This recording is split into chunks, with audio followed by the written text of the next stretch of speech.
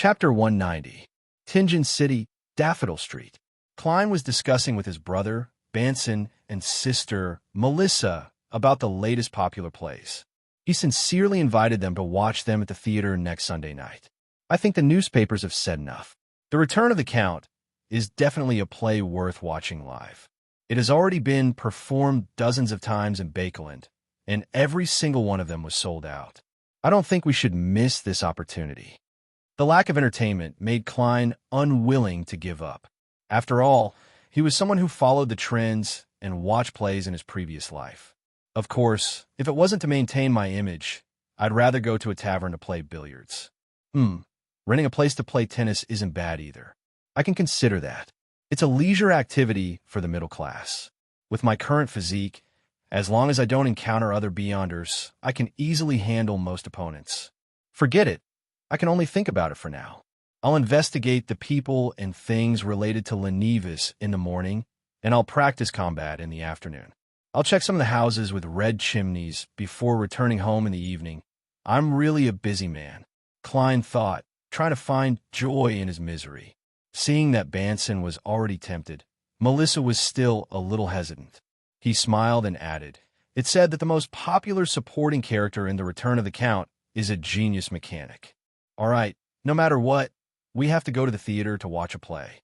Melissa pursed her lips and nodded reluctantly, but her eyes were much brighter than before. Klein was about to respond when he suddenly heard a low buzz in his ears. He felt dizzy for a few seconds. Someone is praying to me. He put his right hand behind his back and chuckled. Then I'll wait patiently for the opening of the ticket booking day. All right, I'll go back to my bedroom and write a report. We have to dive into the sea of knowledge, too. I hope we don't drown in it. Banson gave a self-deprecating laugh and returned to the dining room with Melissa. Klein went up to the second floor, locked the bedroom door, and sealed the entire room with a wall of spirituality. He then took 4 steps counterclockwise, recited an incantation, and went above the gray fog. In the towering palace that looked like a giant's residence, his figure suddenly appeared at the head of the long bronze table. A crimson star that was constantly shrinking and expanding was reflected in his eyes. Klein raised his right hand, spread his spirituality, and touched the star that symbolized justice. With a boom, he saw a distorted and blurry scene. He saw Miss Justice wearing a beige regal dress, sitting on a chair in a dark corner. Her hands were clasped together against her buried forehead. At the same time, a slightly tender and tense, sweet female voice overlapped with each other, echoing in the air. "The fool who doesn't belong to this era. You are the mysterious ruler above the gray fog. You are the king of yellow and black who wields good luck. I pray for your gaze. I pray that you will listen. I met someone who looked like the Zillings at the ball hosted by the Duke of Negan. He disguised himself as Baron Grammar, and his motives are unknown. From certain details, I discovered that Baron Grammar is different from the past. This made me recall the beyonder power of Zilling's mystical item that allows a person to change their appearance." Klein listened attentively and analyzed carefully. Finally, he understood what Miss Justice had described. Zillings had used the special power of creeping hunger to sneak into the Duke of Negan's ball. But he didn't expect that a certain noble lady was a spectator who remembered Baron Grammar's past characteristics. Thus, he was unknowingly exposed. What is this fellow trying to do? And what should I do? I've been experimenting with sacrificial rituals that don't use spiritual materials for the past 2 days. I discovered that I can create something similar to the Door of Summoning, but I can't open it. I'm thinking of finding some time to head to the underground market to buy some materials with spirituality for a second experiment. Miss Justice definitely wouldn't bring any spiritual materials with her when attending the ball. Klein pondered for more than 10 seconds and began to respond to Justice's prayer. In the small prayer room of the Duke of Negan residence, Audrey repeatedly prayed a few times before finally stopping. She straightened her clothes and walked quickly to the door. She knew that she couldn't disappear for too long, or else her father and mother would worry and misjudge the situation, resulting in an incorrect response. Standing behind the door, Audrey took a deep breath. With a perturbed and uneasy heart, She reached out her right hand, which was wearing a white veil glove, and unlocked the door. After leaving the small prayer room, she walked along the corridor back to the dining hall. Seeing the guests approaching with wine glasses and plates, her vision suddenly blurred as she realized that she was surrounded by an illusory fog. In the middle of the thick, grayish-white fog was an ancient, high-back chair. Sitting on the chair was a mysterious existence whose appearance and figure couldn't be seen clearly. It was a mysterious existence that looked down on everything. "Mr. Fool," Audrey nearly blurted out in surprise. Following that, she heard a familiar, deep voice. "I got it." The voice was still echoing, but the gray fog had already disappeared. In front of Audrey was still the long table with food and alcohol. It was still the lively scene of people toasting each other. The perturbed and uneasy feeling in her heart suddenly disappeared. She subconsciously straightened her back, looked around calmly, and walked into the dining hall with light footsteps. She then walked towards a lounge, above the gray fog in the towering palace. After responding to Miss Justice, Klein began to consider how to convey the matter to the hanging man. "It's definitely not possible for me to repeat it myself. It would be inappropriate. How can a mysterious existence personally act as a messenger?" He deliberated for dozens of seconds before he suddenly had an idea. He conjured the scene and voice of Miss Justice's prayer, turning it into a movie scene that was covered in mosaic. With a tap of his hand, Klein projected the scene that was repeatedly replayed onto the crimson star that symbolized the hanging man, Bakeland, Sherwood Borough, Holy Wind Cathedral. In a simple and unadorned room, the hanging man, Alger Wilson, was studying the investigation reports from the past few days, trying to find any traces of Rear Admiral Hurricane Zillings. Diagonally above his right hand was a stack of paper filled with distorted symbols. Just as Alger leaned back and rubbed his eyes, he suddenly realized that the scene before him had turned illusory. It was a thick grayish-white fog. In the depths of the endless fog, there was a high-backed chair that seemed to exist forever. Sitting on the high-backed chair was a faint figure. "Mr. Fool." Just as this thought surfaced in Alger's mind, he saw a blurry figure in a regal dress appear in the hazy, grayish-white fog. She maintained her praying posture as she kept narrating. "I met someone suspected to be Zillings at the ball held by the Duke of Negan. He disguised himself as Baron Grammer, and his motives are unknown. I noticed from certain details that Baron Grammer is different from before. This made me recall the beyonder power of Zillings's mystical item that can change a person's appearance." Alger was first alarmed before revealing a look of pleasant surprise. He pressed his hand to his chest and lowered his head. "Praise be to you, Mr. Fool." Before he could finish his sentence, everything he had seen and heard vanished, as though it had never appeared. Staring at the desk with Roselle's diary and investigation report, Alger's pupils constricted. He once again felt the power of the Fool. This was the Holy Wind Cathedral, the former headquarters of the Church of the Storm. Although it was more than 1,000 years ago, it didn't stop the believers from treating it as one of their holy lands. However, Mr. Fool still silently descended and gave a response after more than 10 seconds of silence. Alger picked up his items and turned to leave. He was going to look for one of the cardinals of the Church of the Storm, the Archbishop of the Diocese of Bakeland, Spellsinger of God A Snake. To Alger Wilson, killing Rear Admiral Hurricane Zillings with his own hands was the best development. But if he couldn't do it, being able to confirm his death was also acceptable. After passing Miss Justice's description to the hanging man, Klein left the mysterious space above the gray fog and returned to his bedroom. He wasn't in a hurry to dispel the wall of spirituality. Instead, he sat in front of his desk, unfolded a piece of paper, picked up a fountain pen, and began writing. According to the urgent intelligence I received, Zillings used the powers of a shepherd to disguise himself as Baron Grammer and sneak into the Duke of Negan's ball. His motives are temporarily unknown. Klein wasn't worried that Mr. Aztec would suspect him. He was wondering how someone in Tinjin City could quickly find out about what had happened in Bakeland, because there were telegrams in this world. "I'm not sure if this will interest you, but I think it's necessary to let you know." Klein quickly ended and folded the letter. Then, He rummaged for the ancient copper whistle, brought it to his mouth, puffed up his cheeks, and blew hard.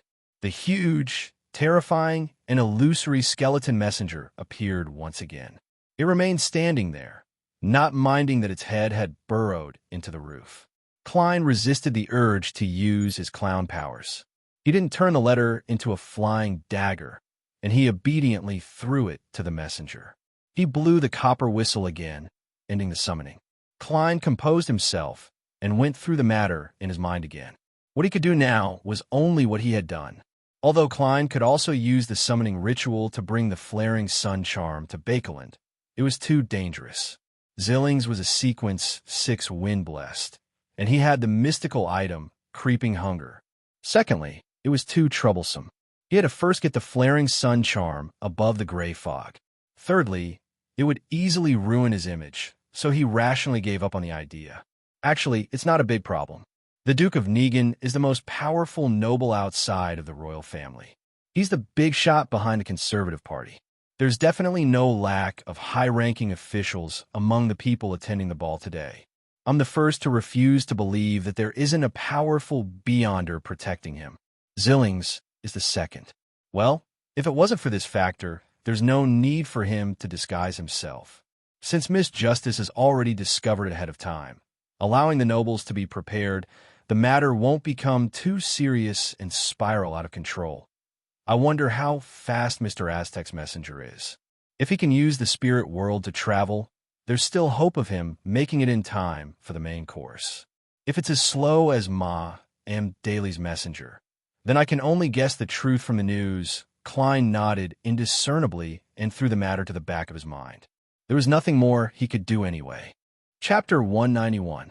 In the ballroom of the Duke of Negan's mansion, Zillings, who was disguised as Baron Grammer, held a glass of blood-red Ormer wine as he leisurely stood behind the railing of the corridor on the second floor, admiring the men and women on the dance floor, as well as the gorgeously dressed ladies and madams. But his eyes didn't contain any lust. They were as calm as the surface of a frozen lake. Occasionally, he would glance at the huge crystal chandelier hanging from the ceiling, or at the Duke of Negan, who was chasing after the beautiful figures with his eyes a few steps away. The Duke was dressed in a well-ironed Navy Admiral's uniform, with red ribbons on his shoulders connected to numerous medals of honor. He liked to dress like this on formal occasions to commemorate his decades of glorious military career. However, his waist was already bloated, and his body was filled with fat. His sharp and astute grayish-blue eyes were only left with turbidity and lust. But due to his good maintenance, the wrinkles at the corners of his eyes, mouth, and forehead were rather shallow, and his black hair was still lush. This was Palace Negan, the current Duke of Negan, the main supporter of the Conservative Party, the elder brother of Prime Minister Guisid, and one of the few richest and most powerful people in the Kingdom of Rouen. At the same time, he was also the target of Zillings's secret infiltration into Bakeland. Assassinating such an important figure really makes me tremble with excitement. Zillings retracted his gaze and closed his eyes. He was willing to accept this commission, not only because the price offered by the other party was attractive enough, but also because he loved to take risks and challenge difficult things. If I succeed in the assassination, my reputation will spread throughout the northern and southern continent, surpassing that of the Four Kings. Furthermore, I will receive a card, one of the cards created by Roselle the Great, that contains the secrets of the gods. Zillings suppressed the excitement in his heart and looked down at his left hand. Creeping hunger had already turned transparent. It was impossible for anyone to tell that Baron Grammer was wearing a glove just by touching it with the naked eye. This really is a magical item. If not for it, I wouldn't have been able to become one of the pirate admirals at Sequence 6. As thoughts flashed through his mind, Zillings suddenly felt a sense of pity.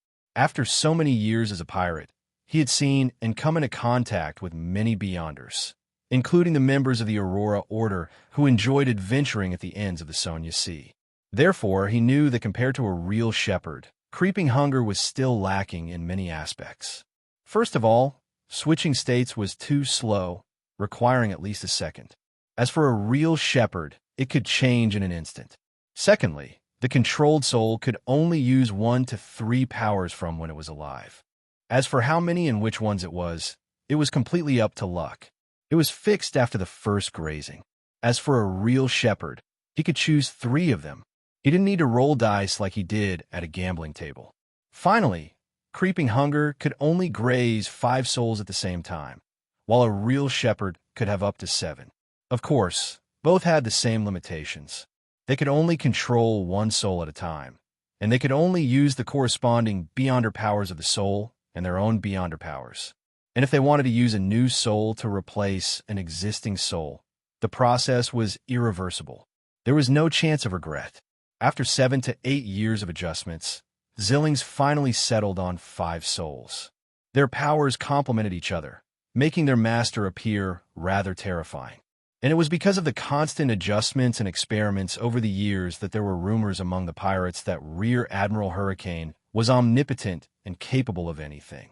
Amidst the passionate dance music, Kalangos rehearsed his next move in his mind. In the end, he sighed regretfully in his heart. Finally, he sighed regretfully. It's a pity that I haven't found that traveler in the past few days. Otherwise, I wouldn't have to worry about anything tonight. If he could capture the woman suspected to be a traveler, Zillings definitely wouldn't hesitate to feed one of the 5 grazed souls to creeping hunger. To him, the powers of this sequence pathway were very useful. Zillings glanced at the huge crystal chandelier that hung down from the ceiling and decided not to wait any longer. The soul he currently controlled only had one ability, the ability to change his appearance and figure. It didn't have the ability to fight other Beyonders, but as this Beyonder power was very useful in many things, Zillings couldn't bear to replace it. The good thing was that no matter which soul he controlled, Zillings could use his wind-blessed Beyonder powers at the same time. Finally, he pretended to chase after the graceful figure of a certain noble lady, allowing his gaze to sweep past the Duke of Negan and the men around him. The Duke of Negan is a devout believer of the Lord of Storms, and he's a key figure in the Church of the Storm's influence on the kingdom situation. He definitely has the protection of Beyonders from the Church of the Storm. And although the Negan family isn't an ancient family that has existed for more than 1,000 years, be it wealth or power, they're ranked at the top of the kingdom. They definitely seek the sequence potion formula in secret and seek the allegiance of Beyonders. Zillings's thoughts surged as he eliminated the gentlemen belonging to the nobles and officials. He locked onto a man who was always beside the Duke of Negan. The man wore a black tuxedo, had brown hair, and blue eyes. He was almost expressionless as he vigilantly watched his surroundings. Zillings nodded indiscernibly and pressed his right hand forward slightly. Whoosh! A sudden gust of wind swept across the dance floor, blowing out the candles on the crystal chandelier. Just as the light and darkness intersected, just as everyone's attention was drawn to it, a few thin wind blades, under the cover of the strong wind, struck the metal chain that hung the crystal chandelier, striking the same spot. Creak! Amidst the jarring, shattering sound, the huge crystal chandelier fell straight onto the dance floor, smashing into the ground with a loud clang. Screams rang out one after another, and many guests were injured by the flying shards, letting out cries of extreme fear. Taking advantage of the darkness and chaos in the hall, the glove on Zillings's left hand squirmed and changed, condensing a golden surface. His expression was filled with dignity, and his gaze pierced through the darkness as he stared at the man beside the Duke of Negan. Suddenly, Zillings's eyes lit up like 2 bolts of lightning. The Beyonder in charge of protecting the Duke of Negan immediately let out a tragic cry as he fell to the ground, clutching his head. He kept rolling and struggling. With a swoosh, Zillings's figure tore through the darkness and rushed towards the Duke of Negan. However, the target reflected in his dark and deep eyes wasn't the slightest bit flustered and was instead filled with confidence. The Duke of Negan's tall and fat body stood rooted to the ground, looking down at the attacking assassin. He raised his right hand, pushed it forward, and spoke in ancient Hermes in a deep voice. He said in ancient Hermes, "Imprison." Silently, Zillings came to a sudden halt. His surroundings seemed to be filled with transparent walls, or flowing with an extremely viscous liquid. This made him look like an insect in amber or a prisoner in a prison cell. The leader of the conservative faction of nobles, the hereditary duke, Palace Negan, was actually a beyonder, a rather powerful one at that. The Duke of Negan spoke in a deep voice again as he waved his right hand. Whip! Pa! Pa! Zillings seemed to have been struck by an invisible whip. His clothes were torn, his flesh split open, and his bones were exposed. Right on the heels of that, the Duke of Negan leaned forward, clenched his right fist, and said solemnly, "Death! Pa!" He waved his arm, and his entire body left afterimages as he slammed into Zillings's body. His fist accurately struck the target's head in an unavoidable manner. Crack! Zillings's head shattered, but everything around him shattered as well. The Duke of Negan remained standing in the same spot. It was just a dream. At some point in time, this pirate admiral had switched his powers and entered the state of a nightmare. And unlike a normal nightmare, he could still move after dragging someone into a dream. Zillings's figure silently appeared behind the Duke of Negan, his dark and cold eyes locked onto him. His right fist was wrapped in a whirling gale as it stabbed at his target's back like a sharp blade. Whoosh! Amidst the raging wind, Zillings's right fist penetrated the Duke of Negan's body and penetrated his heart. However, the Duke of Negan's figure rapidly faded and became transparent, like a summoned spirit. This nearly invisible shadow rippled and dissipated. The Duke of Negan appeared in front of the double doors on the other side of the corridor, a scrutinizing smile on his face. Another beyonder. They made preparations ahead of time, ambushing me? How was that possible? A thought flashed through Zillings's mind. Although he was unwilling to accept this reality, he still calmly responded. The glove on his left hand squirmed, revealing fine, dark golden scales. His pupils turned faint and vertical. Immediately following that, an invisible wave swept out in all directions. The gentlemen and ladies simultaneously fell into an uncontrollable fear. They left their hiding places and ran around aimlessly. The scene became abnormally chaotic. This made the Beyonders not dare to act rashly, afraid that they would hurt their family and friends. Seizing this opportunity, Zillings ran at high speed with a hurricane swirling around him, smashing through the door of a lounge and the oriel window. With a clang, he lunged out of the house, and with the help of the wind, he flew quite a distance and flew out of the Duke of Negan's mansion. As soon as his feet touched the ground, Zillings immediately ran towards the forest opposite. It was a municipal park. He had already explored the surrounding terrain.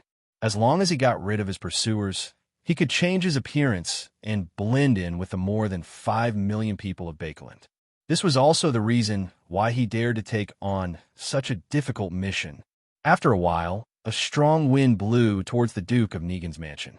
The Cardinal of the Church of the Storm, the Archbishop of the Diocese of Bakeland, the Spellsinger of God, Ace Snake, flew over with a few mandated punishers. He didn't have time to inform the other Beyonders.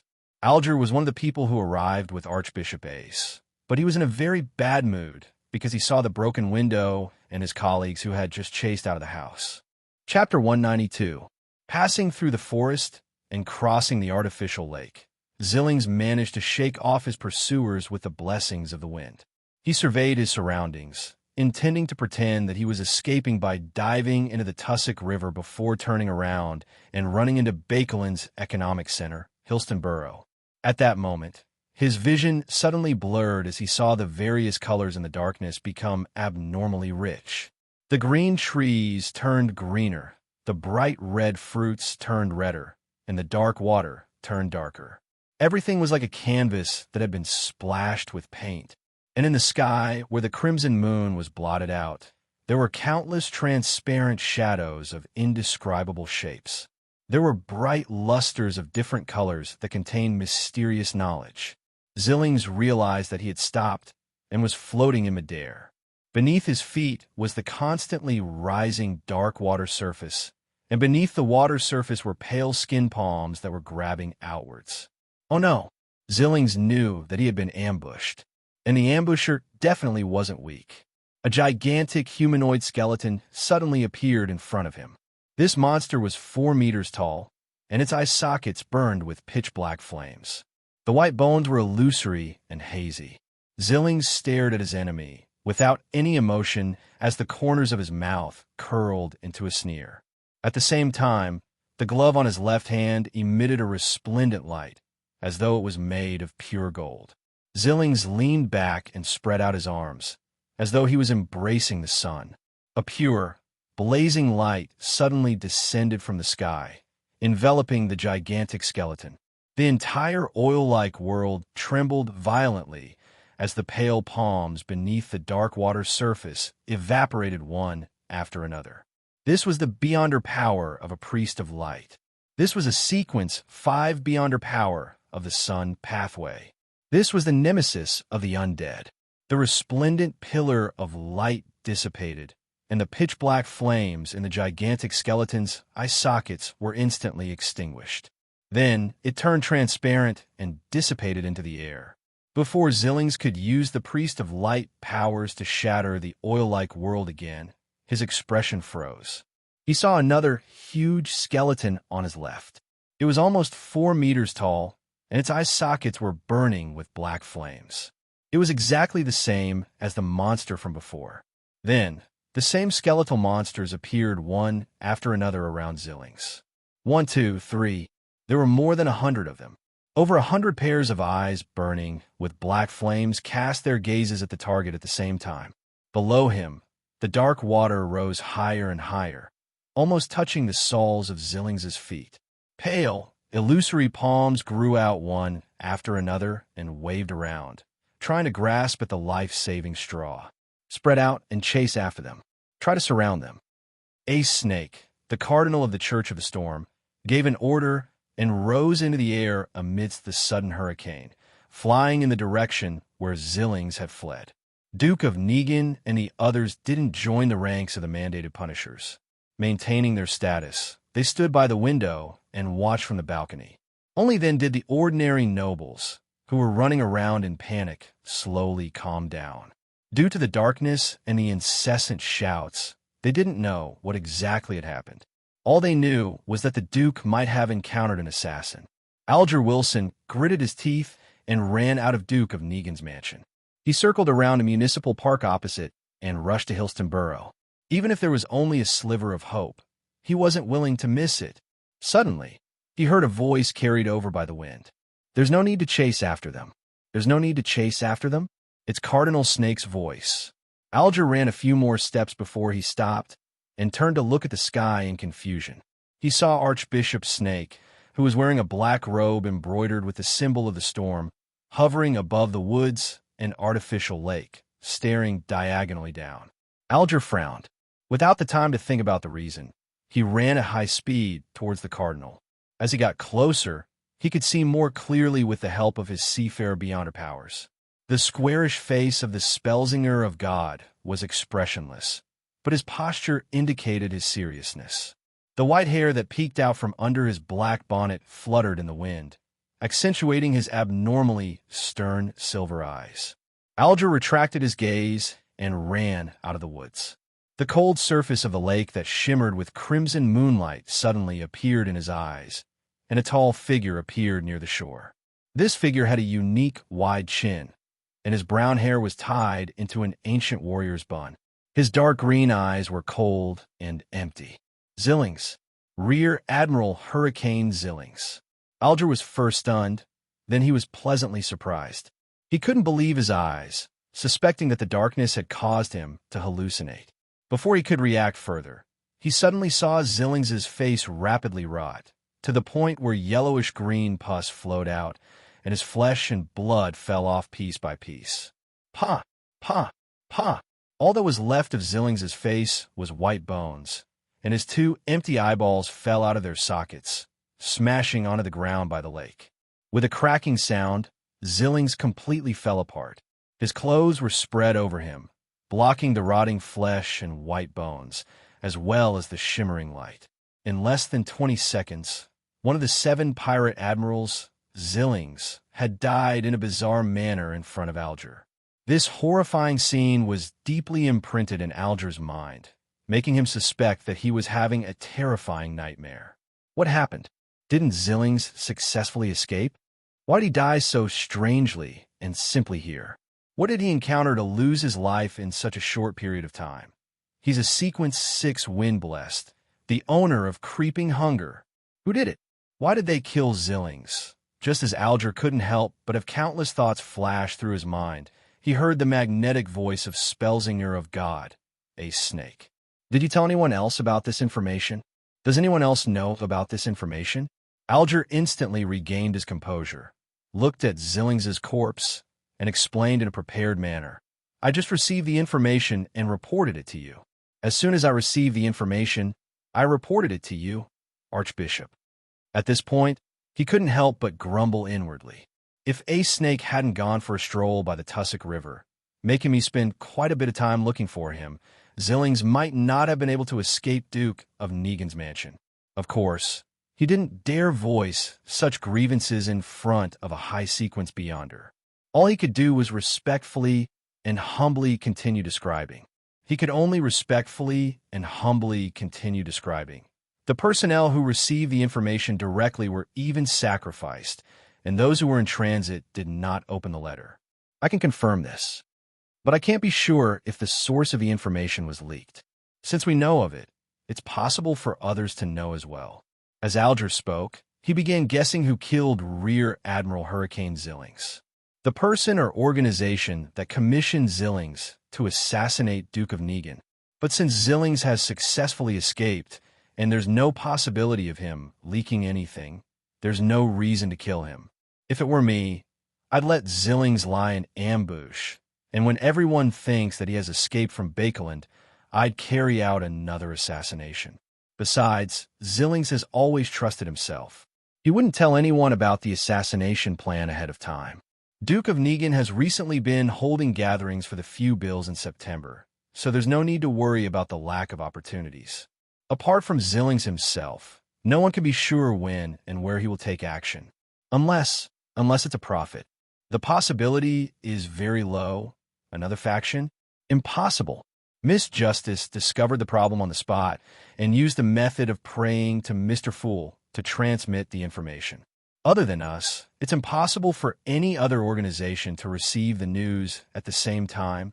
Mr. Fool. Alger was alarmed as he thought of a possibility. The one who did it was Mr. Fool's blessed. He happened to be in Bakeland, so he happened to help.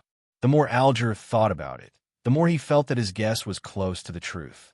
Only the members and subordinates of Tarot would know the information immediately. Only a blessed of the Fool taking action would make people feel that the matter was strange and lacked a motive. As his imagination ran wild, Archbishop Snake fell silent for a moment before saying to the other mandated punishers who had rushed over, Zillings is dead. Kalangos is dead. A high-sequence Beyonder killed him, or he used a sealed artifact of the same grade. However, this is rather dangerous, and the possibility isn't high. After preliminary observation, I believe it's a high-sequence Beyonder of the Death Pathway, perhaps a member of the Charismatic Order, but it's not the one I know. It could also be a member of another secret organization. The motive is unknown.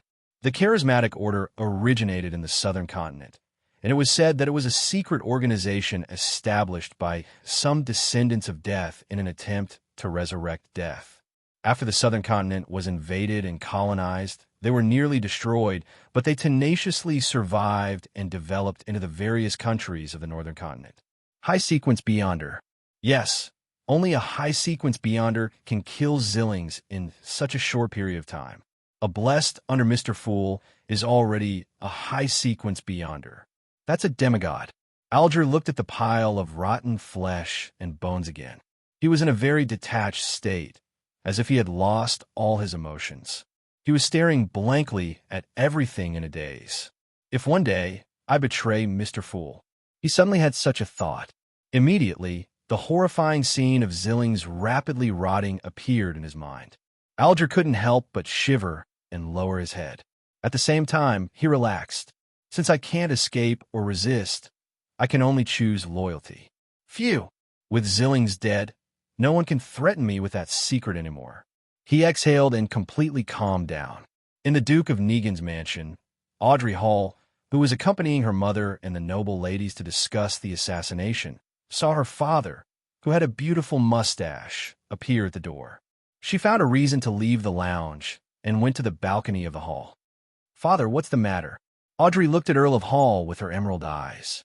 She had inherited the color of her eyes from her mother, not her father. Earl of Hall chuckled. "The matter has been resolved, my child.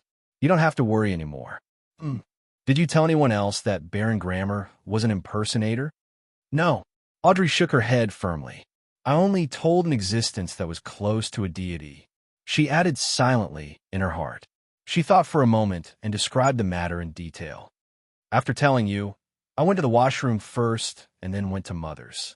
You can ask her." "Okay." Earl of Hall nodded slightly and didn't say anything else. Instead, he mentioned Zillings is dead. He was killed. "Who?" Audrey was surprised and excited. "I don't know. We can't even guess why the murderer wanted to kill Zillings. It's really incomprehensible." Earl of Hall paused and said, "It might be a person, or it might be an organization, a secret and powerful organization." Chapter 193. Audrey's eyes darted around as her thoughts wandered.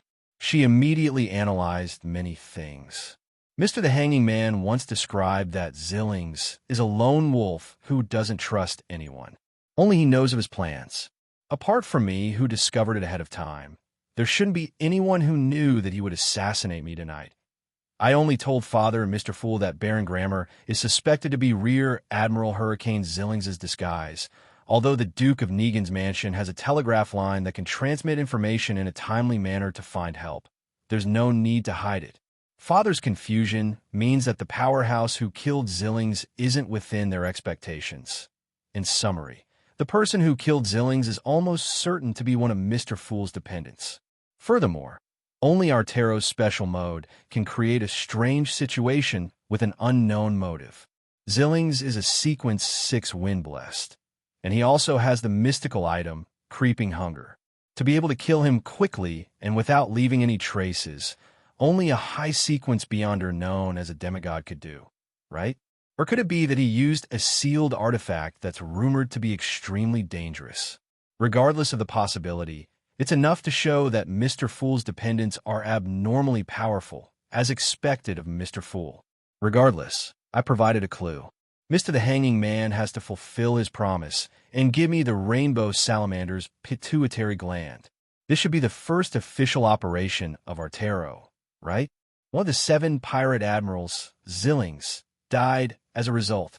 Seeing his daughter in deep thought with some excitement, Earl Hall, who was also a handsome man in his youth, coughed lightly and warned her sternly, "Audrey, I know you're very interested in mysticism. Audrey, I know you're very interested in mysticism, and I usually indulge you, but you absolutely cannot be involved in this matter. You can't even ask about it. You will be led by the Queen at the end of the year and officially introduced to social occasions. As an adult, you should clearly remember that a terrifying Beyonder or a secret, powerful organization is often equivalent to danger. Do you understand?" "I know, Daddy," Audrey replied in a sweet voice. "I was just a little curious." "You can't even be curious." Earl Hall couldn't help but smile helplessly after emphasizing this sentence. And then, Audrey nodded obediently. "Anyway, I know the whole thing better than you do." She made a face in her heart. Earl of Hall thought for a moment and smiled warmly. "No matter what, you are the hero tonight and the savior of the Duke of Negan. At least half of Zillings' death is due to you, and the same goes for the bounty. Of course, if no one admits to killing Zillings, claims responsibility for this matter, and takes the initiative to claim the bounty, then the remaining half will belong to you. In total, it will be 10,000 pounds. Yes, the bounty set up by the Republic of Intis, the Fasak Empire, and other countries and organizations can also be claimed. After conversion, it should be 20,000 pounds.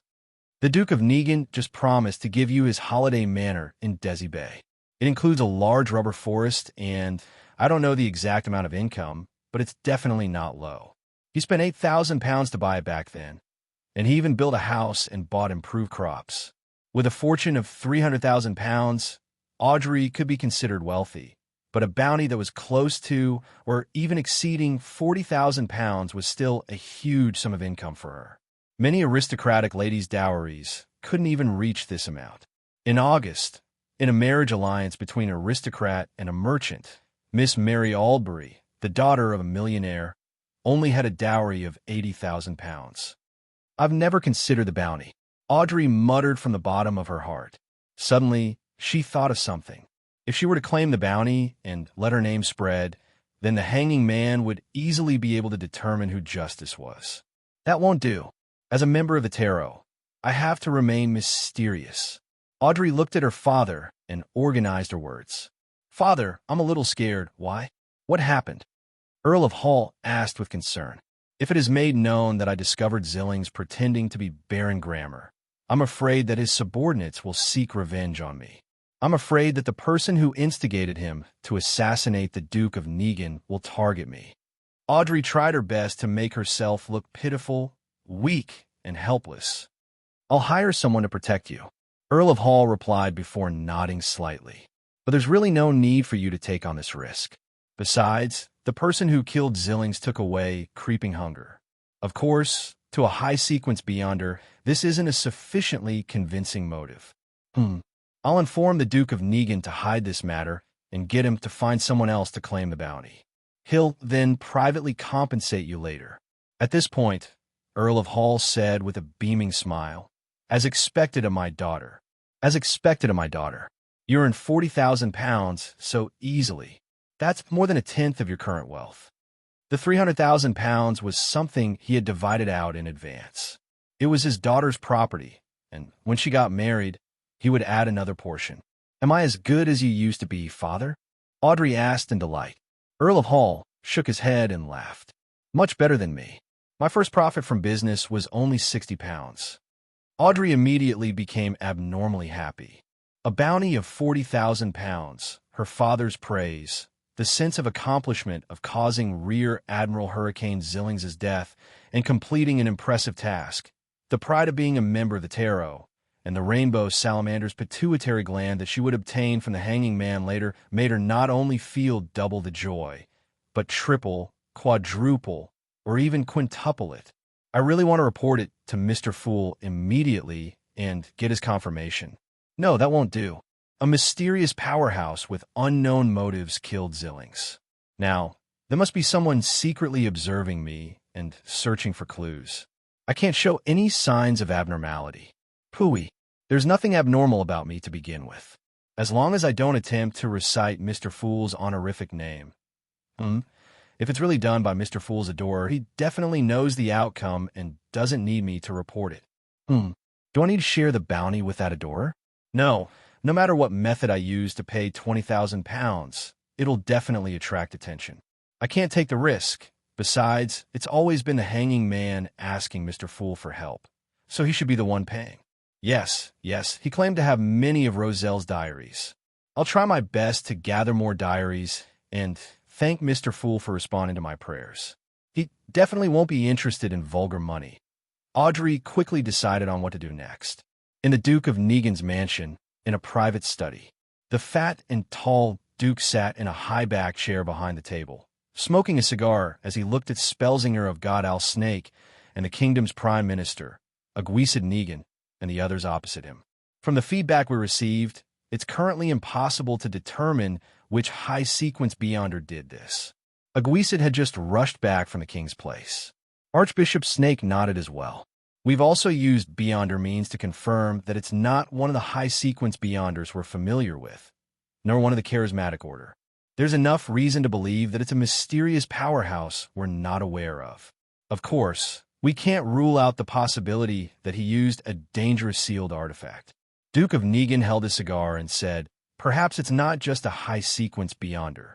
Maybe he's not just a high-sequence beyonder. There might be a secret organization behind him, one that we don't understand well enough.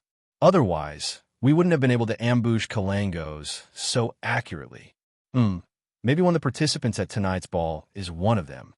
His younger brother, Prime Minister Aguisid, said solemnly, regardless of the possibility, we have to be careful. Regardless of which possibility it is, We have to be careful. We have to figure out the identity of the high-sequence Beyonder as soon as possible. We have to figure out his motive for coming to Backland. We have to figure out if he's only here to kill Kalangos and why he wants to kill Kalangos. A high-sequence Beyonder wandering around Bakeland that wasn't under their control was enough to attract the attention of the kingdom's government and the three churches. Although Sequence 4 and 3 Beyonders might not be able to withstand the bombardment of the warship's cannons, there was no need for them to face it head-on. They had too many strange abilities. Therefore, this was an existence even more dangerous than an ironclad warship. Just from the title of demigod, it was obvious. Spellsinger of God A. Snake immediately stood up and said, "I'll make the arrangements immediately. I'll also contact the Church of Evernight and the Church of Steam. His Majesty will also get the military and intelligence agencies to cooperate," Prime Minister Aguis had promised. In a hotel in the North Borough of Bakeland, the bronze-skinned Aztec, who had a mole by his ear, sat under a gas lamp, staring at a glove placed in front of him. The glove was very thin, as though it was made of human skin. It was as though it could transform back into a hand as long as it was filled with flesh and blood. After watching for a while, Azek suddenly revealed a pained and contorted expression as he muttered to himself. "That's right," he whispered to himself. I think I've worked with them before." Klein didn't sleep well the entire night because he hadn't received any reports from Justice and the Hanging Man, nor had he received a reply from Mr. Aztec. He was constantly worried about the outcome of Rear Admiral Hurricane Zillings's matter. He must have caused quite a stir, preventing Miss Justice and Mr. the Hanging Man from contacting me rashly. But why hasn't Mr. Aztec replied? He wasn't involved, or did something happen? He was injured by Zillings? Klein covered his mouth and yawned as he boarded the trackless public carriage to Zutland Street. Extra! Extra! Rear Admiral Hurricane Zillings has been killed in Bakeland. Extra! Extra! Rear Admiral Hurricane Zillings has been killed in Bakeland. Just as the carriage was about to set off, Klein suddenly heard the paperboy's voice. This was also an invention of Roselle the Great. After a moment of surprise, Klein hurriedly took out a penny and passed it out the window to buy a copy of the Tianjin Morning Post. Many passengers made the same choice. When he opened the newspaper, Klein immediately saw the headlines. "The great pirate Zillings has been killed in Bakeland by the Duke's bodyguards." Zillings is dead? Mr. Aztec did it? Klein fell in a deep thought as he lampooned himself. Chapter 194. The news regarding Zillings wasn't long. It only stated the time, location, person, and outcome. As the saying goes, the shorter the content, the bigger the matter. What happened in the capital, Bakeland, at 8 or 9 last night was revealed in Tianjin City's newspaper this morning. This world's information exchange speed isn't too slow. This is all thanks to Roselle the Great's outstanding contributions. Yes, it must have been the nobles and members of parliament who attended the ball who leaked the news to reporters they were on good terms with. Some of the reporters then sent the sensational news back to their respective newspaper headquarters in other counties and cities via telegram. Morning newspapers are usually set up at night, printed in the middle of the night, and distributed in the morning. It's just in time for urgent adjustments to be made and published in time. Just based on this news, the Tianjin Morning Post can sell at least 1,000 more copies today, and this is only considering the city's urban area. Klein's thoughts wandered as he calmed down. Since Rear Admiral Hurricane Zillings is dead, it means that even if Mr. Aztec was injured, it wouldn't be too serious. If it was more serious, he would definitely have been captured by the mandated punishers or the Duke of Negan's Beyonder bodyguards.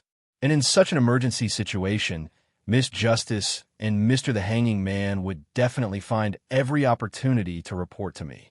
The fact that the latter didn't happen is enough to prove that the situation is under control.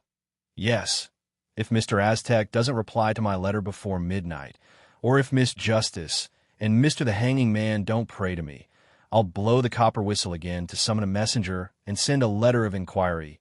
Relaxing, Klein shifted his attention away from the newspaper and looked around the public carriage. Most of the people who could afford to take such transportation were literate. Influenced by the extra, many people had bought the Tianjin Morning Post. Now, A few people who knew them were discussing in hushed voices. A long, long time ago, the pirate king and his admirals were already harming the sea routes. Apart from retreating when facing the fleets of various countries, they didn't think much of armed merchant ships. Although Zillings was listed as one of the 7 pirate admirals less than 10 years ago, he was the first pirate to be killed by the government. Frankly speaking, I'm very curious. What was he doing in Bakeland? When pirates leave the sea, death is a foreseeable thing. I hope there will be more detailed reports in the future. Lord Storm, I want to know which of the Duke of Negan's bodyguards killed Zillings. His bounty is 10,000 pounds. 10,000 pounds. If I had 10,000 pounds, I would resign immediately and buy 2 or 3 small to medium-sized plantations. I would invest in some colonial companies and railway companies and enjoy a fixed income every year. This is only the kingdom's bounty. Intis, Fasak, Fainapotter, as well as some business organizations have placed a bounty on Rear Admiral Hurricane Zillings. I desperately wish for a newspaper to list all the bounty amounts. 10,000 pounds? Klein was dazed for a moment. Even with his current salary, which could be considered generous, he would have to stop eating and drinking for nearly 20 years to save up that much money. If only I knew. Forget it. There's nothing I can do. It's impossible for me to claim the bounty. He folded the newspaper dejectedly and looked out of the carriage window. At this point, he finally confirmed that the matter regarding Rear Admiral Hurricane Zillings had come to an end. All that was left was to tie up the loose ends, such as the batch of Roselle's diary that the hanging man would pay. Bakeland, Sherwood Borough, Furs Wall, who was wearing a veil, and Zio Dericha were walking along the street towards the nearest Varvat Bank branch. Money always disappears without us realizing it. Furs sighed. Zio nodded in agreement. That's right. Fortunately, the book, Storm a Mountain Villa, is rather popular. There are still royalties coming into my account. Otherwise, I would have to find a clinic or hospital and become a doctor again. Furs sighed in satisfaction and worry. Zio was silent for a few seconds. She carefully asked, will the investigation of Zillings affect your identity as an author? After all, we might be targeted by the mandated punishers or the Nighthawks. No, you're the only one who will be targeted. Furs chuckled. You were the one who sent someone to the police station. You were the one who sent the letter. You're also the one who is rather famous in the gang circles and on certain streets in East Borough. As for me, Furs Wall, I've always been a popular best-selling author. Zio was stunned for a moment. So, you've been accompanying me all this time? Furs flicked her hair and chuckled. Don't you find this an interesting experience? This experience has given me quite a bit of inspiration for my writing. My next novel will be about a sudden murder case that leads to all sorts of stories. Zio was momentarily at a loss for words. All she could do was continue walking forward. She accidentally forgot to turn and was pulled back by Furs. At that moment, they heard the paperboy shout, "Extra! Extra! Rear Admiral Hurricane Zillings has been killed in Bakeland." What? Zio and Furs looked at each other in bewilderment. When the paperboy came closer and repeated it a few times, they suddenly came to their senses. What? Zillings is dead? Furs couldn't believe her ears. He's actually dead. How did he suddenly die? Zio, who was hiding from the possible pursuit of the ferocious pirate, was shocked and dumbfounded. Shouldn't this be a normal procedure? First, they would find clues and confirm Zillings' goal. Then, they would gather powerhouses and ambush him. Finally, the pirate would be killed. In the end, Zillings died before the first step was completed. He died so simply. Furs and Zio looked at each other like 2 marble statues. After nearly a minute, Zio rushed to the paperboy and bought a copy of this morning's Tussock Times. This was one of the 3 newspapers with the largest circulation in the Ruan Kingdom. Oh, Zillings is indeed dead. He was killed by the Duke of Negan's bodyguard. Goddess, the Duke of Negan's bodyguard is... Zio automatically silenced herself and didn't say the powerful Beyonder at the end. Furs looked at her friend with pity. You actually completely believe the description in the newspaper. All right, perhaps someone else discovered Zillings' goal ahead of time. The mandated punishers, Nighthawks, Machinery Hive Mind, and the military special department worked together to complete a successful ambush. Zio suddenly froze and exhaled. We don't have to worry about anything anymore. We can return to our normal lives, but we have to try our best to avoid the police station from before. She glanced at Furs and asked nervously and worriedly, "How much do you think Miss Audrey will pay us? Under such circumstances, how much do you think Miss Audrey will pay us? I know that a few £100 isn't a lot to her, but we didn't really complete the task. No, at least we made Zillings take the initiative to appear.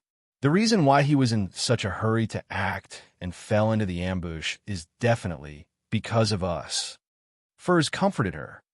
"With Miss Audrey's generosity, even if she doesn't give you everything, she will at least give you half." "I hope that's the case." Zio took a deep breath and muttered in anticipation. "I wonder who will claim the £10,000 bounty. How enviable. If I had that amount of money, I would have long reached sequence 7 or 6. Yet, I've missed opportunities time and time again." Furs also felt wistful. Finally, she warned, "Zio, let's not look for Miss Audrey for the time being. Let's wait for her to contact us. There are too many details we don't know about Zillings' death. Rashly looking for Miss Audrey might put us in danger." Zio first nodded before saying in surprise, "How do you know I want to go to Queens now? Take a guess." Furs was amused. After a busy morning, Klein returned to the Blackthorn Security Company and reported to Dunn Smith. "Captain, the people I'm in charge of investigating related to Lenevis are all fine. They're all innocent victims. They're not involved in any supernatural matters." Dunn placed his elbows on the desk and said, "Then stop for the time being. Then stop for the time being. Wait for the others to finish their work before focusing on the suspects. We can't put all our manpower on this matter. We have to prevent other unexpected incidents." "All right." Klein was about to stand up and enjoy his lunch when he suddenly heard a knock on the door. "Please come in," Dunn said in a mellow voice. With a turn of the knob, the door opened. Roshan peeked her head out. "Captain, someone is here to commission a mission." "Commission mission? This is directed at the Blackthorn Security Company, not the Nighthawks. So, who came to us by accident?" Klein muttered to himself in enlightenment. Dunn thought for a moment. "You can go and listen, but if it's too troublesome, you could just reject it." He straightened his shirt, vest, and watch chain before he walked out of the office. He passed through the partition and approached the sofa area in the reception hall. Klein and Roshan followed him curiously. Two ladies were sitting on the sofa. They were both wearing black bonnets and long black dresses. One of them had a plump figure and fair skin. Her face was covered by a fine black veil hanging from her hat, and her appearance was vaguely discernible. Looking at her, Klein suddenly felt a sense of familiarity, as though he had seen her somewhere before. Just as he was thinking back, he heard another thinner lady say, "The mission we want to entrust is to follow and monitor Madame Sharon and find evidence of her crimes." Madame Sharon. Klein suddenly remembered where the sense of familiarity came from. The lady who did not speak was Maynard's wife, the daughter of the leader of the new party. She couldn't accept her husband's death and didn't want to accept the police department's conclusion, so she privately asked the security company to reinvestigate. Chapter 195. Madame Sharon? Dunn obviously knew Baron Coe's widow, Tingin's most famous socialite. Maynard's wife turned her head to look at the thin lady who accompanied her to the Blackthorn Security Company. She didn't say a word. The thin lady, who was also wearing a black dress and black hat, deliberated for a moment before saying, "Yes, Madame Sharon. She's the wife of the deceased Baron of the Coe family." She? After stuttering for a few seconds, the thin lady suddenly blurted out angrily, "She's a whore." Upon hearing the foul language, Klein suddenly recalled the filthy film he had seen, as well as Madame Sharon's seemingly timid but actually calm demeanor. This made him believe in the relevant rumors, and he pitied the deceased Baron. It's not that Madame Sharon can't remarry, but this kind of promiscuous behavior. Sigh, there's probably a patch of grass in front of the old Baron's grave. Dunn's expression didn't change. He sat on the sofa opposite her and said in a mellow voice, "But this has nothing to do with whether she's a criminal or not. You and I both know that Madame Sharon is very influential in Tingen. Following her and monitoring her could easily lead to unsolvable problems and terrible consequences. She's a criminal, the thin lady said angrily. She caused my brother's death, but her lovers put a lot of pressure on the police department. They had no choice but to conclude that my brother suddenly died from drinking too much and having too much sex. They're all criminals. Those. Klein pitted the old baron for a second and figured out the thin lady's identity. She was Maynard's sister. That's right. Such a scandal would definitely not be brought along with a maid. It's better to be a family member. He nodded in enlightenment. Madame Maynard patted the back of the thin lady's hand and added in a low and cold voice, "She's a criminal. If you suffer any losses because of this, I'll help you settle it and make up for your losses." This tone, as expected of the daughter of the leader of the new party, if not for the fact that the police department is very confident in the results of my mediumship, I'm afraid they would have succumbed to her pressure. Klein lampooned. Dunn was silent for more than 10 seconds before he said, "All right, I have another question. You seem to be very confident that we'll be able to find something?" The thin lady nodded. "The tobacco merchant, Viceroy, introduced us to you. He praised you as the cream of the crop in this industry, capable of accomplishing tasks that others cannot." Tobacco merchant Viceroy. Who is this? Klein instinctively looked at the captain and found that Dunsmith's eyes were also filled with confusion. "I'm so stupid. Why would I expect Captain to remember something like this? After all, I don't even remember it myself." He sighed to himself, seeing the confusion on the faces of the two elite mercenaries. The thin lady added another sentence. "You save his kidnapped son. So it's him. That kidnapping case allowed me to discover clues to the Antigonus family's notebook." Klein was enlightened. Dunn also nodded slightly. "I understand." Seeing this, the thin lady stated her conditions. "Follow and monitor that bitch for 2 weeks. Even if you can't find any evidence of her crimes, record who visited her house and whose house she visited. We'll pay £50 for it.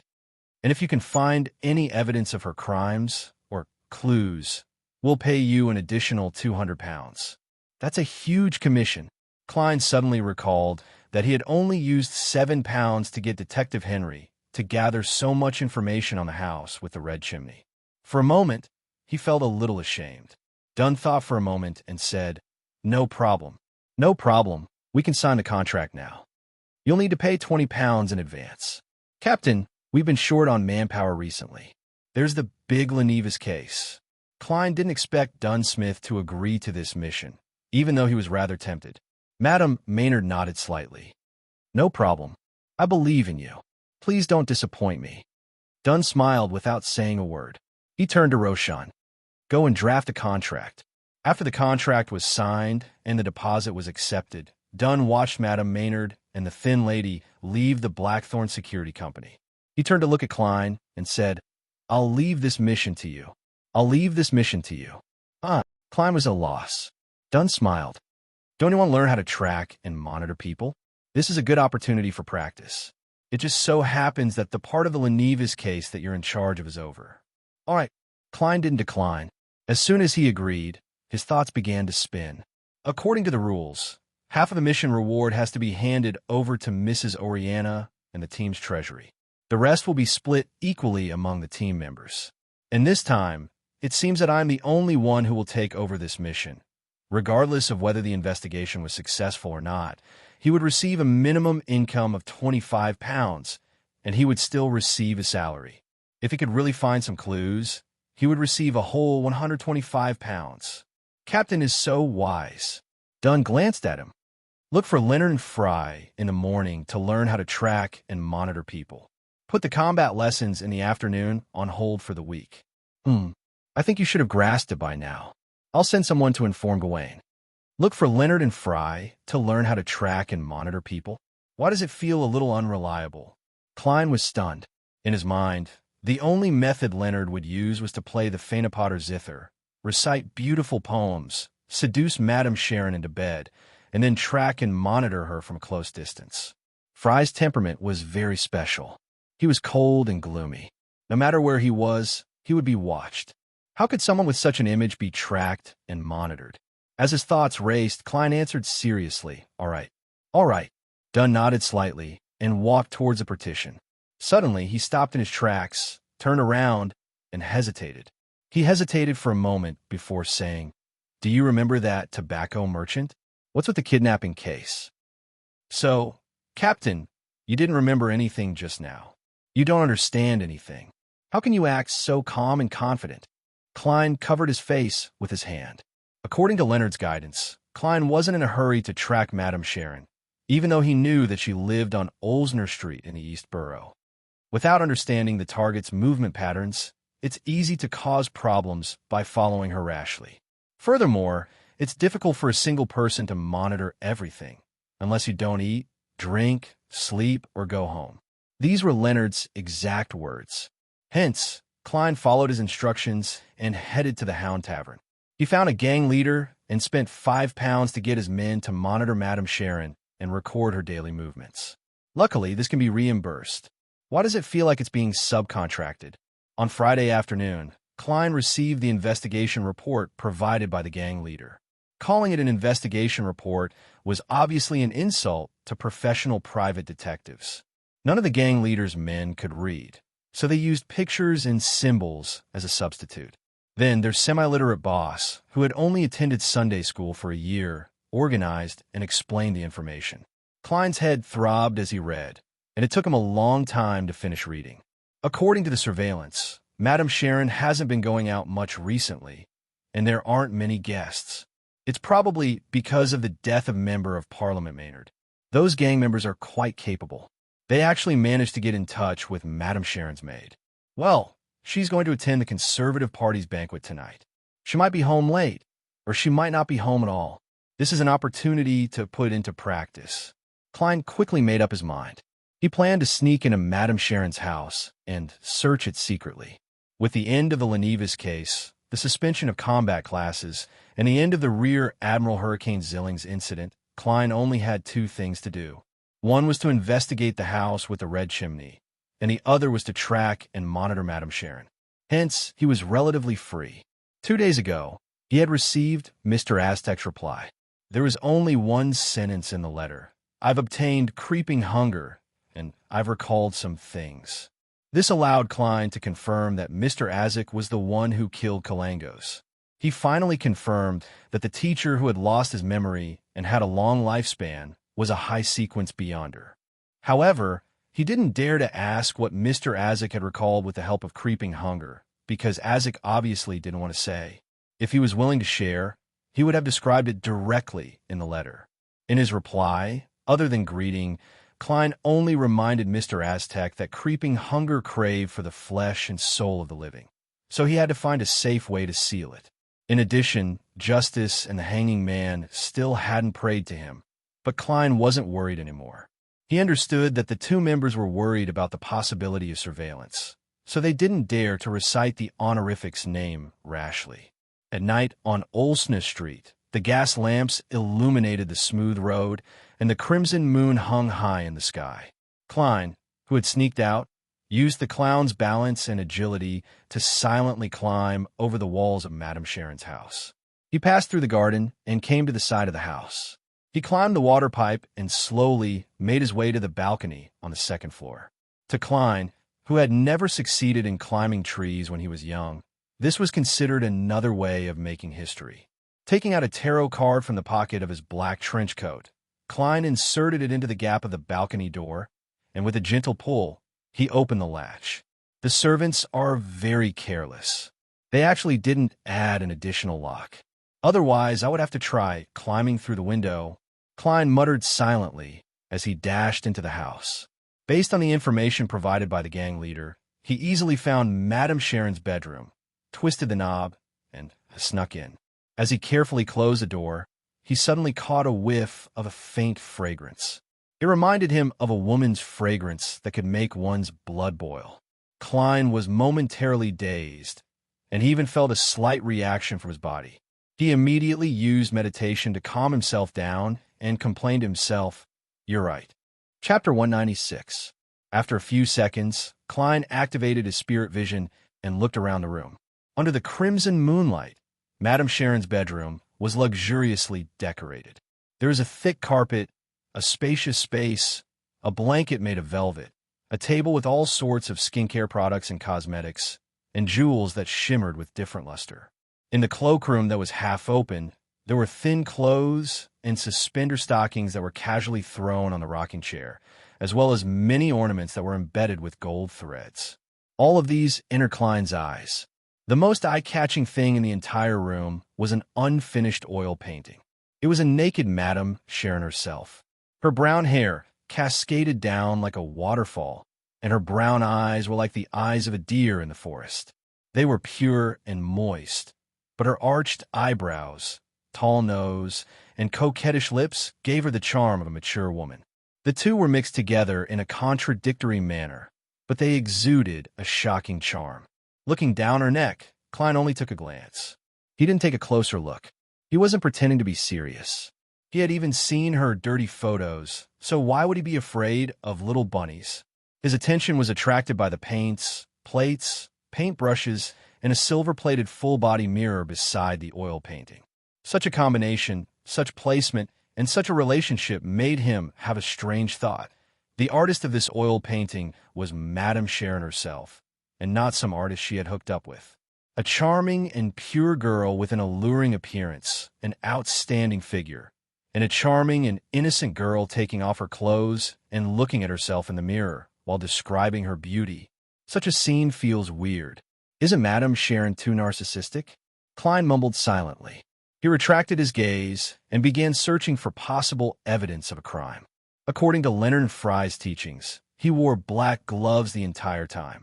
Every time he searched, he had to remember the original appearance so that he could recover it later. For a seer, this wasn't difficult at all. If he forgot, he could easily recall it using dream divination. Of course, before he left the night, he had divined for himself. There was no danger, and it would be rather smooth. This is what a qualified charlatan should do. Even if I'm already a clown. Klein mocked himself.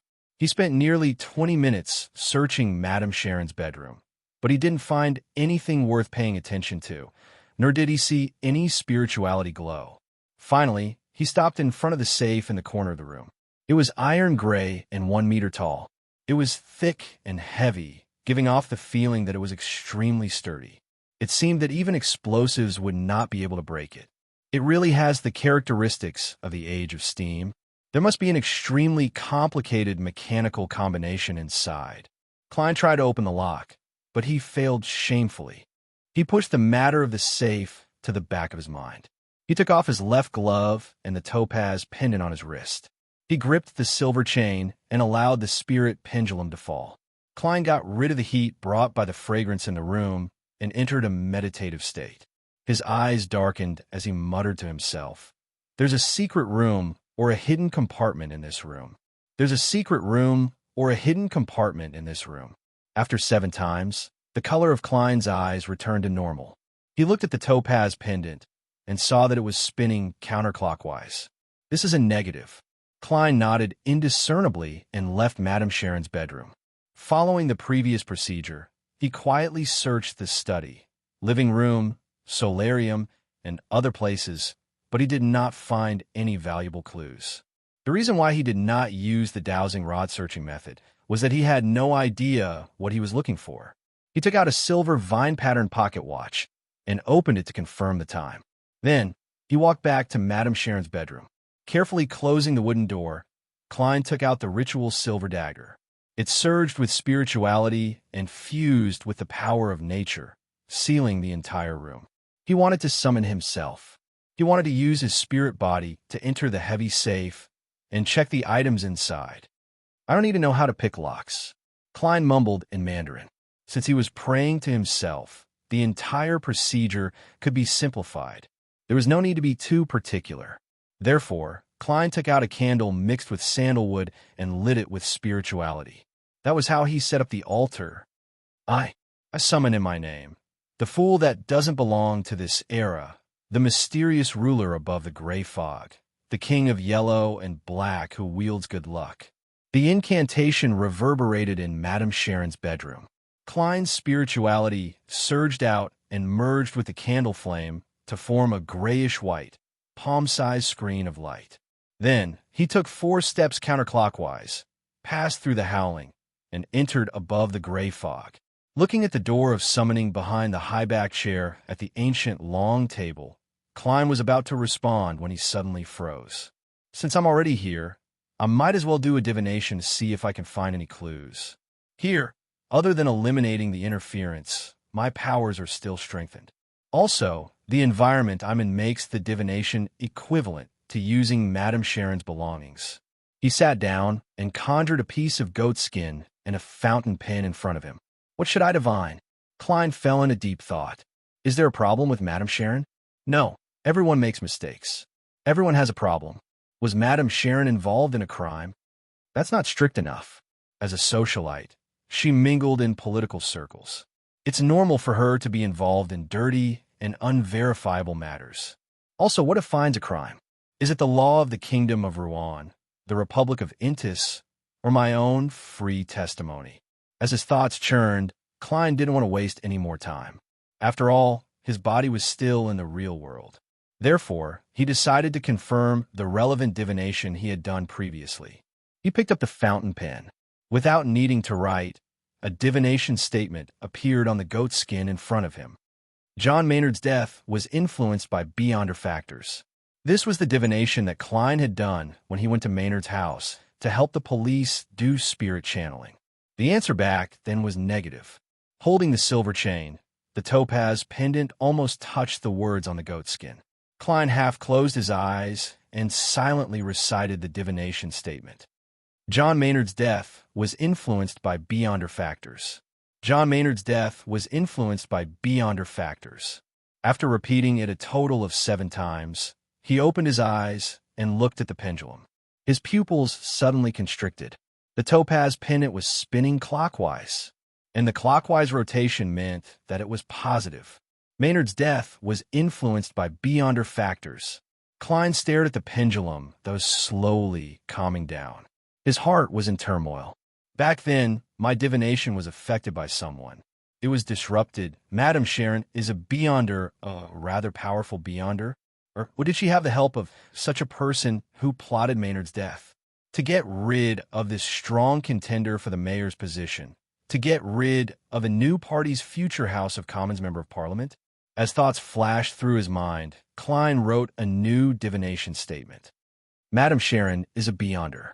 He repeated it 7 times, and it was still the pendulum. With the help of his current environment and the information he had on Madame Sharon, Klein completed the divination and saw the answer. The answer was that the topaz pendant was spinning clockwise. The answer was positive. Madame Sharon is a beyonder. Klein's heart tightened. Without further delay, he responded to his own summoning and pushed open the mysterious door. After the confusion and dizziness, he saw Madame Sharon's bedroom and himself. Klein floated and flew to the heavy safe. He reached out his right hand and carefully put it in. Since Madame Sharon was a beyonder, he had to be wary of any traps she had set up in the safe. And in his spirit-body state, which was mixed with some of the mysterious space's power and most of his spirituality, Klein didn't need to do any divination. He could get a hint just by approaching danger.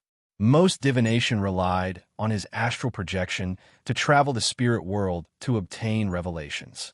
Simply put, it came from his own spirituality.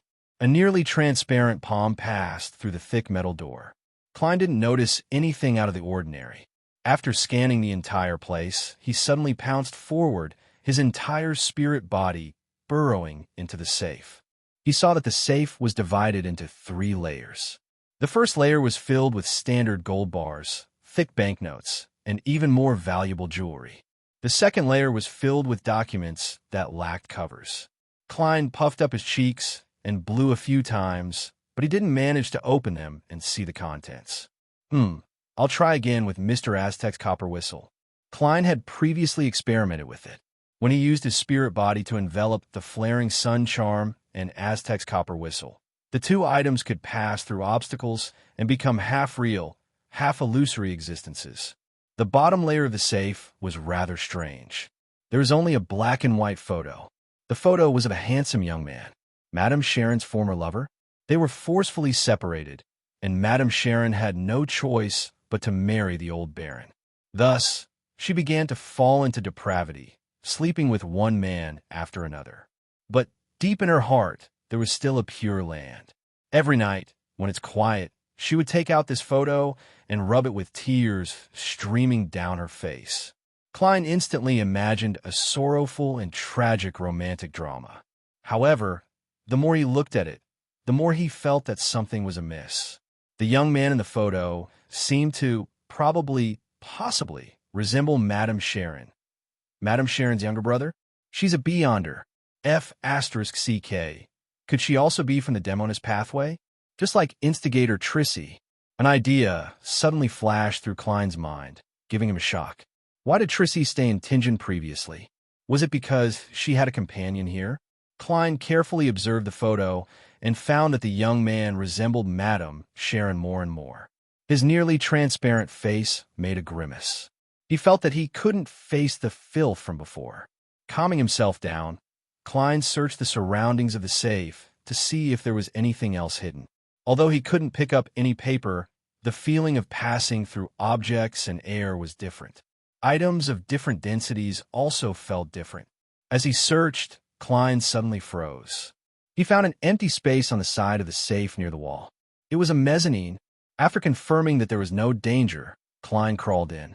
His vision reflected ointments, incense, herbal powder, and other items. He also saw a statue of a deity carved out of white bones. The statue was the size of a palm, and it vaguely depicted a beautiful woman. Her hair was very long, extending all the way to her ankles. Each strand was clear and thick like a venomous snake. At the top of each strand of hair was a carved eye. They were either closed or open, densely packed together. Klein jumped in fright. He smelled something sinister and hurriedly retreated from the mezzanine. He finally understood why his divination of the secret chamber and the hidden compartment had failed. Chapter 197.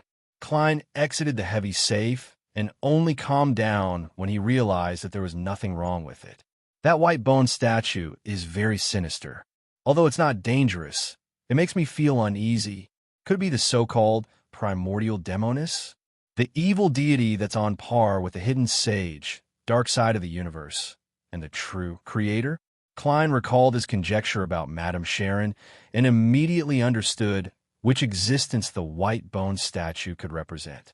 Just as he was thinking, his spirituality suddenly stirred, and he had a bad feeling. Klein quickly flew to the window with complicated patterns and looked at the road outside the house. He saw a carriage quickly and steadily driving towards the main entrance under the illumination of the gas lamps. Madame Sharon is back. His heart stirred, and he figured out the source of his premonition of danger. Considering that Trissy had only become a woman after becoming a Sequence 8 instigator and was likely a Sequence 7, and that Madame Sharon had been active in Tingen's upper-class social circle for many years and was likely stronger than Trissy, Klein didn't dare to take the risk with a flaring sun charm and Aztec's copper whistle. Rationally, he decided to retreat. This was because there was a limit to the number of sealed artifacts he could use. Furthermore, he didn't know how long it would take to trick the mutated sun sacred emblem out again. It wasn't a critical juncture, nor was there no other way. Klein didn't want to waste it. Furthermore, he would be faced with the problem of how to explain himself afterwards. He couldn't possibly tell Dunn that a kind-hearted powerhouse happened to pass by and helped him, right?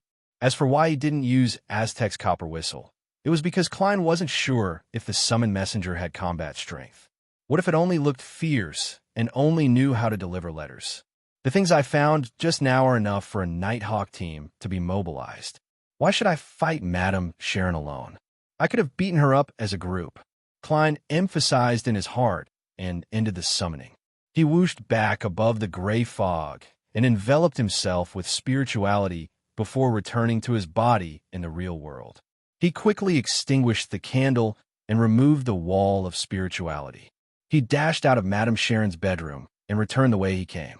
However, there was no time to restore the latch to the balcony door. He slid down the water pipe and climbed out of the garden from the wall opposite to the main entrance. Klein sneaked all the way to the next block before taking an expensive night rental carriage to Zutland Street.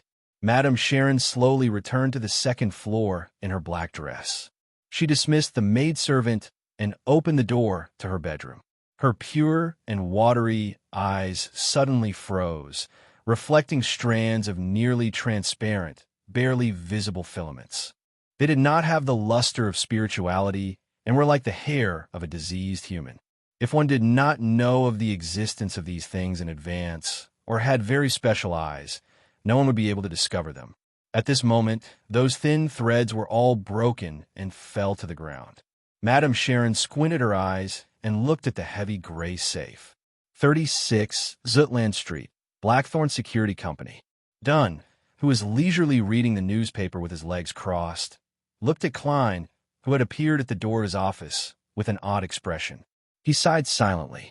"Weren't you going to try infiltrating Madame Sharon's house tonight to conduct a preliminary search? Did you discover a problem?" Klein nodded solemnly. "Yes, I suspect that Madame Sharon is a member of the Demonist sect." "A member of the Demonist sect?" Dunn put down the newspaper and mulled over the phrase. He asked solemnly, "What did you discover?" Klein did not sit down. He leaned forward and placed his hands on the edge of the desk. "I first saw a picture of a young man, but he looked very similar to Madame Sharon. If he were to change into female clothing, put on makeup, beautify, and Photoshop, he would look like Madame Sharon." Klein could not help but lampoon inwardly. "Similar to instigator Trissy?" Dunn's gray eyes flickered as he came to a realization. They had previously determined that Trissy was a member of the Demonist sect. "Yes." Klein nodded with mixed feelings. He changed the topic and said, "Later, I used divination skills and found a white bone sculpture in Madame Sharon's safe in my dream. It was a beautiful woman, but her hair reached her ankles. Each strand was as thick as a venomous snake, and there were eyes at the top. It was rather strange." "Captain, isn't this the image of the primordial Demoness?" Due to the lack of security clearance, he had very little information on the Demonist sect. Dunn thought for a moment and nodded solemnly. "This is the image of the primordial Demoness. We have to take action immediately and restrain Madame Sharon." Klein immediately agreed. "Yes, if Madame Sharon is a mid-sequence beyonder of the Demonist sect, I don't think she wouldn't have noticed that someone had infiltrated her bedroom." At this moment, he suddenly had a doubt and blurted out, "What's wrong?" He blurted out, "Captain, why don't the 7 Orthodox deities have concrete images and only use symbols to represent them? But the evil deities I've come into contact with all have humanoid appearances. The true creator is like that, and so is the primordial Demoness. Is this one of the differences between Orthodox deities and evil deities? Why is there such a difference?" Klein silently added another question, but he wisely didn't say it out loud. "This is the difference between Orthodox deities and evil deities." Dunn gave an affirmative answer. Then he got up and walked to the coat rack. "We can't delay any longer. I'm worried that Madame Sharon will escape." At this point, Dunn paused. "Call Kenley. The 3 of us will take action. We can apply for a sealed artifact.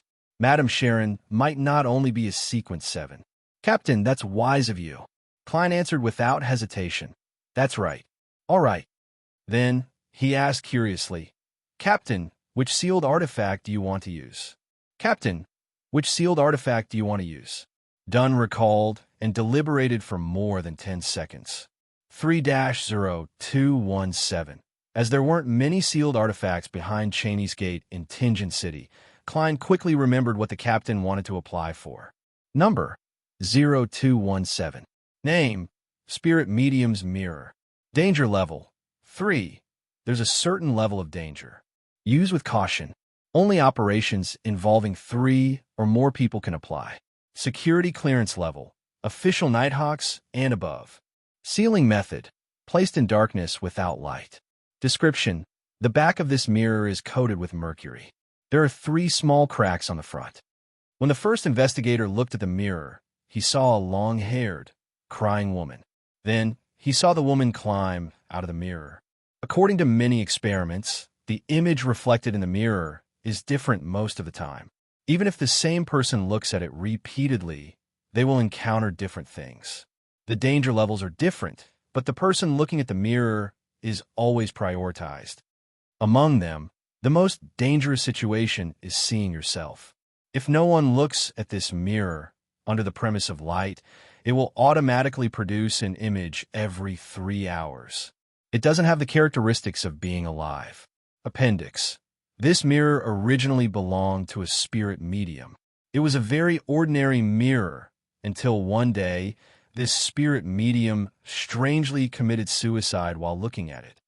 Indeed, behind Tinjin City's Chinese Gate, there aren't many sealed artifacts that can be used for battles between Beyonders. 3-0217 is a good choice. Klein didn't say anything else. He immediately ran to the Nighthawk's recreation room and shouted for sleepless Kenley. Tonight, Royale would be on duty at Cheney's Gate, while Leonard would rest. Seekatron would patrol Raphael's cemetery and other places. The new members would only arrive on Sunday, so Dunn could only choose between Fry and Kenley. Considering that Madame Sharon belonged to the Demonist sect and didn't have much to do with the dead, he chose the latter. After a few minutes, Dunn returned from underground with a mirror wrapped in a thick black cloth in his hand. To be honest, if I didn't know beforehand, I wouldn't have been able to tell that it's a mirror. There's no part of it that's exposed. Klein and the short Kenley went forward. You'll be in charge of using sealed artifact 3-0217. Dunn handed the mirror to Kenley. Upon seeing this, Klein suddenly realized that he was a Sequence 8 Beyonder, and he had the ability to fight head-on. He couldn't just hide in the corner and provide support. Man, I'm a little nervous.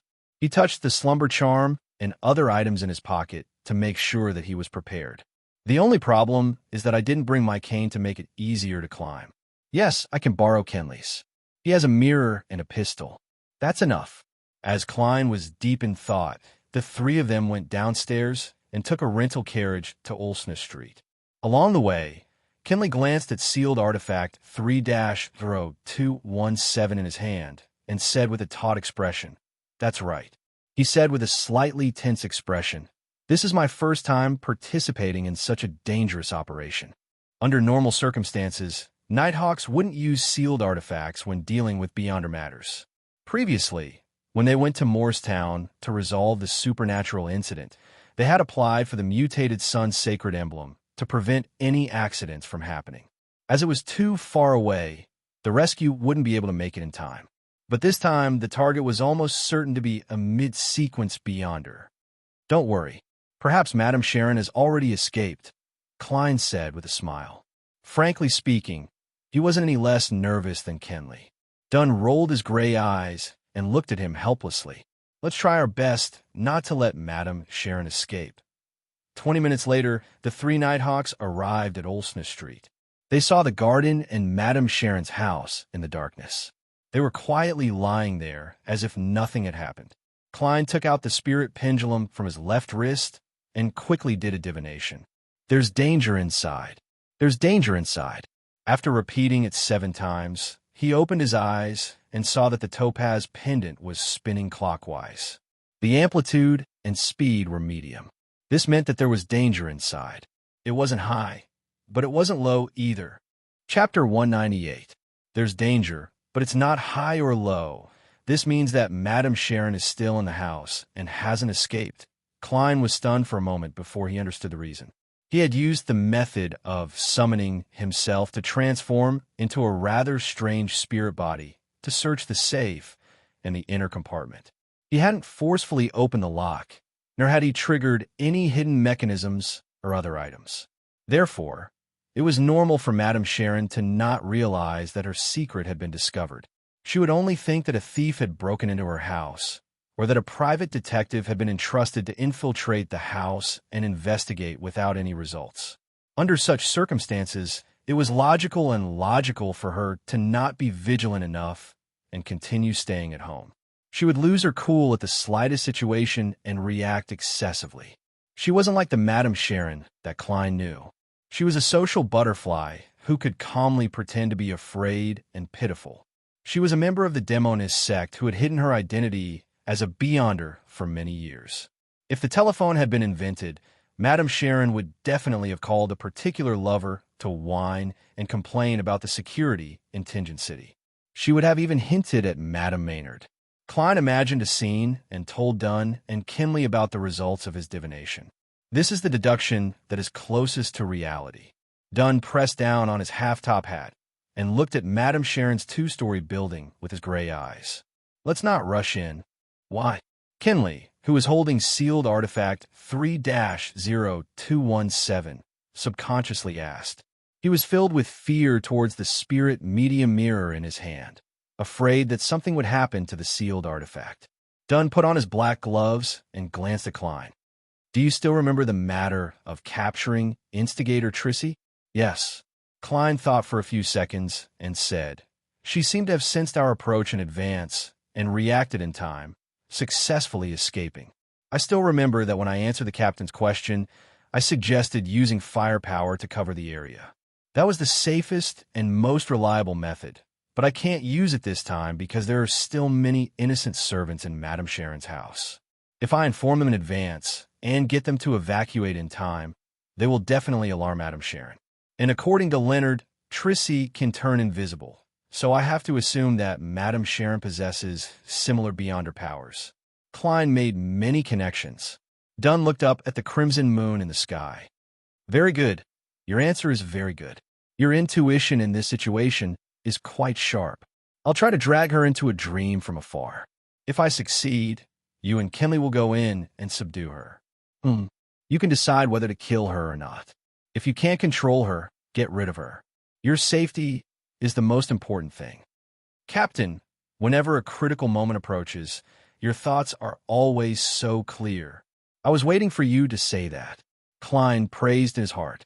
Over the past 2 months, he had more or less figured out the characteristics of their beyonder powers from his conversations with Dunn, Leonard, Fry, and the others.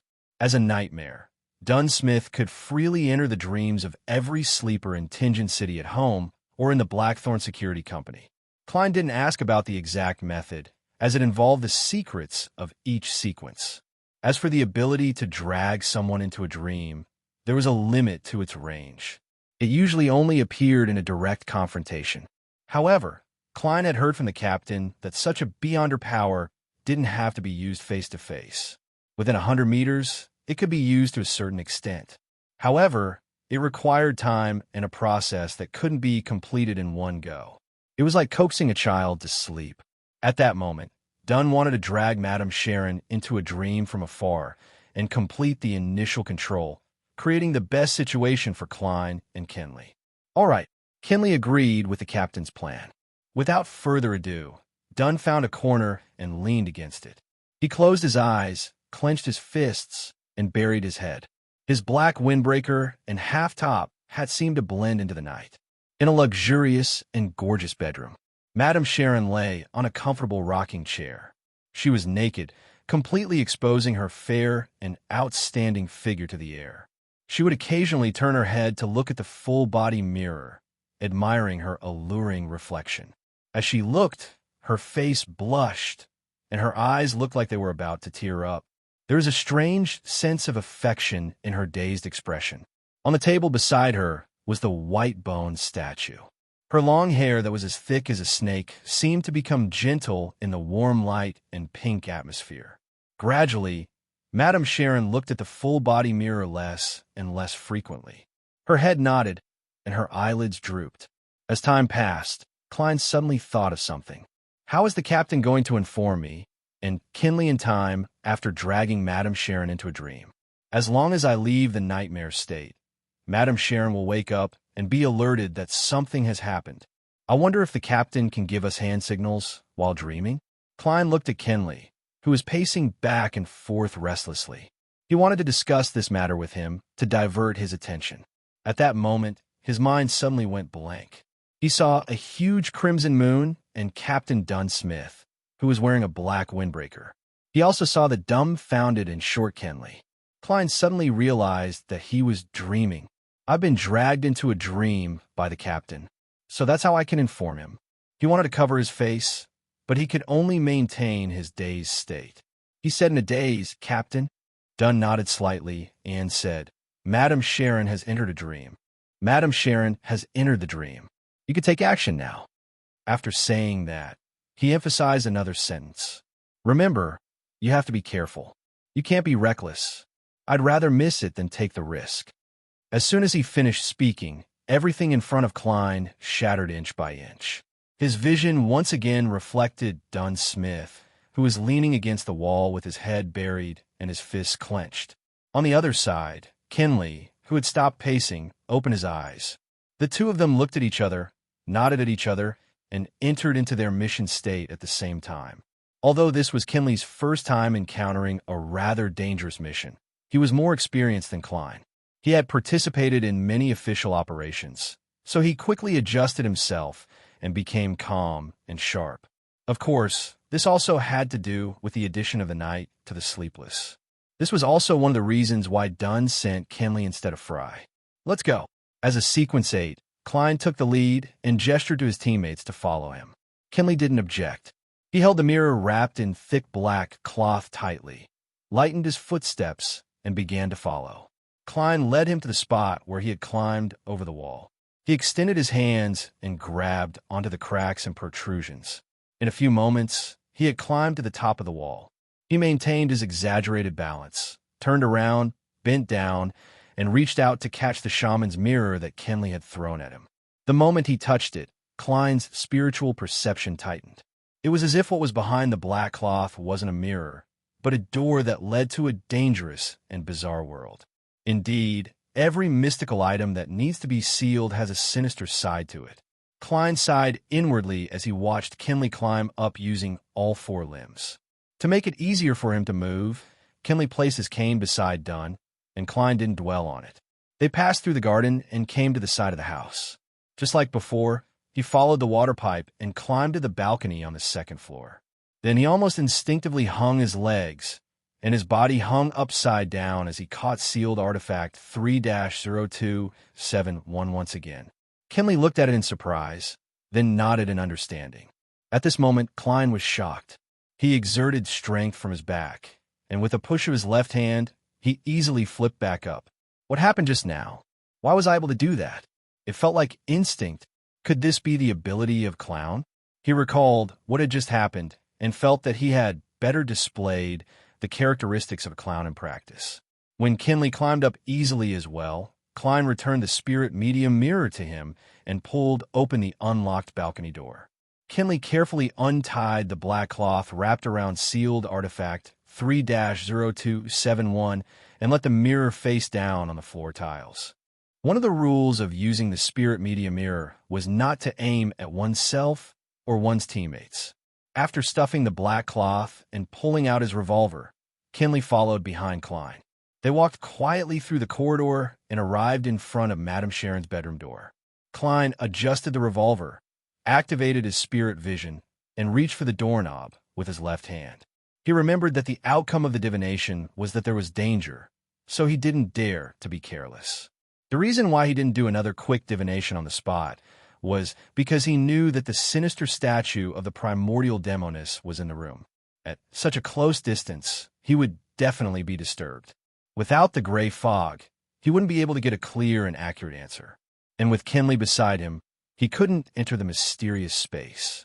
The door opened silently, and Klein and Kinley saw the warm glow of the gas lamp. Then, they saw Madame Sharon on the reclining chair and her alluring body. Madame Sharon wasn't asleep. She was leaning on the chair with a faint smile on her lips as she looked at the two unexpected guests. Subconsciously, Kinley flipped his palm and shone the spirit medium mirror at Madame Sharon. Klein was stunned for a moment before he blurted out, "No." He remembered very clearly that on the other side of the recliner, there should have been a full-body mirror, but now he did not see it. In the blink of an eye, the spirit medium's mirror had locked onto Madame Sharon. However, Madame Sharon blurred and turned into a full-body mirror. Kinley saw himself in the mirror, as well as sealed artifact 3-0271. He saw that it was reflecting him. A figure appeared in the spirit medium's mirror. It was the expressionless, cold, and silent Kinley himself. Meanwhile, Klein's hands and feet tightened at the same time, as if they were entangled by countless invisible threads. Her beautiful silhouette was outlined inch by inch by the full-length mirror, and Madame Sharon, who was draped in a nightgown, appeared. She glanced at them and chuckled. If it wasn't for the statue being beside me, I would be sleeping and waiting for you to kiss me awake. At that moment, Klein suddenly spoke in a deep voice, saying a word in ancient Hermes. Crimson. His left hand, which had been in his pocket at some point in time, moved nimbly and easily pushed out the slumber charm. Chapter 199. The silver charm suddenly turned cold, like a crystal formed from layers of snowflakes. Klein shivered, and his mind cleared up. His fear and panic seemed to be temporarily frozen. He quickly injected his spirituality into the charm, then used his finger to push the thin silver piece out of his pocket and let it fall by his feet. Dark red flames appeared in midair, and the faint but continuous sounds of explosions reverberated. A tranquil and deep feeling spread and enveloped half of the bedroom. It enveloped Madame Sharon and sleepless Kenley, as well as Klein himself. The slumber charm was an item that didn't differentiate between friend and foe. Under normal circumstances, it needed to be thrown at the enemy. That way, the person in question would only be affected by the aftershocks and wouldn't be unable to resist the temptation of falling asleep. But now, Klein's arm was bound by countless invisible threads. He couldn't throw the charm, so he could only use his own slumber in exchange for Madame Sharon's slumber. But he had already considered and prepared for such a situation. This was because it involved his uniqueness, which was different from most mid-sequence and low-sequence Beyonders. In that instant, Klein's eyelids drooped, and he fell into an abnormal sleep. He entered a dream. Madame Sharon and the dazed Kenley also slowed down and paused. In this abnormal state, Klein quickly found himself in the dream. He rationally knew that he was in a deep sleep. He was able to stay awake when it came to forceful dream invasions and hypnotic effects. It was the same when he encountered Dunn's nightmare powers, and it was the same when he was channeled by Daly. Kacha! Klein forcefully broke out of the dream and woke up. He felt the countless threads binding his arms, legs, and body relax slightly. They were no longer tight. Madame Sharon, who was beside the full-body mirror, looked lost, as if she was about to break free from the effects of the slumber charm, but she hadn't really woken up yet. Kenley collapsed to the ground. The spirit medium's mirror was nearby, and his revolver was bounced to the side of the door. Chance! Klein seized the opportunity when the threads relaxed and extended his left palm. He snapped his fingers and lit up a light blue spirituality flame. He then used it to burn the countless threads in front of him. At the same time, he raised the revolver in his right hand and pulled the trigger. Bang! Bang!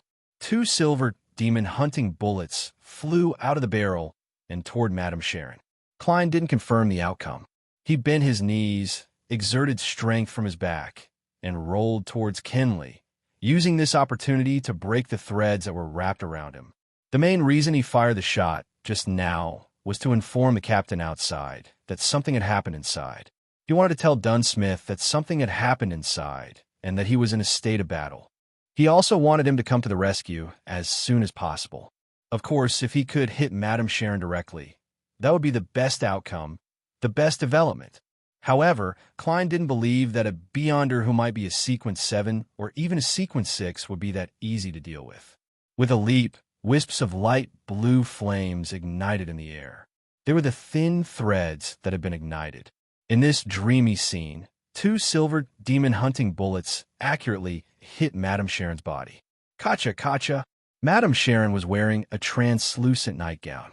Her faintly discernible body collapsed like the crimson moon in the lake. The full-body mirror beside her cracked, and most of it turned into shards the size of a thumbnail. A small number of shards remained on the mirror frame. All of them resembled palms, oddly shaped palms. Substitute the Beyonder power of the Demonist sequence. Klein glanced at it from the corner of his eye. He had already rolled to Kenley's side. As the threads had been torn by his actions, the light blue flames in the air didn't spread over. At that moment, Madame Sharon disappeared.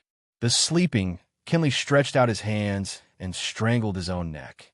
Spittle flowed out of his mouth, and his tongue stuck out. He refused to let go.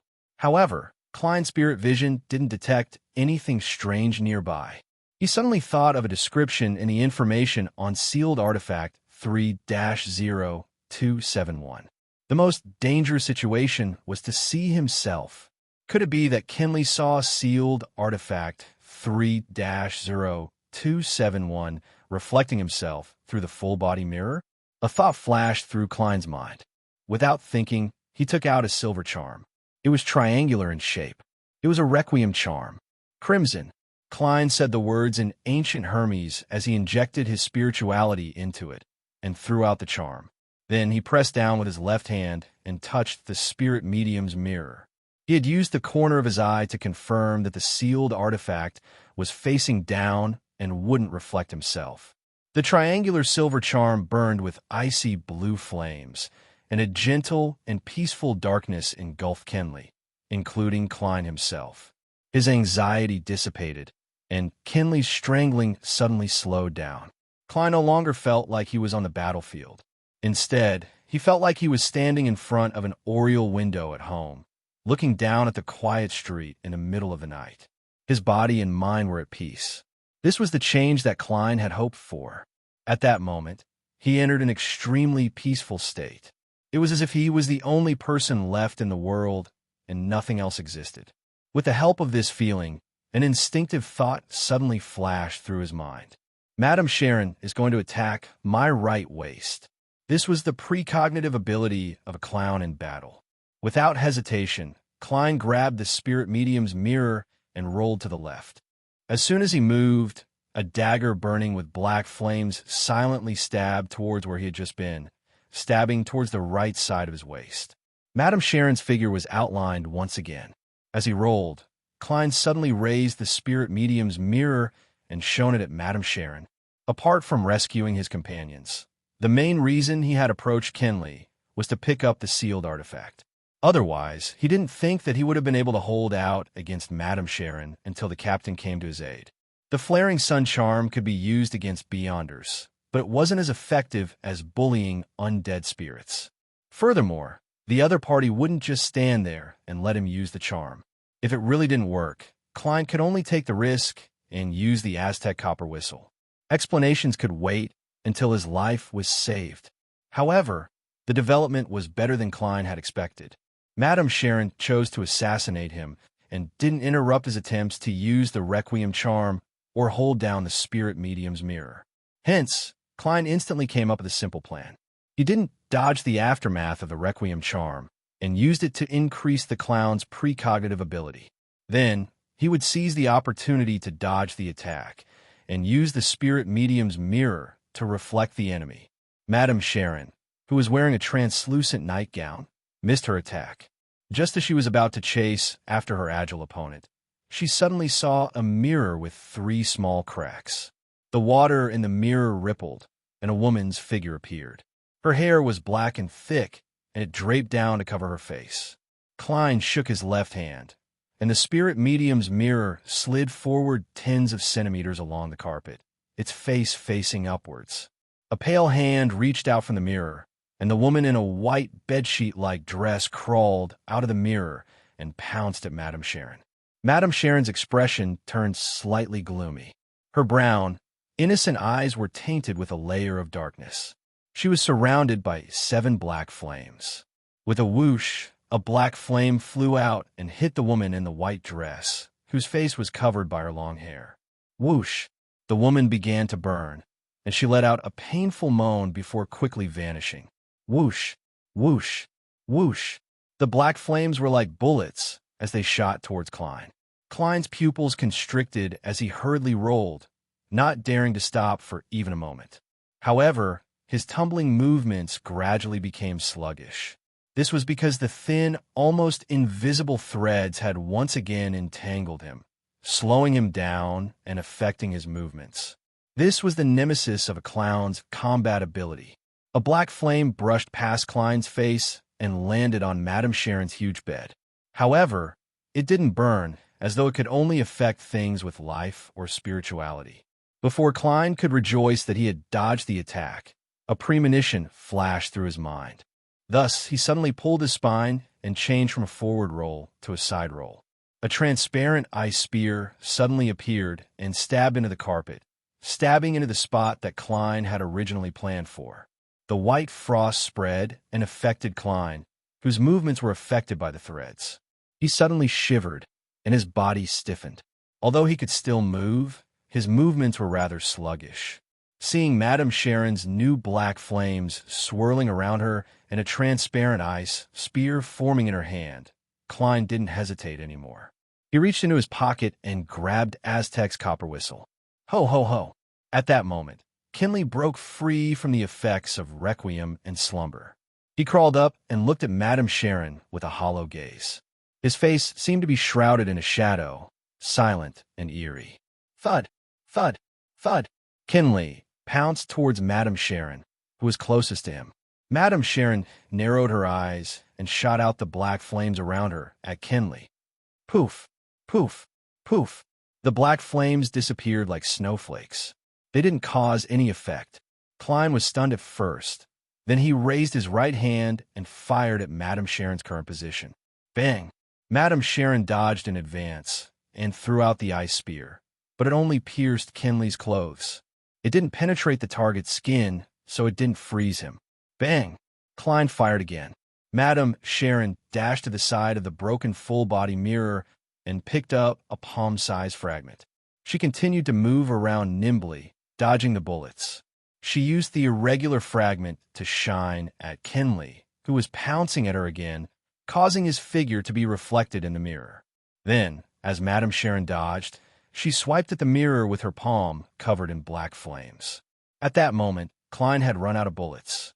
He had no choice but to throw the revolver, letting the shell fall onto the carpet along with the revolver. Just as he rolled to pick up Kinley's revolver, he suddenly heard his teammate scream. Kinley stopped, bent over, and began vomiting. He spat out bile, a bright red heart, and his lungs and stomach that were burning with black flames. Chapter 200. The pulsating organs, the yellowish-green liquid, the silently burning black flames, and a human body falling forward were all reflected in Klein's eyes and deeply imprinted in his mind. Up until now, the most dangerous situation he had experienced was when he had to deal with Ray Bieber, whose digestion process had been interrupted. But even such a dangerous and terrifying monster had only caused serious injuries to the participants. No one had been sacrificed. The only teammate Klein had lost, Old Neil, and the official beyonder deaths he had witnessed, all stemmed from the loss of control. The murderer was either mysterious and indescribable, or it pointed to an evil god. It had nothing to do with the specific mission. Now, for the first time, he had seen the sacrifice of a teammate in a mission. Such a death stemmed from a single wrong choice. The Nighthawks were fighting against madness, but at the same time, they were fighting against danger. One mistake, and there might not be a chance to make up for it. With a boom, Klein's thoughts exploded. He seemed to be greatly agitated. He half squatted on the ground, raised his right hand, and fired at Madame Sharon. The silver demon-hunting bullets passed through countless invisible threads and shot at her head and her translucent nightgown. Suddenly, Madame Sharon moved in another direction as if she was being pulled by something, dodging Klein's crazy shots. Only when all 5 bullets in the revolver had been fired, and when he heard the sound of an empty revolver, did Klein snap out of his daze and regain his ability to think. His heart tightened. He didn't even have time to reload the bullets. He threw away the revolver and grabbed a stack of tarot cards. Pa! Madame Sharon's body jerked to the side. She saw a card fly past and stab deep into the surface of the dressing table. The corners of her lips curled up, and her beautiful brown eyes were once again dyed with a dark luster.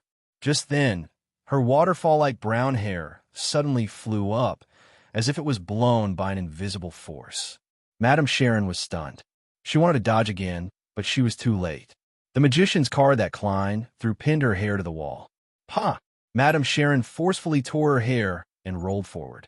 Her body quickly disappeared from Klein's sight. Invisibility again. Klein held the tarot cards between his fingers and moved slowly, vigilantly observing his surroundings. Suddenly, he understood why Madame Sharon had given up on attacking and why she had slowed down. According to normal development, if Klein didn't use the Aztec copper whistle, he wouldn't have been able to fight against this terrifying witch. That's right. It must be the captain. He was overjoyed. His eyes turned, and he subconsciously looked at the window. At the same time, he came to a conclusion. Madame Sharon wanted to escape. She already knew that we had companions who could drag her into a dream, but she didn't know if there were other Nighthawks, mandated punishers, or machinery, hive mind members. Although she was powerful, she wasn't a powerhouse who could destroy a team of Beyonders alone. With a thought, Klein flicked his wrist and threw the tarot cards toward the window. So. He threw out 5 cards in a row. 3 of them sealed the window, and 2 of them turned into flying daggers that slashed at the door. Crack! Pa! Pa! Amidst the sound of glass shattering, 2 tarot cards stabbed deeply into the half-open bedroom door. As he wished, Klein heard the sound of dodging. He flicked his wrist again, and with the intuition of a clown, he threw the cards toward a spot on the side of the door. The cards tore through the air and approached the spot at high speed. They had no choice but to drill into the hard wall. However, a figure quickly appeared in the air. It was Madame Sharon, who was wearing a translucent nightgown and had brown hair and brown eyes. The moment Madame Sharon was exposed, her eyes lost their luster. She seemed to have fallen into a deep sleep while standing. Captain, Klein swept his gaze, but he wasn't in a hurry to throw the cards. He knew that Madame Sharon would soon break free from the dream. If he couldn't deal a fatal blow to her in 2 to 3 seconds, she would forcefully escape. A nightmare at such a distance would be easy to break free from. Bending his knees, Klein suddenly rolled to the side. He sprawled on the ground, extended his right hand, and grabbed the edge of the spirit media mirror that was facing upwards. Then, with a flick of his wrist, he threw sealed artifact 3-0271 at Madame Sharon before he was reflected in the mirror. Madame Sharon's body trembled, and the luster in her brown eyes quickly returned to normal. Her gaze also found focus. Before she regained consciousness, a layer of crystalline and solid frost appeared on the surface of her body. However, she didn't see the flying cards or the silver demon-hunting bullets. She only saw a mirror moving closer and closer. She only saw her pure and charming face reflected in the mirror. Her beautiful face suddenly became distorted. Wrinkles appeared on it, along with bloodstains and rotting patches. No!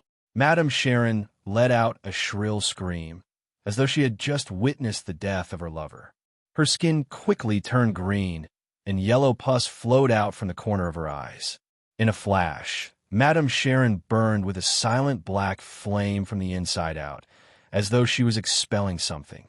Then, a thick layer of frost formed on the surface of the black flame, as though it was making a coffin. Invisible threads intertwined and finally superimposed a color visible to the naked eye. They wrapped layer after layer of frost, as if forming a huge cocoon. Thud, thud, thud. Sealed artifact 3-0271 landed on the ground, rolled forward a few times, and stopped beside Madame Sharon's gigantic cocoon. At that moment, there was a clang. Dunn broke through the window frame and flipped into the room. He glanced at the lifeless Kenley, and his expression sank.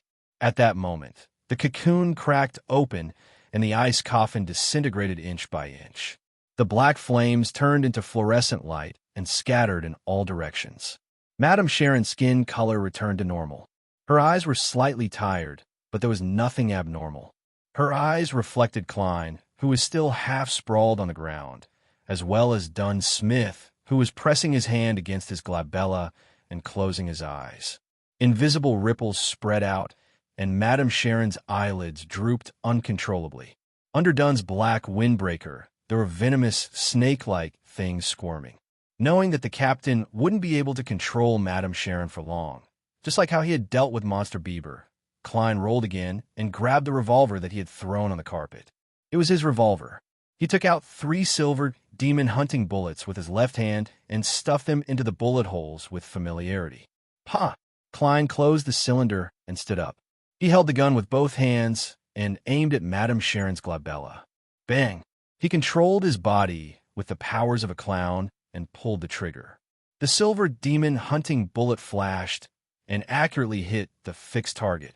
A bloody mark appeared on Madame Sharon's glabella, but the bullet seemed to have passed through many layers of invisible obstacles and lost most of its power. It couldn't open her skull. Klein fired 2 more shots without hesitation. He saw Madame Sharon's eyes suddenly open. Bang! Bang! A rain of blood scattered along with the white spots. The beautiful Madame Sharon had turned into a female corpse that would give every man nightmares. Her substitute had been used up a long time ago. Huff! Huff! Klein's hands drooped, and he pointed his revolver diagonally as he panted heavily. Madame Sharon, who only had half a head left, fell to the ground. Her figure was still outstanding, and her skin was fair and supple. Dunn straightened his body and opened his eyes. He put down his hand that was pressing against his glabella. His expression was pale. He wasn't injured, but he seemed to have lost a lot of blood. If she hadn't wanted to kill 1 or 2 people before escaping, and if sealed artifact 3-0271 hadn't reflected her, we might have only been able to injure her. Dunn slowly walked forward and walked to Klein's side. His voice was abnormally deep. If it wasn't for my uniqueness, both Kinley and I would have been killed in the first 10 seconds of the battle.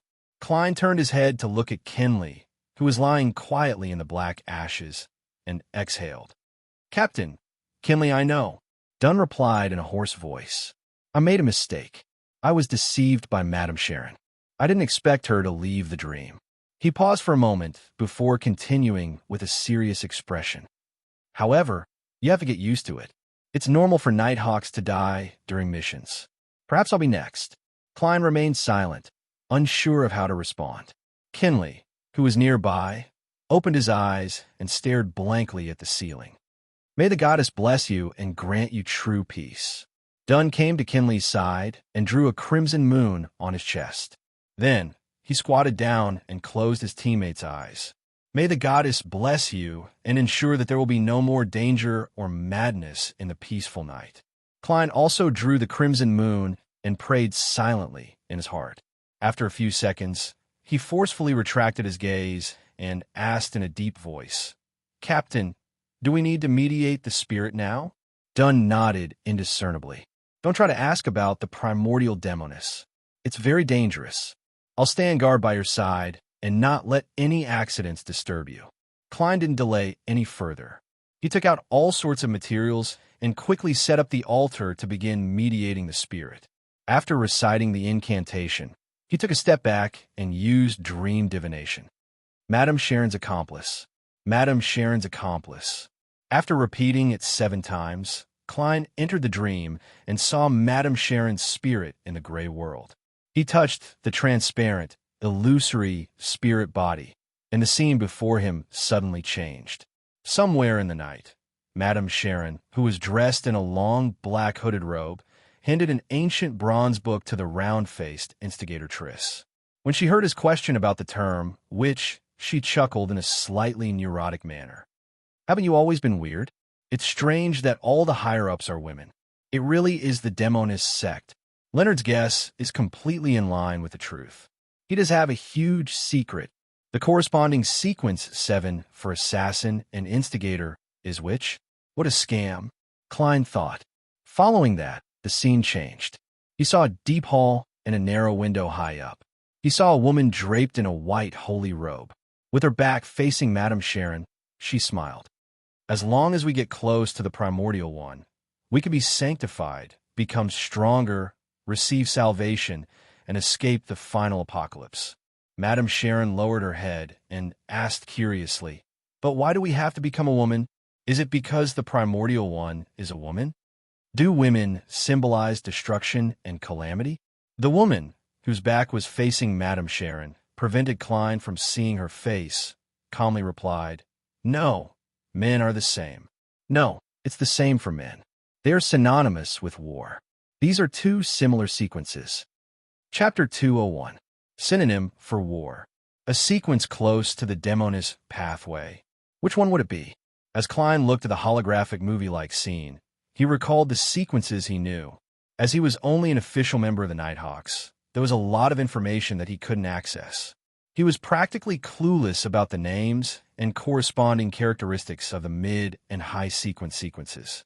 He only knew of the priest of light and unshadowed that he had peeked at from the eternal blazing sun, as well as the dawn paladin, guardian, and demon hunter of the god of combat pathway, as well as the spirit guide and gatekeeper that Daly and Dunn had revealed. Therefore, it was difficult for him to accurately determine if a sequence pathway was synonymous with war. All he could do was eliminate it. For example, the god of combat pathway didn't seem like war, but individual battles. As his thoughts raced, Klein narrowed the range to 5. The first was the Arbiter sequence that was jointly controlled by the Augustus family of the Rouen Kingdom and the Castilla family of the Feinapotter Kingdom. However, Klein felt that this was the least likely one. This was because the corresponding sequence 8 of Arbiter was Sheriff, and sequence 7 was Interrogator. It seemed to be developing towards judgment and judgment, not war. The second was the Pathway, represented by the Black Emperor of the Solomon Empire of the Fourth Epoch. Its modern name for sequence 9 was Lawyer. It was good at discovering and exploiting loopholes in the rules and weaknesses of its opponents. It had excellent eloquence and logical reasoning. This was the pathway that Klein believed to be the second lowest. He suspected that the development of this sequence was to use the rules and walk in the shadows of order. Of course, war was also one of the shadows of order.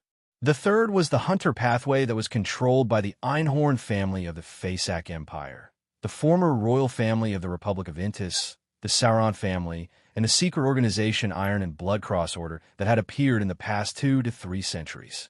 Klein believed that it was highly likely. The internal information of the Nighthawks described a hunter as an excellent tracker, an excellent trap expert, and an excellent hunter.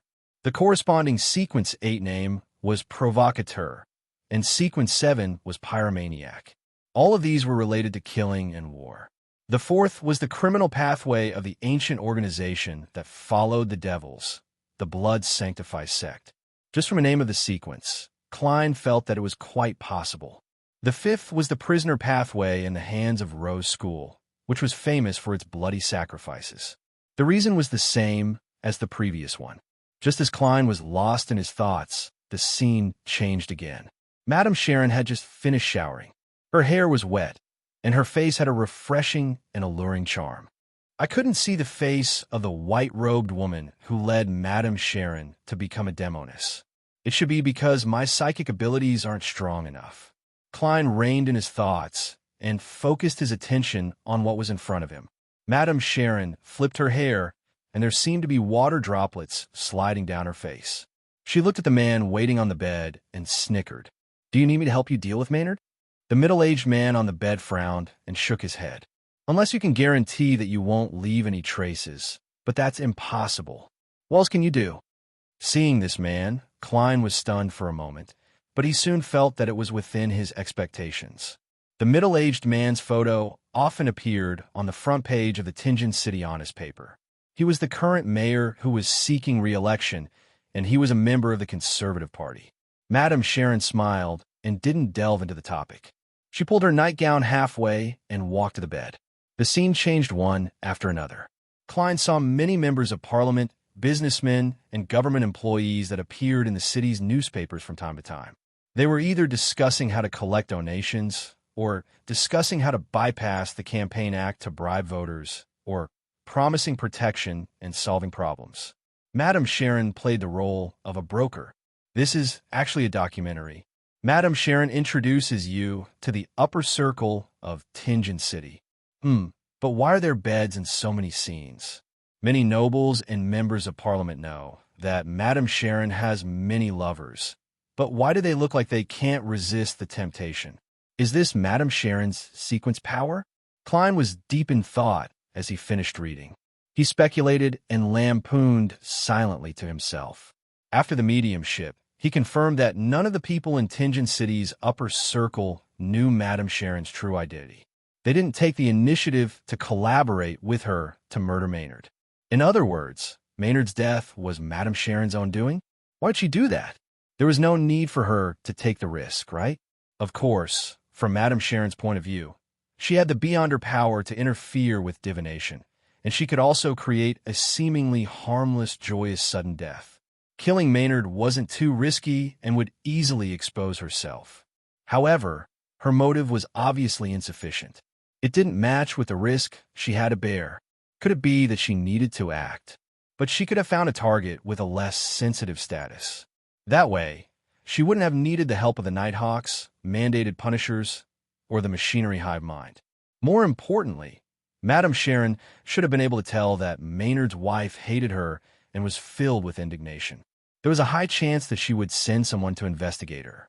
Then, why didn't she move the white bone statue and other sensitive items ahead of time? For example, bury them somewhere in the garden? Why was she so confident in the safe, the mezzanine, and the corresponding arrangements? In his confusion, Klein saw that Madame Sharon's spirit had yet to dissipate, so he seized the time to perform another dream divination. The content of this divination was Madame Sharon's true motive for killing John Maynard. After reciting it, Klein entered the dream again and saw a new scene. Madame Sharon was holding a glass of red wine that looked like blood. She was wearing a loose nightgown as she paced back and forth in the room. Finally, she finished the rest of the wine in one gulp, as if she had made up her mind. The scene quickly dissipated. Klein was even more confused because Maynard's death seemed to have been Madame Sharon's own doing. She wasn't instigated by anyone. Strange, Klein mumbled to himself. He tried using other divination statements a few more times, but the answers he received were the same. Seeing that Madame Sharon was gradually turning transparent and turning illusory, about to disappear, Klein thought for a moment and made the final channeling. The sequence potion formula of the Demonist pathway. The sequence potion formula of the Demonist pathway. Klein recited the new divination statement and quickly entered a dream with the help of cogitation. He originally didn't want to do this divination because he believed that the Demonist pathway was the type that spread disaster and caused pain. Even if he obtained the corresponding potion formula, he wasn't willing to sell it to others and become an indirect murderer. But he suddenly thought of something. Through his understanding of the spectator potion formula, he suspected and confirmed that Daxter Guderian was a member of the psychological alchemy. Therefore, in order to better deal with the demonesses in the future, it was necessary to understand the characteristics of their sequence pathways. After Hood Eugen died, Daxter Guderian hasn't contacted me. Psychological alchemy must have sent a stronger member to investigate, so he didn't dare to do anything. As this thought flashed through his mind, Klein once again saw the deep hall and the woman draped in a white holy robe. Madame Sharon lowered her head, and all she could see was her legs, a pair of flawless legs. Soon, she heard a beautiful voice that sounded like song. Pleasure is the name of the sequence 6 potion, and it is also the goal of your advancement. If you succeed, you will be the demoness of pleasure. Inescapable and irresistible pleasure is a type of pain. This is a maxim that you must follow. As long as you complete your advancement, apart from the improvement in all aspects of a witch, you will also become more beautiful. You will be adept at seduction, and you will be adept at giving unforgettable pleasure to the opposite sex or the same sex. You will be able to create strange silk threads like a spider and make full use of them. Then, an ancient book made of silver appeared in front of Madame Sharon. After it was opened, the formula was written on one side while the ingredients were placed on the other. Main ingredients: a pair of eyes of a succubus, an adult widow spider's silk gland. Supplementary ingredients: 100 milliliters of pure water, 5 drops of black mandara juice, all the remaining hair of succubus, 10 grams of powder from phanepotter fly, 5 grams of ashes from a real mummy. The scene changed once again. It was the same deep hall, the same white robe with a high slit, and the same woman whose face couldn't be seen. However, the difference was that Madame Sharon had returned to her original appearance, the young man in the photo. A beautiful female voice echoed in his ears. This is the name of the sequence 7 potion. I believe you must be very surprised. Yes, I can't believe it's called a witch, Madame Sharon said agitatedly. Remember, to get closer to the primordial, we have to become more and more like her. She is a woman, and so do we, the beautiful female voice replied. You can either give up or accept it. After becoming a witch, you will become a real woman, and your looks and charm will be greatly improved. You will have the ability to turn invisible and use a substitute. You will have basic mastery of various black magic, and you will be adept at interfering with the divination of others. You will also receive the blessings of black flames and frost. Main ingredients: all the blood of a black abyss demonic fish, agate peacock's egg. Supplementary ingredients: 80 milliliters of pure water, 5 drops of golden mandar juice, 3 scales of shadow lizard, 10 drops of daffodil juice. Scenes flash by. Klein saw the instigator formula and the assassin formula, and he understood their characteristics. When he wanted to continue the divination, Madame Sharon's spirit completely dissipated. After exiting the ritual and returning to reality, Klein packed up the ingredients and removed the wall of spirituality. He told Dunsmith everything he had learned from the spirit channeling without hiding anything. Then, he expressed his doubts about Madame Sharon's murder of Maynard. Pleasure doesn't need to kill people of high status and status. Yes, we have to investigate where Madame Sharon has been all these years and figure out her true background. We have to find the deep hall you saw. Of course, we have to report this to the Holy Cathedral and let them make arrangements. We can't leave Tingen as we please. Dunn nodded slightly and looked around. Go to the first floor and check if the servants are still asleep. If anyone has woken up and noticed the commotion here, bring them over and sign a confidentiality agreement. I'll be in charge of the second floor. He had already found a black cloth and covered sealed artifact 3-0271. Upon hearing this, Klein was suddenly enlightened. He finally understood why the servants and attendants didn't rush over during the intense battle. It was because the captain had put them into a deep sleep right from the start. Klein's body was still cold and stiff. He could only slow down his footsteps and walk forward very slowly. When he passed by the bedroom door, he reached out and pulled out the 2 tarot cards embedded in it. He wiped them and put them back into his pocket. After leaving the room, he walked towards the staircase. After taking a few steps, he suddenly thought of a problem. How could he confirm that the person was asleep? Should I try each one of them with divination? That's troublesome. Captain is a nightmare, an expert in this field. I have to ask him if there's a quick and simple way. As soon as he thought of it, he turned around and continued moving towards the bedroom door while resisting the cold and stiffness. Before he even got close, his gaze pierced through the open door and saw the broken full-body mirror diagonally opposite him. There was still a small part of it hanging from the frame, and there were cracks on it the size of a palm. In the cracked mirror, the black-cloaked Dunsmith was half-sprawled beside Kenley's corpse. It was unknown what he was doing. Suddenly, he raised his head. His gray eyes were dark and deep, and the corner of his mouth was stained with dark red blood.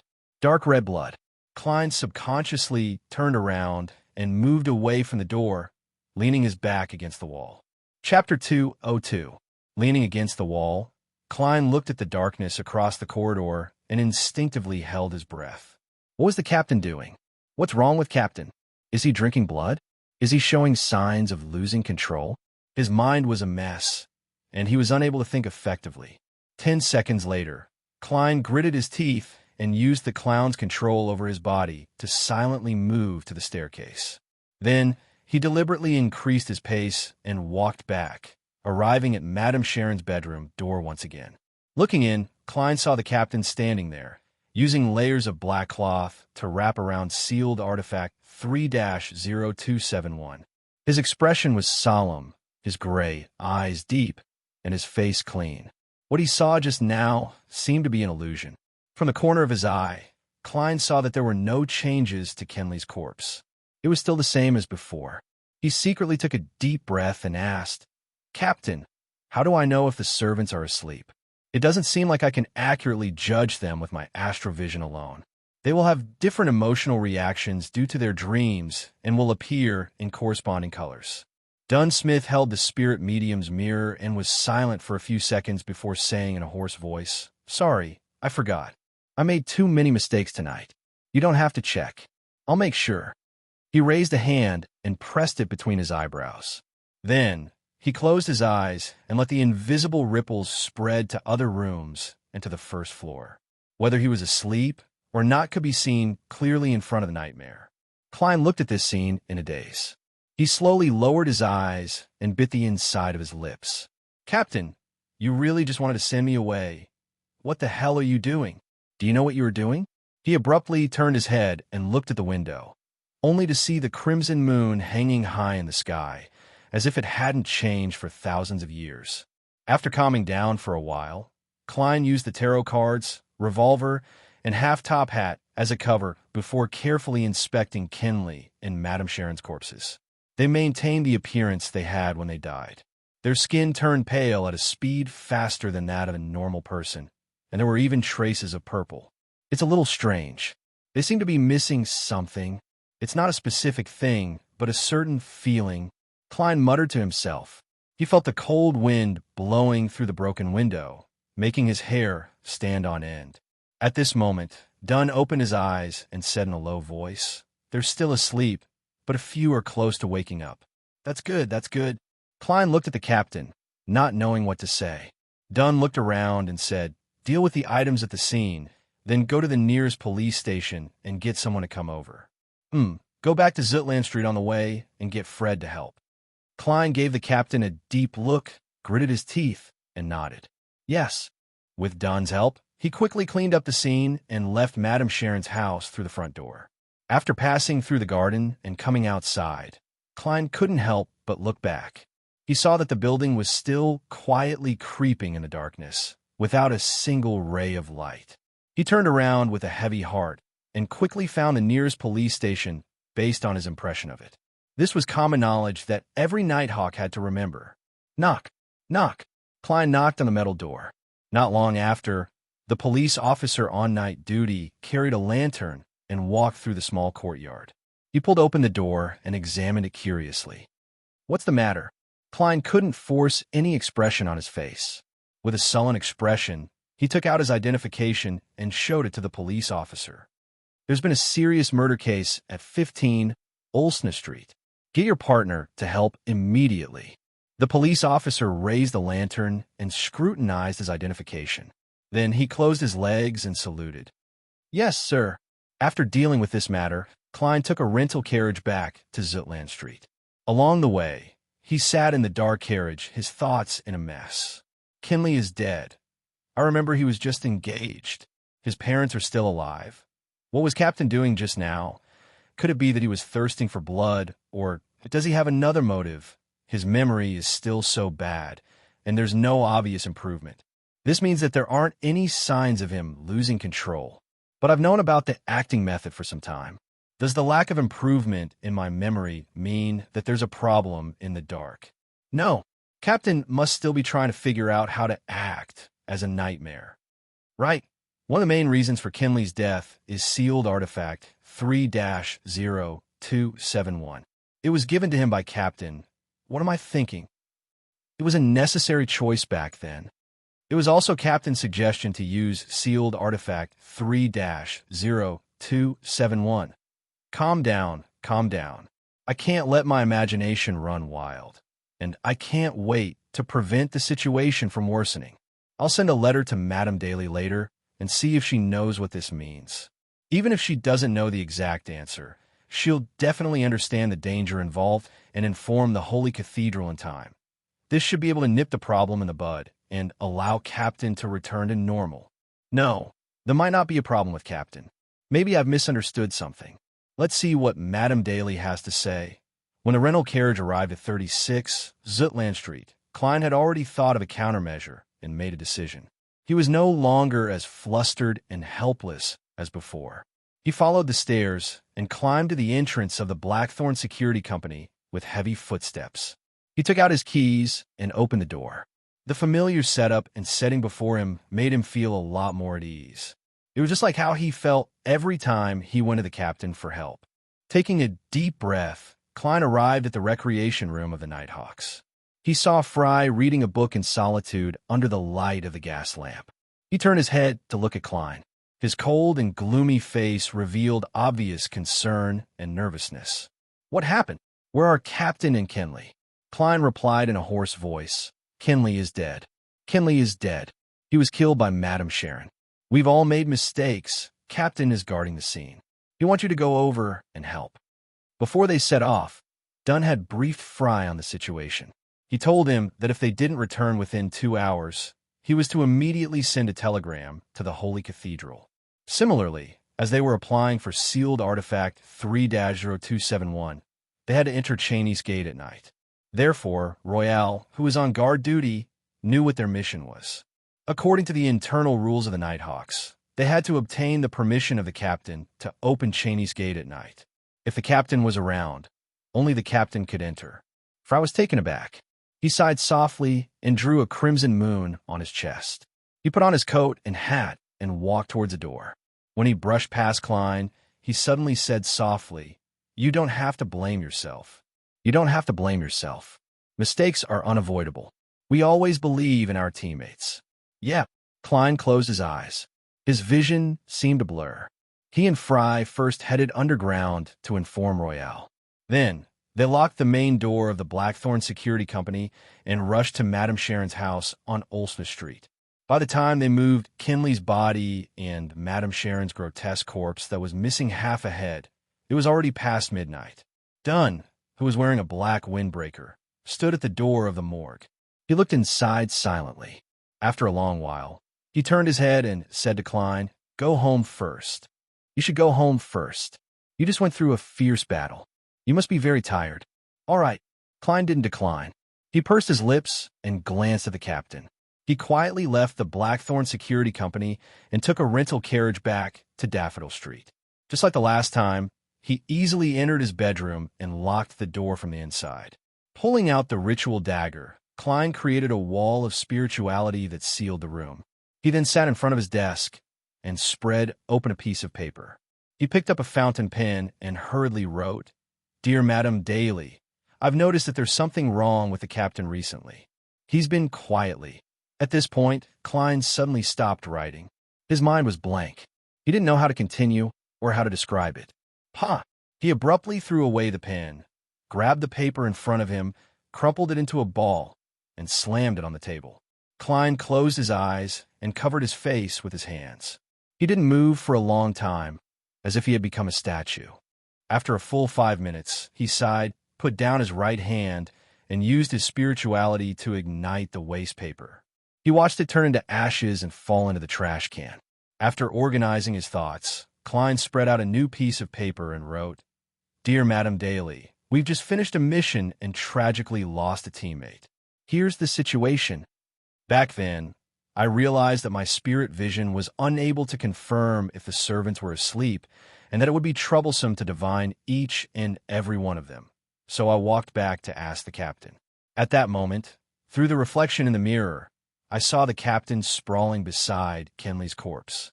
There was dark red blood around his mouth. I'm not sure what happened, nor do I know what state the captain is in. I hope you can give me an answer." After he finished writing, Klein read through it with a heavy heart and folded the letter. Following that, he set up a ritual, activated his spirit vision, and summoned Daly's messenger. He summoned the strange face with no eyes, no nose, and only a mouth. Looking at the red tongue filled with irregular fangs and the 5 thin, pale fingers at the tip of the tongue, Klein silently handed the letter over. When everything returned to normal, he sat down again and continued writing. This time, he wanted to ask Mr. Aztec. In a recent mission, something strange happened to my superior. In a recent mission, something strange happened to my boss. He sent me away and half knelt next to his teammate's corpse. His mouth was covered in dark red blood. In your memory, have you ever experienced something like this? How can I help my superior? Chapter 203. After folding the letter, Klein took out the copper whistle, brought it to his mouth, and blew hard. Silently, he saw illusory white bones on the desk being thrown out one by one, turning into a fountain and forming a huge monster. It was still nearly 4 meters tall and was still covered in a faint light. Its head was still sticking out of the roof, and it didn't seem any different from before. Klein flicked his wrist and threw the letter up. He saw the skeleton monster grab it firmly. He blew the copper whistle again and watched as the messenger disintegrated into illusory white bones. One by one, They fell like rain and disappeared from the surface of the desk. After doing all this, Klein calmed down a lot, but he didn't stop trying. He moved his chair back, stood up, and took 4 steps counterclockwise before going above the gray fog.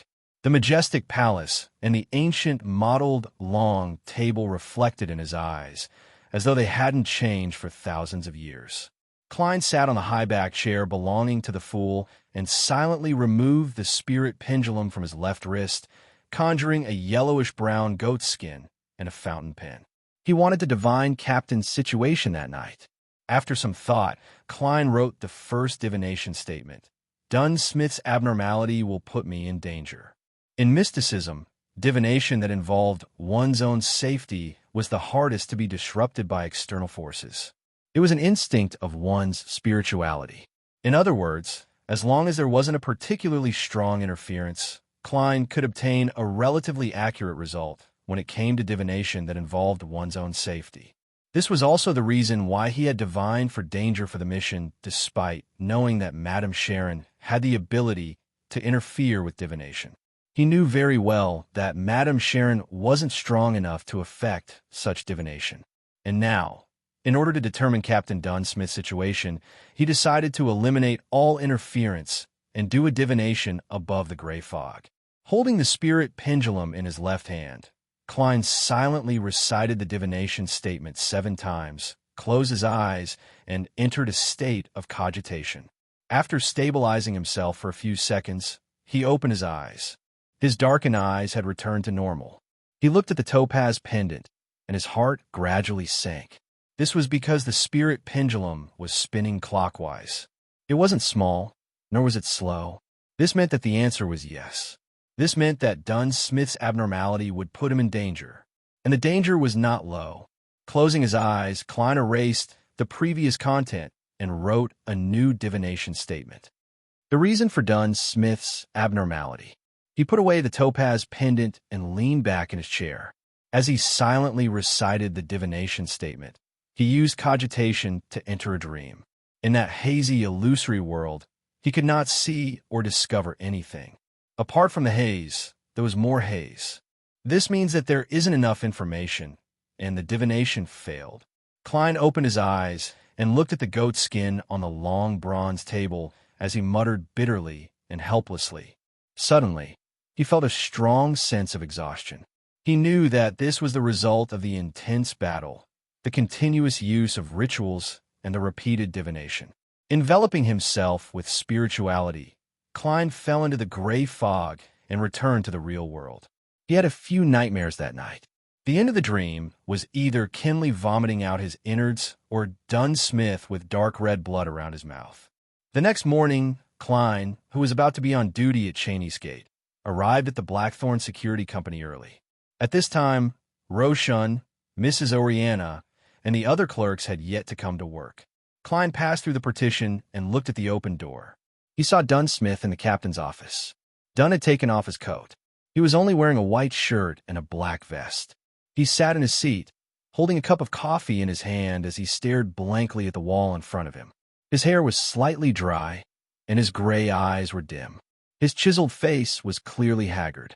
Even for a captain who had experienced many similar things, losing 2 teammates in a row in such a short period of time was unbearable. Klein's heart ached as the shattered mirror surfaced in his mind. He saw Dunn's half-sprawled body and blood-stained face. Klein clenched his teeth, turned his head, and looked to the side. 10 seconds later, he controlled his expression and knocked on the captain's office door. Dong, dong, dong. Dunn put down the coffee cup, and his gray eyes became deep again. He took a silent breath and said, I have already reported this matter to the Holy Cathedral, and they have also given a preliminary reply. The church will compensate Kinley's family with £3,000, and the police department will give £1,000 as compensation. That's a total of £4,000. To most middle-class people, that's an amount of wealth they wouldn't be able to accumulate in their entire lives. Kinley's weekly salary is £7, and his annual salary is £364. With bonuses and additional income, it'll be at least £380. for £1,000 is equivalent to 10 years of his income. With such wealth, he'll be able to earn at least £200 a year. It can barely make up for the damage Kenley's death caused to his family. Although money can't replace feelings or Kenley, this is the only effective method at the moment. Many thoughts flashed through Klein's mind, but he finally sighed. There's only so much we can do. The Church of the Evernight Goddess was very conscientious in this aspect. Dunn tugged at his collar and said in a low voice, "Go underground and swap places with Royale." "All right." Klein nodded slightly. He turned around and walked towards the door. He heard the captain add something that sounded like he was talking to himself. He heard the captain add, as though he was talking to himself, "We'll send Kenley home later." Send Kenley home? How will his father, mother, siblings, and fiancé react? Klein's heart tightened. He was actually glad that he didn't have to face that kind of sadness. He knew that he was trying to avoid it, but he was really afraid of seeing Kenley's parents' grief-stricken eyes and his fiancée's soulless expression. He was afraid to see their resentful expressions, and he was afraid to hear their sobs. He quickened his steps and arrived in front of Cheney's gate. He silently completed the handover with Royale. He sat in the duty room, occasionally taking out his silver pocket watch and watching the time pass.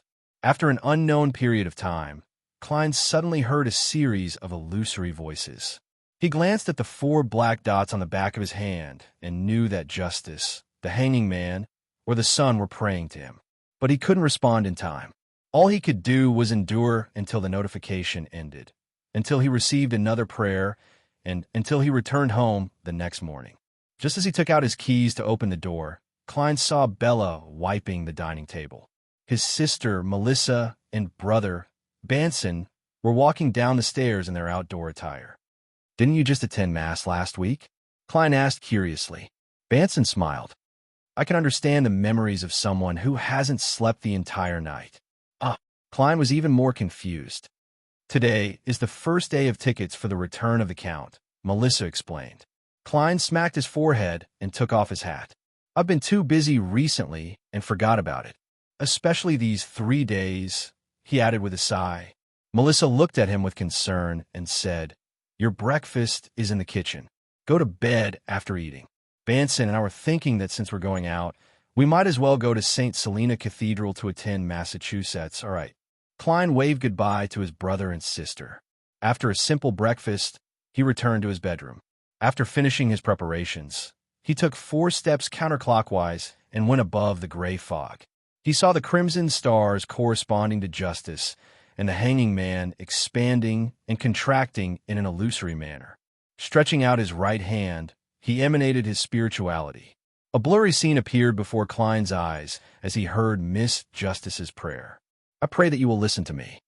Because of the Zillings incident, my father hired a beyonder to protect me, and there's also surveillance in the dark that I don't know about.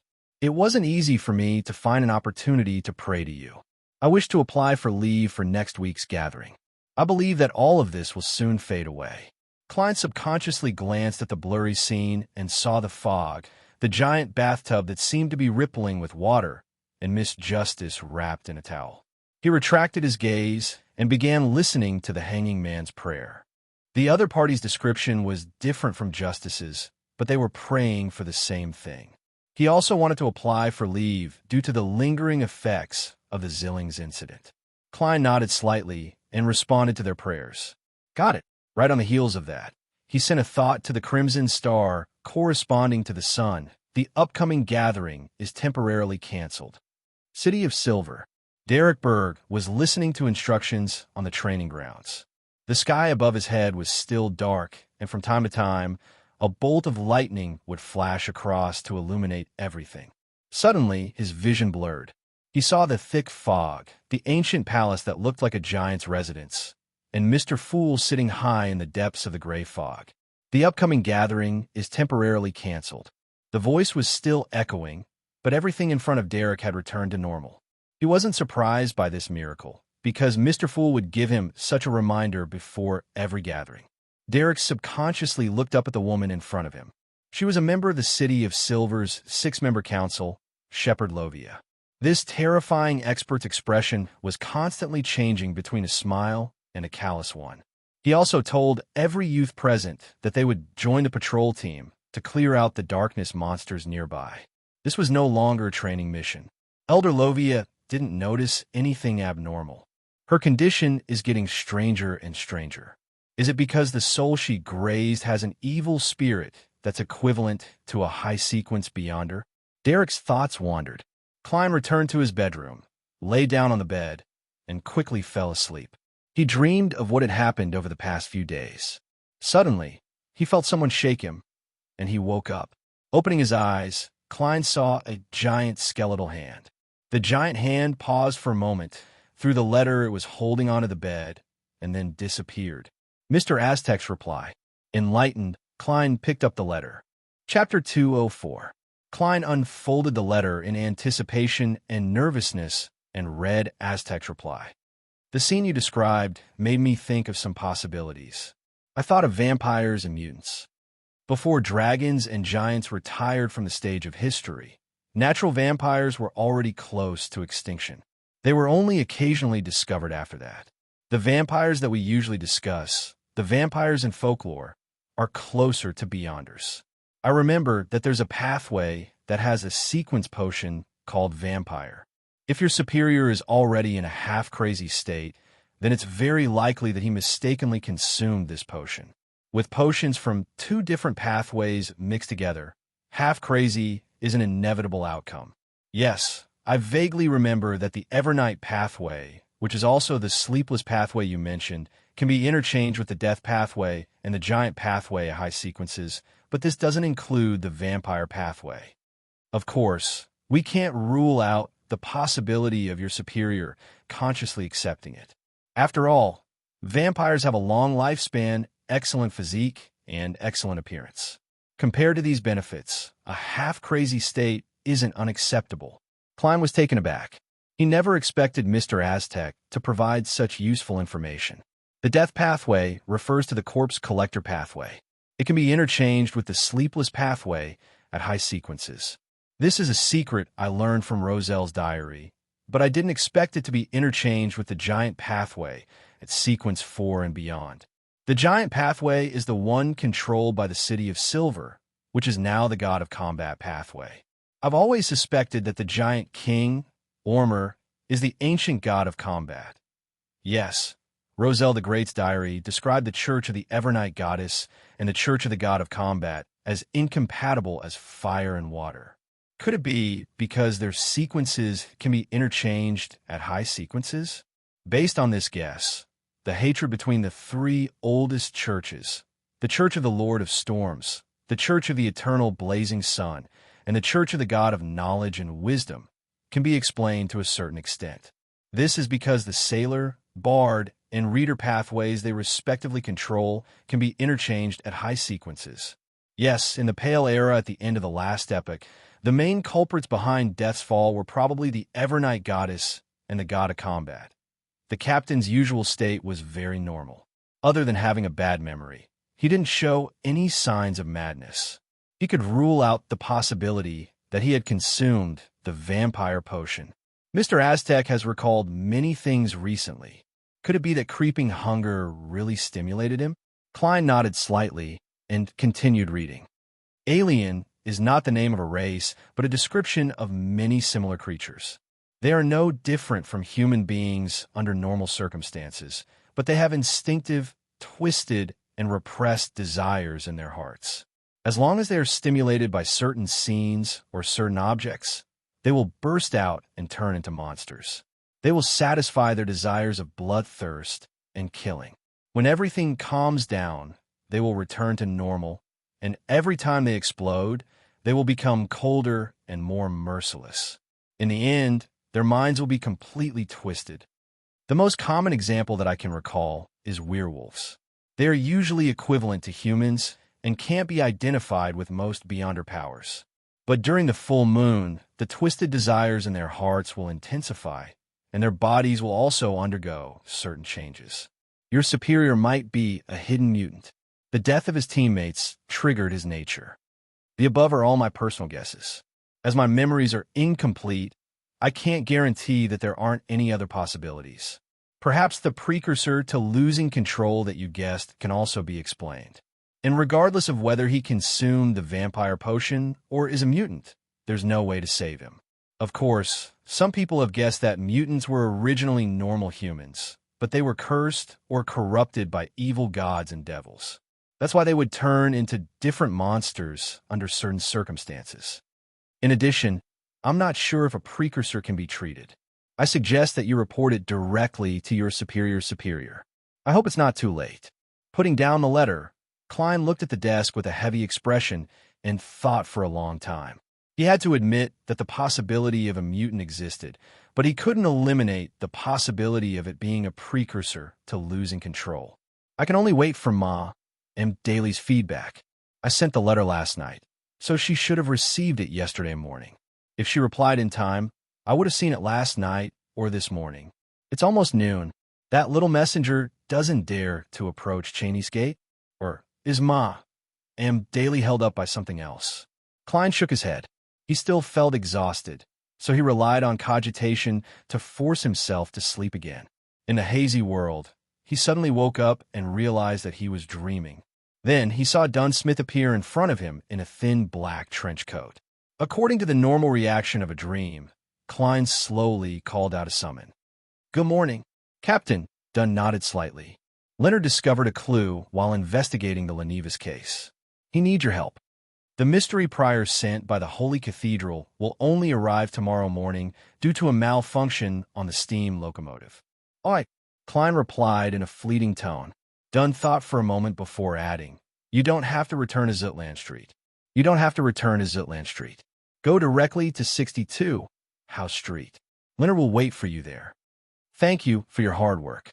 Just as he said that, Klein's dream shattered inch by inch as he subconsciously opened his eyes. House Street.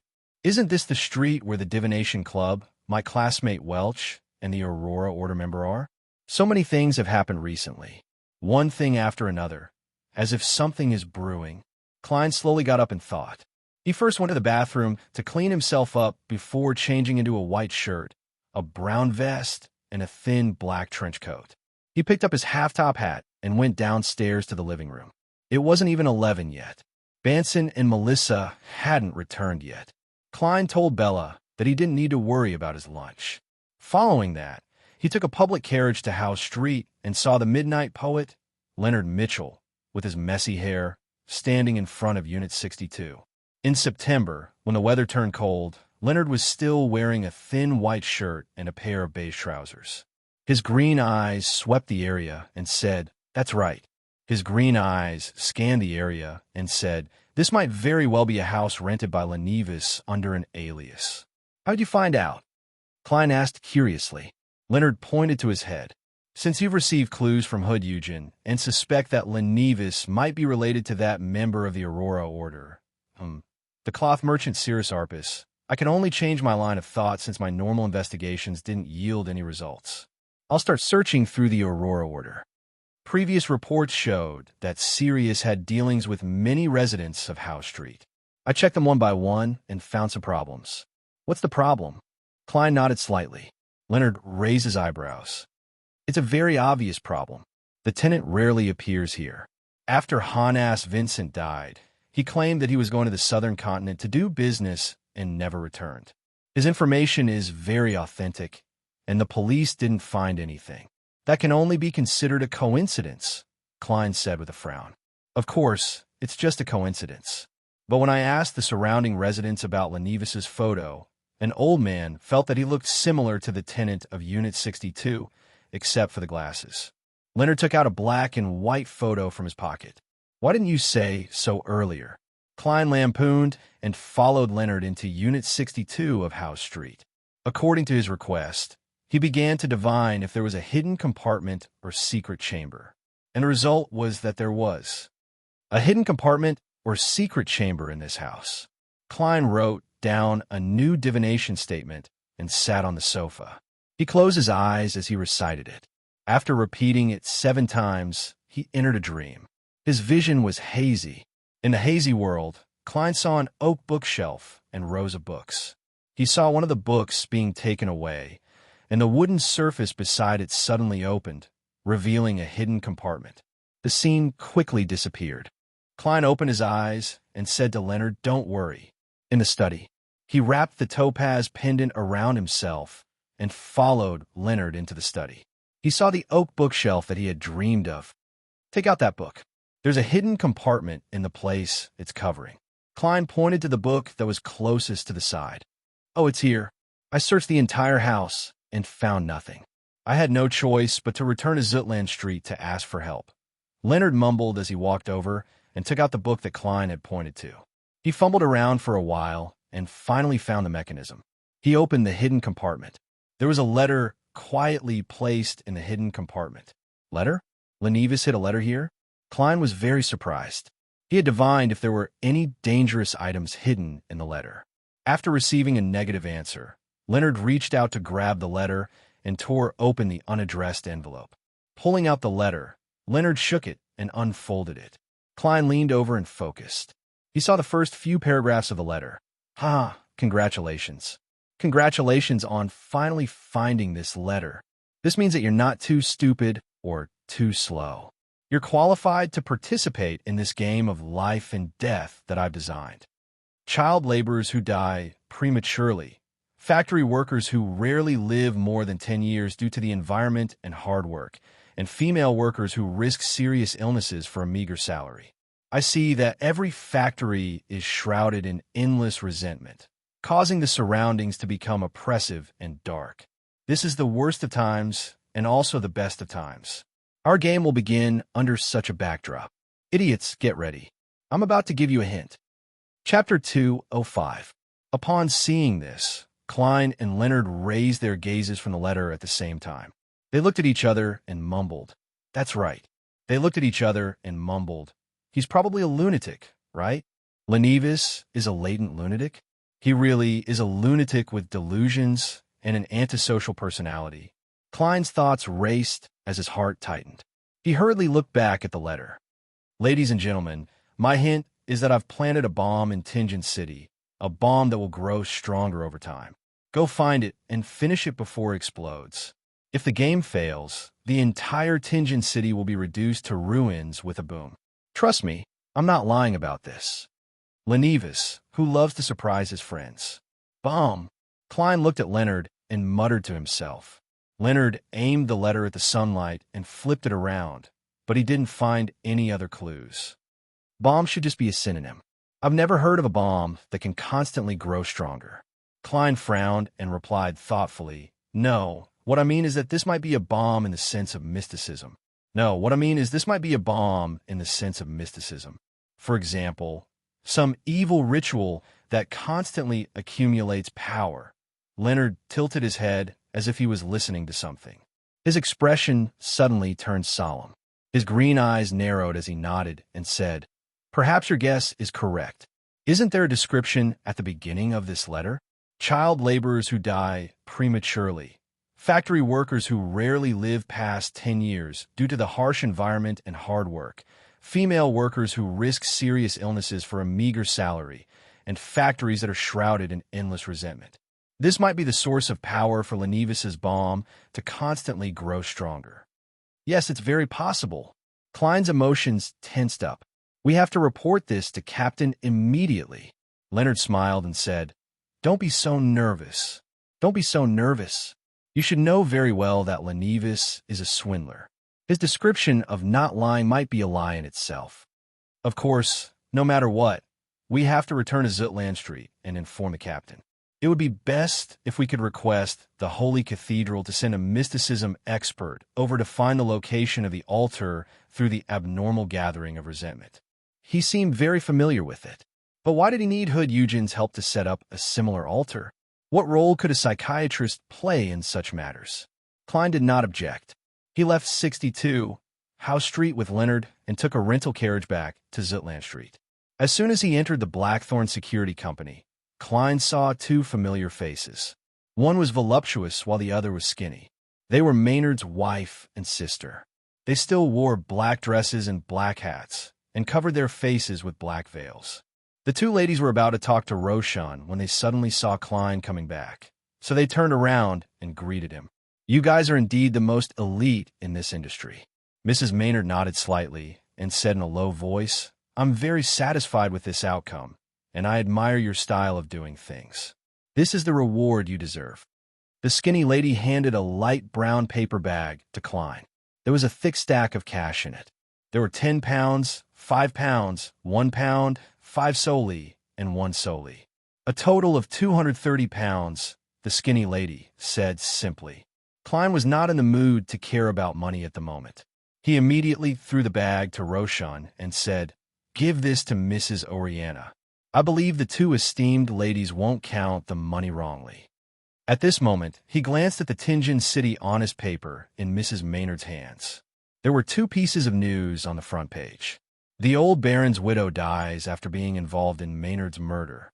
Mayor Dennis accepts responsibility and resigns. He apologizes for the deterioration of security in Tianjin City over the past 3 months.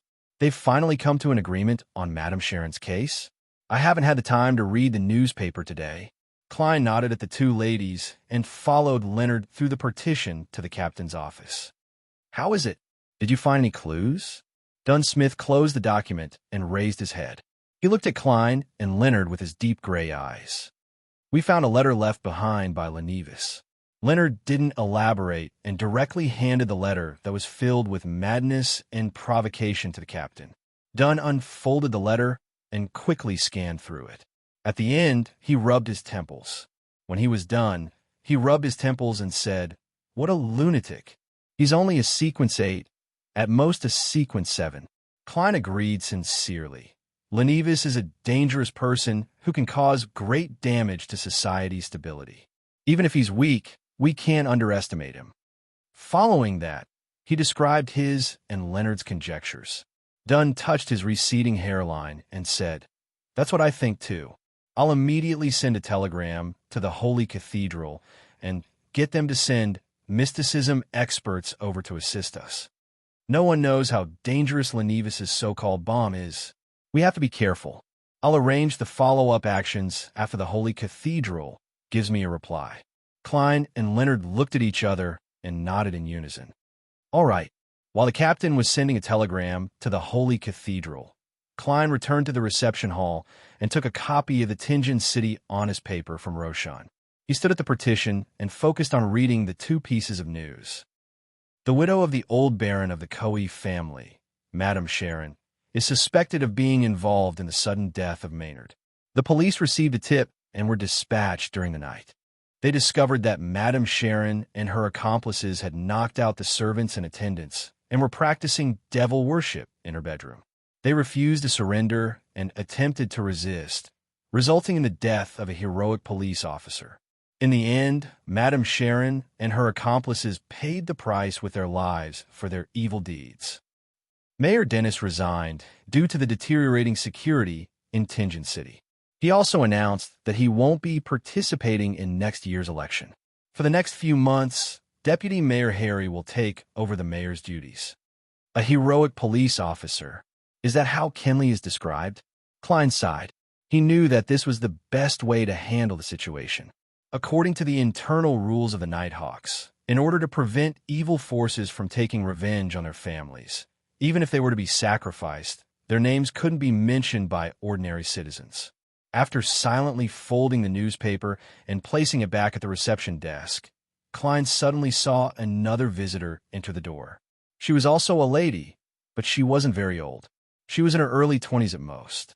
She wore a ruffled hat and a loose dress. She had a smooth forehead, long blonde hair, green eyes, and a melancholic yet calm demeanor. She was quite a beauty. The most eye-catching thing about her was her bulging belly. She seemed to be more than 7 months pregnant. Klein froze for a moment. He felt like he had seen this young pregnant lady somewhere before. Suddenly, he heard Leonard blurt out in shock. Miss Megos. Megos. Yes, the young lady who was seduced by Lenevis. She was pregnant with Lenevis's child, and as a result, she had some mental problems. She said that her child could hum and whistle in her mother's womb. Klein suddenly understood. He wasn't surprised that Leonard knew Megos. During the investigation of the people and items related to Lenevis's case, this lady's photo had been seen by every Nighthawk. Klein had known her even earlier. Back then, her aunt, Madame Christina, who had been cheated of all her savings by Lenivas, had brought her to the divination club to ask for help. She had even asked if the child in her belly was considered a related item. At this moment, Megos, who heard Leonard's voice, looked at the two of them with slightly listless eyes. She greeted politely, "Hello, Miss Megos. What are you doing at the Blackthorn Security Company? Is there anything you need me to entrust you with?" Klein asked as he took 2 steps forward. He was puzzled by Megos' sudden visit. He felt that it was very, very, very coincidental. He had just discovered the letter left behind by Lenivas, and Megos came looking for him. Megos rubbed her belly and smiled faintly. "I don't know why, but I suddenly thought of coming to Zitland Street. I suddenly want to come up and take a look. Her mental problems are getting worse." Klein recalled that he hadn't activated his spirit vision in time the last time and hadn't been able to confirm Megos' condition. Hence, he lifted his teeth and was about to knock lightly to the left. At this moment, he suddenly froze. Thoughts that were more intense than the previous one flashed through his mind. "I can't look. I can't look. I can't look. I'll die. I'll die if I see it. I'll die if I see it." Klein stood rooted to the ground like a statue. His forehead was covered in cold sweat. It was as if he had experienced the deepest and darkest nightmare, and he almost couldn't wake up from it. Suddenly, he understood something. It wasn't that he hadn't been able to activate his spirit vision in time, but that his spirituality had sensed an unimaginable danger, causing him to subconsciously slow down. He had missed the opportunity and forgotten what was going to happen next. Back then, Klein hadn't completely digested the seer potion and hadn't advanced to sequence 8. His spirituality's obstruction was very subtle and hard to detect. It was like an instinctive action that he wouldn't pay too much attention to. But now, the spirituality's warning based on the clown's premonition was so clear and obvious. After more than 10 seconds, Klein finally broke out of his cold sweat state. He turned his head to look at Leonard and realized that the midnight poet's face was covered in cold sweat, and his eyes were filled with fear. Suddenly, Klein understood what the bomb Lenivas mentioned was. It was the baby in Megos' stomach. It was the baby he left behind. Klein immediately thought of the description in the letter and heard Eugen's reply. He suddenly remembered a passage in Roselle's diary. "The industrial revolution that I started with my own hands, the age of steam and machinery that I forged with my own hands, will become the breeding ground for the birth of an evil god?" Klein's pupils constricted as he thought of a possibility, but he instinctively refused to acknowledge it. "No, that's not right. The baby in Megos' stomach isn't the son of an evil god, nor is it an evil god that's trying to be born. No, how could Eugen do something so stupid?"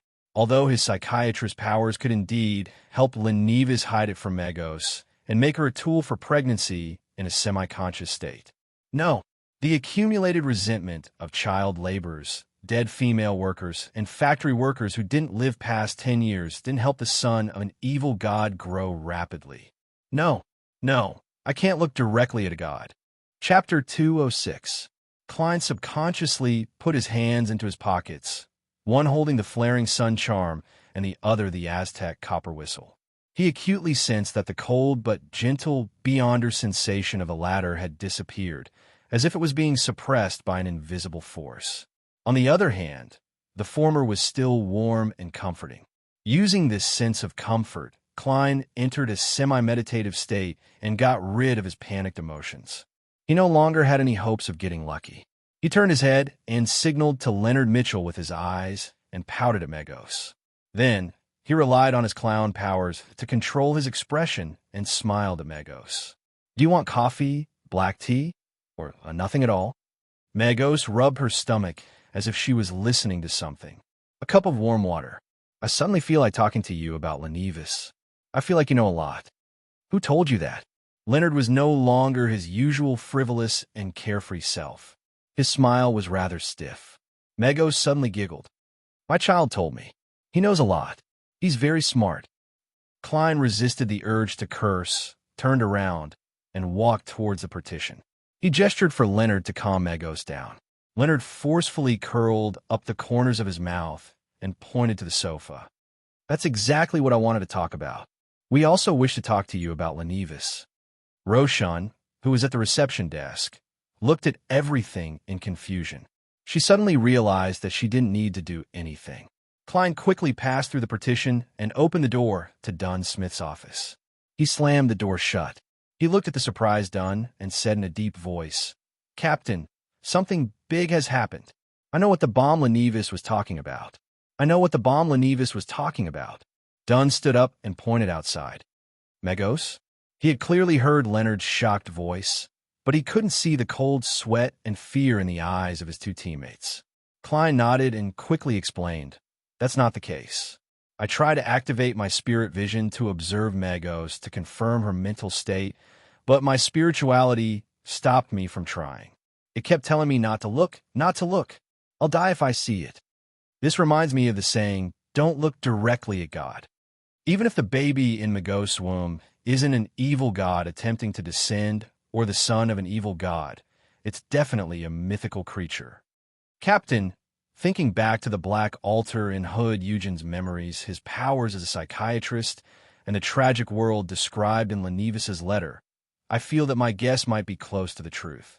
Lenivis obtained ritualistic magic related to the true creator from the Aurora Order members, and with Hood Eugen's help, he made Megos a vessel to nurture a certain power. This power would use the resentment, depression, and gloom around the factory to grow rapidly until it matured. Or rather, the ritual itself needs the resentment, depression, and gloom to succeed. Dunn thought about it seriously for more than 10 seconds and nodded with a serious expression.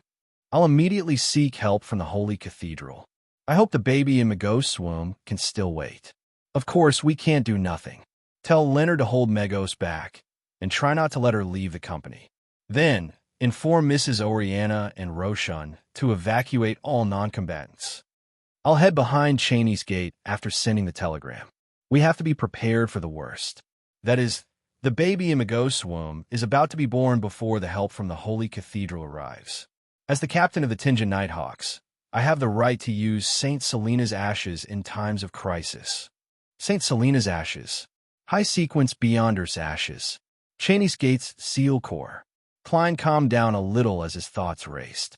His thoughts raced as he said, "Captain, we can also seek help from the mandated punishers and the machinery hive mind. They should have similar holy relics." At this point, an idea suddenly flashed in Klein's mind as he muttered to himself. That's right. He muttered to himself. Lenivis's case was previously handled by the mandated punishers. During that period of time, one of their senior members lost control. Old Neil and I helped him deal with it. As he murmured, his voice suddenly became louder. "Captain, can you ask the mandated punishers if the member who lost control had followed or monitored Megos? You suspect that his loss of control was due to the contamination of the baby in Megos' womb? During the reinvestigation, Megos was also under their charge." Dunn replied solemnly, "We can't delay any further. Go look for Mrs. Oriana and the rest. I'll quickly send a telegram and seek help from the Holy Cathedral. Then, I'll send a telegram to the mandated punishers and the machinery hive mind. Yes, I'll also send a telegram to the police department. Get them to think of an excuse to evacuate the surrounding citizens." All right. Klein took a few steps out and suddenly thought of something. Megos' visit was so sudden and coincidental. The house with the red chimney flashed across his mind. He hurriedly turned around and said to Dunn, "Captain, there's something else. Captain, there's one more thing. Do you remember the coincidences I mentioned? The house opposite the kidnapping case had clues to the Antigonus family's notebook. Ray Bieber didn't manage to escape Tinjin in time. Hanas Vincent was exposed due to a coincidence. Another member of the Aurora Order happened to encounter me and lost his life. Wait. These coincidences are all relatively subtle and hard to detect. But today, Megos suddenly came to us after we found Lenivis's letter. It's too obvious and direct. This coincidence is already too obvious and can't be hidden anymore. I think the person behind this might be on stage soon. Also, why did Madame Sharon take the risk to kill Member of Parliament Maynard? Is this also a coincidence?" Dunn thought for a moment and replied seriously, I'll add this to the telegram. I'll add this to the telegram. Klein didn't waste any more time. He pulled open the door and walked straight to the accountant opposite him. Mrs. Oriana was working on the budget for the last 3 months of the year. She wanted to complete it ahead of time so that Captain wouldn't forget about it again and be unable to submit it in time. When she saw Klein enter, she smiled and greeted him. Little Moretti, what are you going to be reimbursed for this time? Klein exhaled and said, Mrs. Oriana, you're on leave today. Mrs. Oriana, today is a holiday. Go home immediately. Oriana was stunned for a moment. She stared blankly at the solemn face opposite her. A few seconds later, she stood up in a panic. All right, Klein quickly added, go to the clerk's office and the armory and tell the others about this. I'll inform Roshan. Okay. Oriana didn't pack much. She picked up her bag and ran to the accountant's office. After entering the corridor, she turned around and took a deep look at Klein. She drew the crimson moon on her chest and said, I'm sorry. You will be blessed by the goddess. Thank you, Klein replied silently. He passed through the partition and arrived at the reception hall. He saw Leonard chatting with Magos about Lenivus with a stiff expression. Klein leaned close to Roseanne, took out a cup, and picked up the thermos. Then, he whispered, go home. It's dangerous here. Come back tomorrow. Roshan opened her mouth in shock, but slowly closed it again when she saw Klein's solemn expression. She buried herself in packing for more than 10 seconds, grabbed her handbag, and left the reception desk. When she brushed past Klein, she bit her lower lip and lowered her voice. Actually, I admire the Nighthawks as much as I hate others becoming beyonders. After watching all the civilian staff leave the Blackthorn Security Company, Klein brought the warm water in front of Magos, bent down, and placed it on the table. I still have something to deal with. I'll come back later. When he got up, he took the opportunity to whisper into Leonard's ear, don't worry. Calm her down. Leonard bared his teeth and grimaced before he continued chatting stiffly. He noticed that Magos was getting a little irritated, her concentration fluctuating from time to time, and her concentration waning. When Klein returned to the captain's office, he realized that Dunn had already gone underground. There was a translated reply from the mandated punishers on the table. Yes, we'll come over immediately. Yes, that mandated punisher who lost control was indeed because of Magos. Klein paced down the corridor, unable to remain calm. He wasn't sure if he was waiting for the captain to come out with the holy ashes or for reinforcements to arrive. Sigh, I wonder if high-level Beyonders know how to teleport. It shouldn't be possible. He paced a few rounds and suddenly felt his body and mind calm down. He realized that the gas lamps on both sides had been dyed a ghostly blue. In the darkness, Dunn walked out along the underground stairs, holding a palm-sized urn with one hand. The urn looked like it was made of pure silver, but it also gave off a bone-like feeling. It was covered in mysterious patterns, and the closer he got to it, the colder Klein felt. It was as if a chill had seeped into his blood. Dunn's face reflected an icy blue glow as he said to Klein, go to the back of Cheney's Gate and take a sealed artifact with high offensive power. Go to the back of Cheney's Gate and take a sealed artifact with a strong offensive power. As for which one you choose, that will depend on your situation. I have already instructed Sika and the keepers to be careful and avoid any latent dangers. Among them, there are 3 Grade 2 sealed artifacts. Yes, I've taken St. Selena's ashes, so Sika and the keepers can't leave their positions. At that moment, Fry and Royale were helping out at the Kenley family, preparing for the funeral, while the Bishop of St. Selena Cathedral had gone to the countryside to preach. All right. Without hesitation, Klein turned around and walked underground. When he was about to reach the crossroads, he suddenly stopped. He knew that most of the sealed artifacts behind Cheney's Gate in Tinjin City were Grade 3.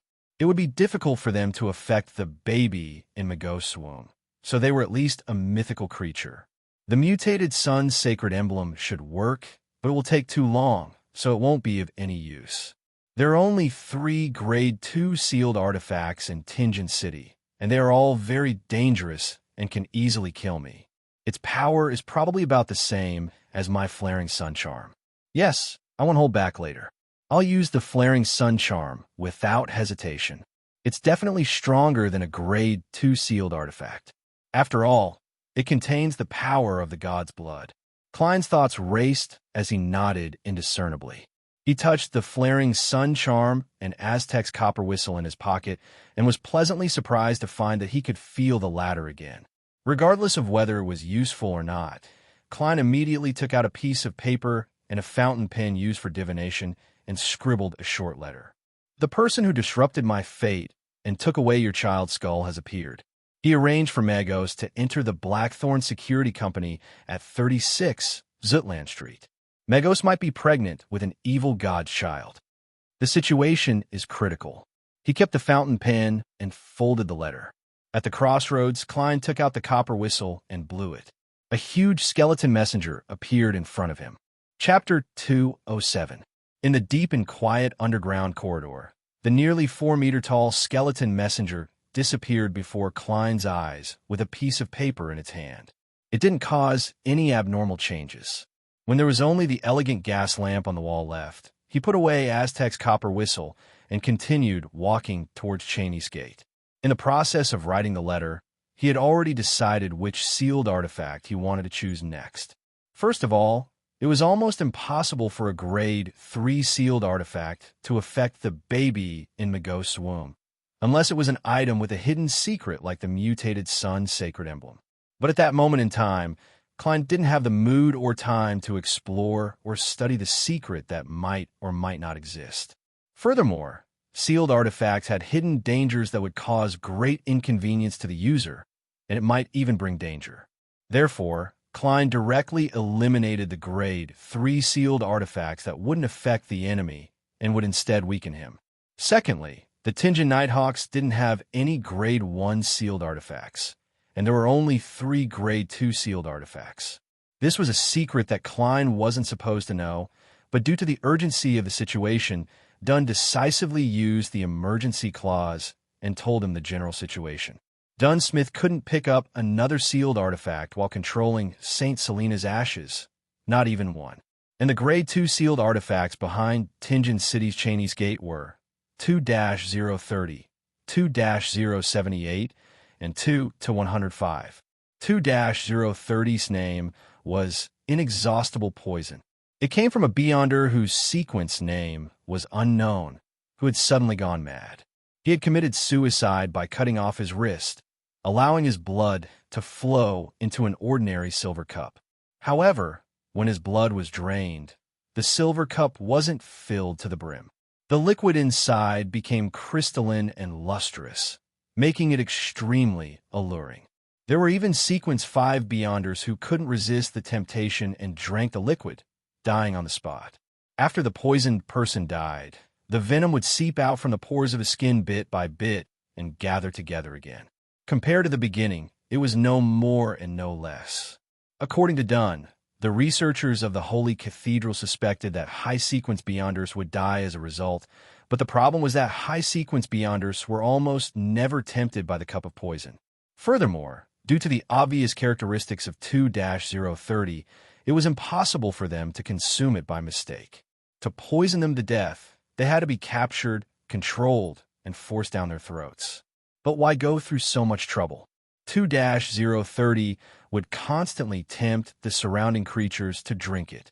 The user had to be fully focused to resist this power. If they were to relax, even a little, they would habitually drink the poison in their hands.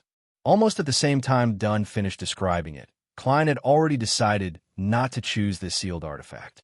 2-078 was known as the Door of Death. Its appearance was that of an ordinary wooden door.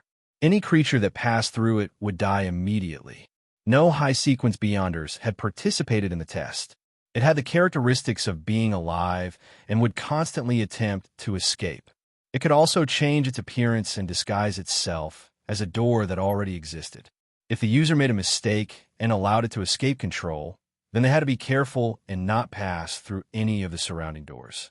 They had to try their best to stay where they were and wait for help, or they could directly shatter the walls and leave. Klein considered using 2-078 but after careful consideration, he believed that the intuition of a mythical creature was definitely very sharp. It should be able to tell which door was the door of death.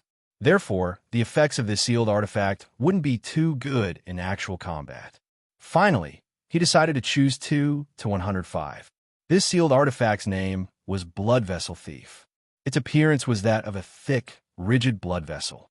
Anyone who touched it, regardless of whether they were protected or not, would have their lives stolen.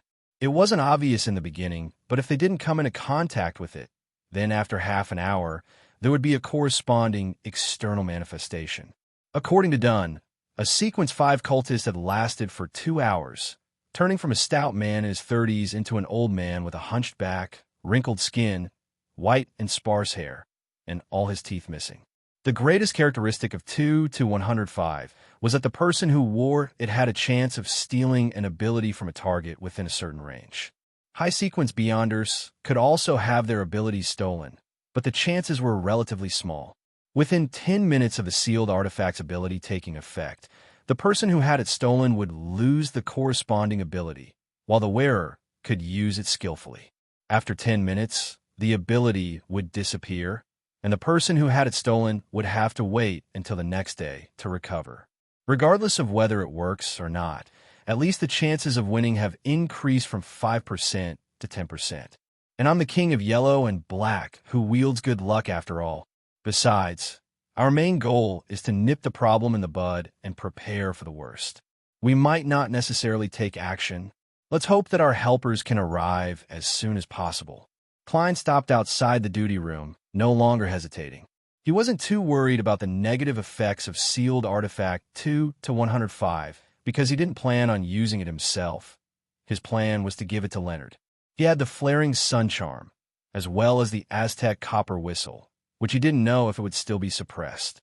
"My dear poet, it's time to show your true secret," Klein muttered as he saw Tron standing at the entrance of the duty room.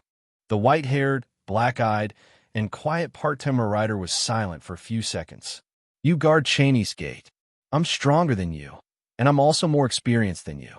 But you don't have the flaring sun charm." Klein smiled. "I'm already a Sequence 8.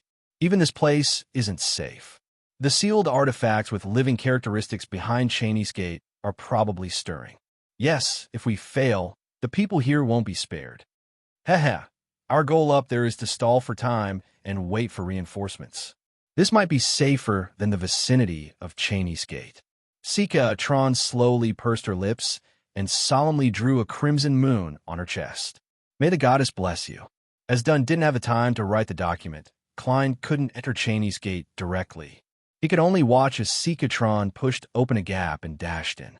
After a few minutes, her figure appeared by the door. Her left hand was holding a thick, pale, blood-stained blood vessel. Klein reached out to take it and immediately felt a weak electric current coursing through his body.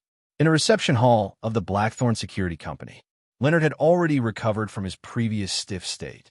He no longer had a strange expression as he talked about the newly discovered house that Lenevis had rented. "Is that so? He never told me." Megos frowned slightly and gave a rather normal answer. After saying that, she grabbed a handful of her blonde hair and threw it into the trash can next to her. Leonard was stunned for a moment. He swallowed his saliva with great difficulty as his palms broke out in a cold sweat. With the blood vessel thief wrapped around his left hand, Klein walked up the stairs and returned to the second floor. He saw Dunn Smith, who was wearing a black, knee-length windbreaker, standing at the entrance of the Nighthawk's break room under the blue gas lamp. His eyes were deep and dark, just like when he first met him. "Let me reintroduce myself. Nighthawk Dunn Smith." The voice from the past flashed in Klein's ears. Suddenly, the image of Dunn, who was half-sprawled beside Kenley's corpse, and his blood-stained mouth appeared in his mind. He was silent for a few seconds, then he walked over and raised his left hand. "Captain, I've chosen sealed artifact 2 to 105. I plan on giving it to Leonard." Dunn nodded slightly and didn't ask why. He pointed to his office and said, "The Holy Cathedral sent a telegram. They said that they will immediately send a group of Beyonders over. They want us to try our best to stall for time and wait. They haven't responded to those coincidences yet, I think they haven't come to a conclusion yet. Or, the person handling the telegram doesn't know the specific situation and can't guess. We have to hurry. The telegram can't be too long. Okay. Klein nodded and approached the partition. He looked outside and asked, "How's the situation?" "There are no abnormalities for the time being." Dunn lowered his head and looked at the saint's urn in his left palm. Seeing that Leonard and Megos were having a good conversation, Klein didn't disturb them. He retreated to the Nighthawk's recreation room and faced Dunn diagonally across the corridor. At that moment, Dunn suddenly gave a self-deprecating laugh. "I forgot something." "What is it?" Klein replied, puzzled. Dunn turned to look at him. "Daly asked me to explain it to you herself." Klein was stunned. He didn't understand what the captain meant. After 2 seconds, without waiting for Dunn's reply, he suddenly came to a realization. The reason why Ma Daly didn't reply in time was that she didn't think it necessary. She directly conveyed the matter to the captain and let him explain himself. This means that there's nothing wrong with the captain. At this critical juncture, Klein suddenly felt a surge of joy from the bottom of his heart. Chapter 208. Dunn sighed. "Back then, I didn't want to send you away because what I wanted to do involved a secret between the church and the Nighthawks. However, Kinley's death left my mind in a mess, and I could only think of a lame excuse to let you have the chance to see it when you returned." "What secret?"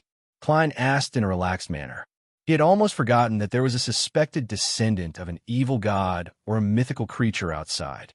Dunn deliberated over his words and said, "In the field of mystery, there might be a law." Although I haven't read many books, I still know what a law means. This law is called the law of beyonder characteristics indestructibility. Beyonder characteristics won't be destroyed or reduced. They will only be transferred from one vessel to another. Klein's eyes widened. Then realization dawned on him. For example, sealed artifacts, mystical items, or potion main ingredients left behind by beyonders who lost control. Yes, Dunn nodded solemnly. It's not just beyonders who lose control. It's the same for normal beyonders after they die. It's the same. Klein digested Dunn's description and vaguely understood what the captain was doing at that time. As his thoughts raced, he suddenly recalled something. After the suited clown died, a thumb-sized ball of blood with a tinge of blue appeared beside his corpse. Back then, Fry's explanation was that there would always be some strange changes after a beyonder died. Dunn's gray eyes deepened as he continued. But unlike a beyonder who loses control, a beyonder who dies normally doesn't leave behind ingredients or items. It's equivalent to a potion of the corresponding sequence. It just lacks certain supplementary ingredients. Slightly equivalent to a magic ingredient. Slightly equivalent to a magic ingredient. Klein's pupils constricted. It was as if a bolt of lightning had struck his mind, illuminating the endless darkness. He suddenly understood many things. He understood why the beyonder pathways wouldn't be severed when the materials were cut off. Apart from using substitutes, he could also simply rely on the remains of the corresponding beyonder. This was probably one of the reasons why high-sequence beyonders only gave completed potions. Another reason was to prevent the formula from being leaked through beyonder means such as divination and mediumship. Various guesses surfaced in Klein's mind. Dunn looked at the door of the Nighthawk's recreation room and explained in a deep voice, "A few years ago, I don't remember exactly how many years it was. A few years ago, I don't remember exactly how many years it was. Back then, I wasn't the captain of a Nighthawk team, and I happened to discover this problem. After communicating with Daly, who had just become a beyonder, I immediately reported it to the Holy Cathedral. The Holy Cathedral asked me to keep it a secret and gave me 2 choices. That's why I'm the one explaining it, not Daly. The first choice is to feign ignorance, just like most Nighthawk captains and deacons. I'll continue letting the Holy Cathedral arrange for the remains of beyonders after their natural deaths. The second choice is to give me a special, simple ritual, as well as the corresponding technique. It allows me to directly consume the items that are produced from the accumulation of characteristics within a certain time limit. Yes, this is only applicable to my own pathway. It's only applicable to sequences that are equal to me, as well as sequences lower than that. This will strengthen my Beyonder characteristic, and my strength will also become stronger. I don't know how to compare my dream-related abilities to Sequence 6. That's why I dared to deal with Madame Sharon. Is that so? There's actually such a thing. Klein exhaled slowly. He finally understood why he couldn't come up with a reasonable explanation despite racking his brains. It was because he lacked the necessary knowledge. There was no way to make up for it with his imagination. Yes, this is in line with the so-called law of indestructible characteristics. If I keep gathering characteristics like this, will it lead to a qualitative change? Klein's thoughts wandered. Glancing at him, Dunn revealed a bitter smile. I chose the second development, but not to become stronger. If I really want to become stronger, I need to digest the potion as soon as possible in advance. That's the best and most direct way. Yes, Klein agreed from the bottom of his heart. Gathering characteristics of the same sequence or lower sequence of the same pathway might increase the risk of losing control while increasing one's strength, right? Dunn shook his head solemnly and said, "No, this is something left behind by a normal Beyonder, not a Beyonder who lost control." Yes, after learning about the acting method, I re-examined it and realized that it would increase the difficulty of digesting it. Then why did you continue? Klein asked in surprise. Dunn reached his right hand into his pocket, wanting to find his pipe, but he realized that he had left it in the office. He shook his head in a self-deprecating manner. I've said it before, I didn't consume their relics to become stronger. Having said that, he paused. His eyes lost focus as he looked at the gas lamp that was dyed with a ghostly blue luster. He said in a deep voice, "They were all my companions. We experienced many things together. We dealt with monsters in the darkness and crazy cultists together. Someone saved me, and I saved many of them. We walked in the quiet night, and we fought in places where people couldn't see. We fought against danger, and we protected each other's backs. I can't bear to part with them. I remember little Ite broke down in fright and cried after experiencing a dangerous mission for the first time. I remember Adelaide. He was Roshan's father. He once used his arm to block an evil curse for me. I remember Dwayne was a lady with a warm temperament like the morning sun. She was always silently recording what everyone experienced. I remember that although Kinley wasn't tall, he knew many things. He knew how to play the 7-stringed zither, sing, tell stories, and was more like a poet than Leonard. I can't bear to part with them. I wish to continue fighting alongside them, to fight against the monsters in the darkness, to execute those crazy cultists, and to protect Tinjin City together. So, I chose to consume what they left behind." Dunn's gray eyes seemed to shimmer. His steadiness and solemnity seemed to have crumbled at that moment. The corners of his mouth curled up slightly as he continued, "In my dreams, they were still with me. Adelaide loved to read and always stayed in the solarium to read. He would always get me to discipline Roshan and make her mature faster, so much so that Roshan always complained that I was becoming more and more like her father. She was always afraid of me. Little Ite was someone who couldn't stay idle. He would go hunting in the forest every day. Dwayne would always stand by our bedroom window and watch us chat. Kinley, who just joined us, made his own 7-string zither and played and sang there. I can't bear to part with them." "Captain," Klein subconsciously muttered. His vision nearly blurred, and he couldn't help but raise his hand to wipe his eyes. He cursed inwardly. F***CK, Captain, you're bluffing me into crying, but I finally understand why Captain's acting method is so slow. Klein then sighed silently. It's a pity that old Neil lost control and died. Otherwise, he would have brought us a lot of joy. Dunn retracted his gaze and lowered his head to pinch the spot between his eyes. After a few seconds, he raised his head and smiled bitterly.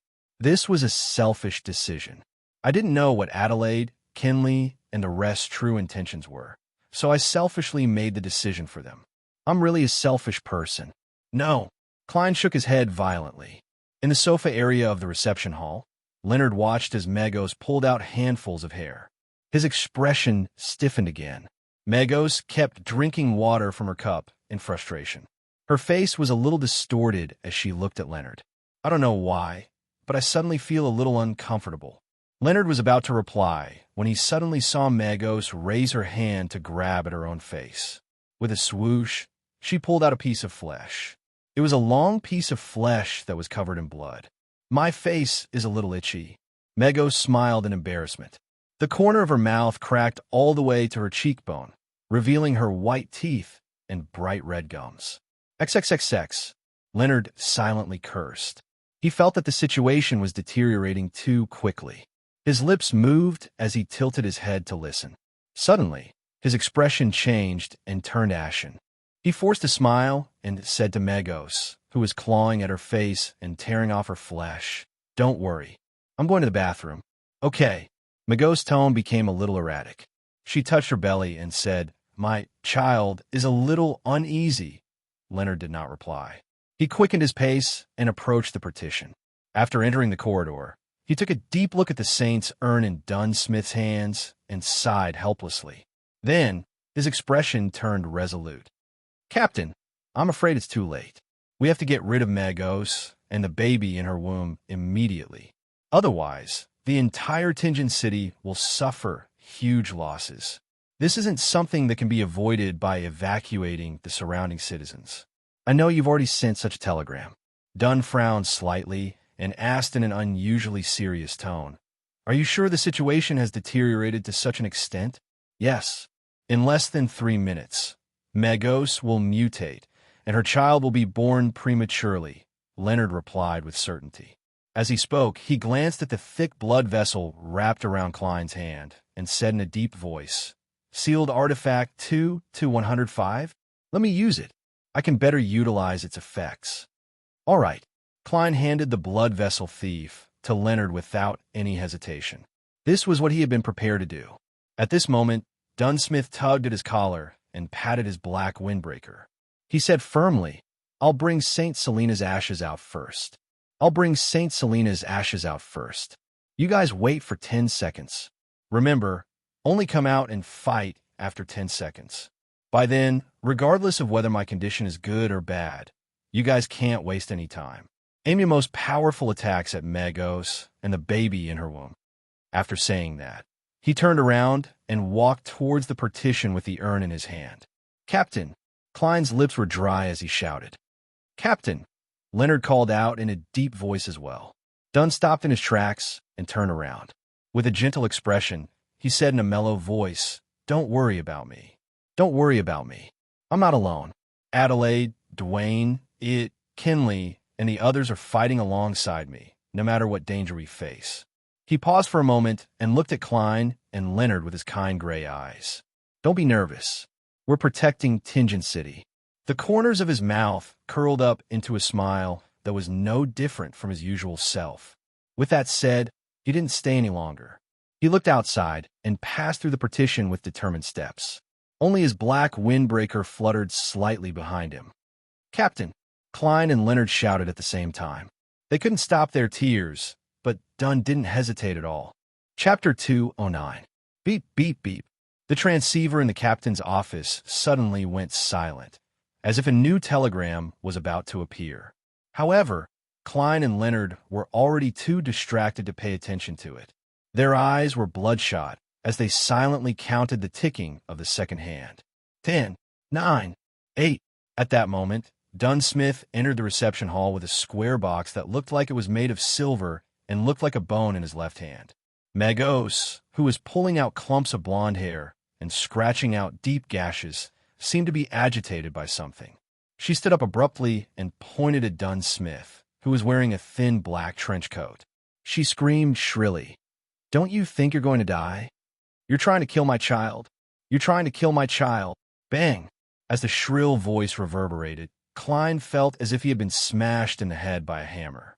He suddenly forgot to count, and his head hurt, and he felt dizzy. His vision was instantly dyed red, and there seemed to be some kind of liquid flowing out of the tip of his nose. He instinctively turned his head to look and saw that the corners of Leonard Mitchell's eyes, nose, and mouth were covered in blood. His face was extremely pale, and his body was swaying as if he was about to fall. I seemed to be in the same situation. Klein suddenly retracted his thoughts and continued counting. He skipped 2 seconds. 5, 4. Amidst the shrill voice, Dunn Smith's deep gray eyes were filled with red veins. Every line could be seen clearly. The blood vessels on his face were also protruding like venomous snakes. Crimson water flowed out of his ears. However, he did not feel dizzy because of this. His right hand only paused for a second before, driven by his strong willpower, he pressed down on St. Selena's urn and opened the lid. It was extremely dark inside, and in the darkness, there were fine grains of bright sand. The scene was dreamy and beautiful, as if the starry night sky had been put into a box.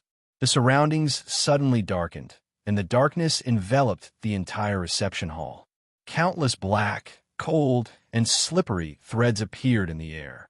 They surged toward Megos and wrapped around her almost instantly. It didn't look like spider silk, but more like the tentacles of some unknown creature.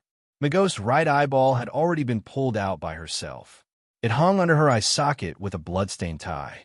She glared at Dunn Smith angrily and shouted, "You must die." Bang! Dunn was sent flying by an invisible force and slammed into the opposite wall. The wall cracked and bricks flew everywhere.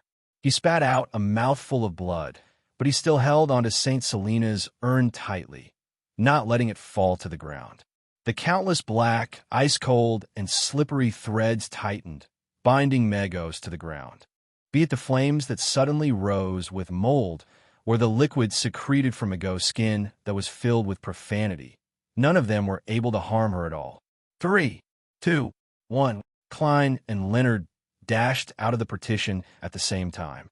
One of them held a warm, thin piece of gold in his hand, while the other had already wrapped the blood vessel thief around his left wrist.